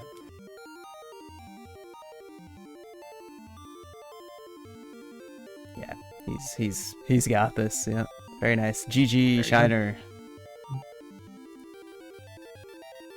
It was a really good race of just Necrozara fights. Like 8 fights, only one person died to him. That's a very good rate.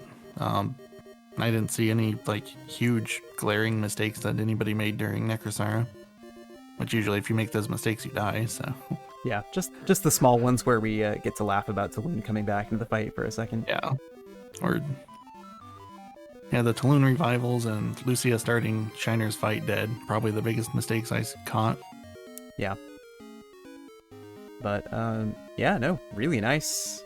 Wow, this I think has got to be the fastest finishing time we've had on any of these, with the last runner finishing around 7:32.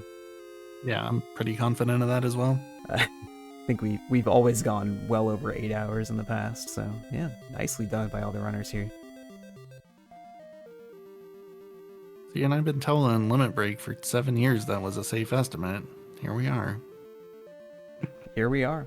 I think that's been proven now. We'll probably see Dragon Warrior 4 in every single Limit Break from here on. Oh yeah, for sure. Yep.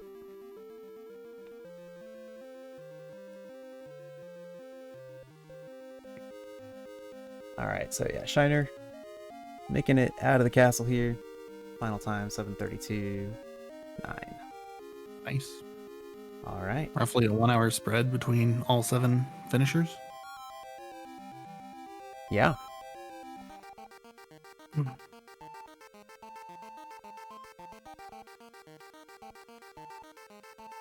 Which we did have a couple drops, but I feel like they still wouldn't have been more than like an hour behind if they'd have played it all out with, like an average run. Yeah. So, game was pretty polite today. It wasn't too bad, yeah. So that was a lot of fun. We definitely saw some cool stuff. It's too bad that 3 of the runners weren't able to finish it out, but I would say that's not necessarily unusual for these races. Yeah. It's a tough game to get all the way through, especially when you just run into just bad luck along the way and you just can't make progress. Yeah, I've flipped my share of Dragon Warrior 4 races. Yeah, for sure. And yeah, GG to all the runners. GG to our 7 finishers, and yeah, especially to Mokopoid for finishing first on the Famicom side. Linda Nushi once again taking the top spot on English, which is just super impressive. But Diener very close behind in 3rd place there. So Toriak getting a 7:10, huge 23-minute PB for him. And yeah, A71, Prissy, and Shiner all finishing it out there with the really nice racing times around 7:30.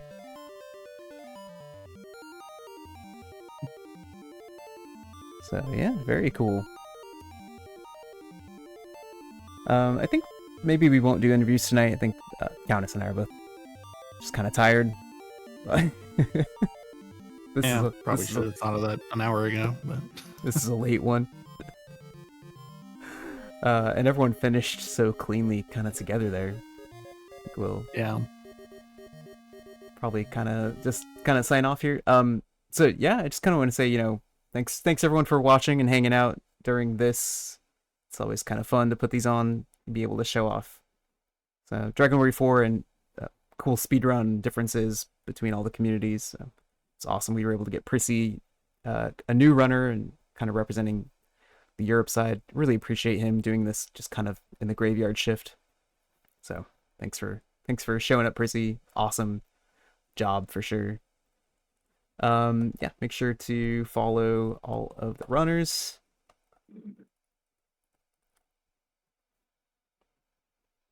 You can follow me and Countess. We're doing Dragon Quest stuff too sometimes, I guess. Yeah, if my GameCube ever stops breaking on me. Yeah, right. And yeah, as always, just thanks to Poexel and RPG Limit Break channel for allowing us to host the event here. Thanks to Crimson for helping me organize the whole event and for working on the Japanese restream, and everyone who watched it and made that happen over there on RTA Racing for the Japanese restream. And yeah, I think that's pretty much everything I have to say. This was a really fun race, and everyone finished within about 1 hour of each other, which is absolutely wild. So fun one. I agree. It's been a great race as far as these go. Even like everyone finishing close, but also just like all the stuff we've seen, both RNG stuff and people doing different routes. Like a couple of things that we've seen people do today that we hadn't seen in the past. Yeah, really innovative things from Ebby Doom tonight with the poison needle strats and going for the early babble grind. Something to think about for sure. It didn't work out super well tonight, but there may be some interesting potential there.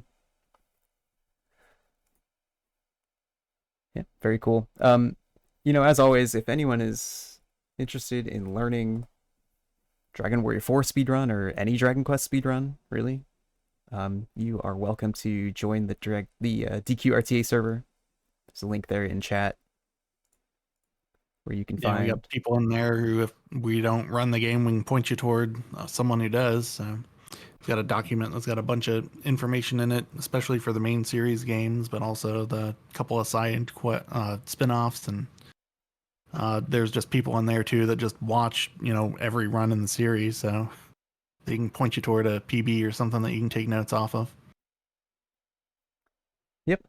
Yeah, pretty much all the Dragon Quest games are represented in there in some way or another, and you can usually find someone who knows a lot about the game. So yeah, we all love the series and like speedrunning it. So we're pretty friendly. Feel free to come and see what it's all about if you're interested. And yeah, I guess with that, we'll probably go ahead and play this out and see if we can find a nice raid target to send the stream over to.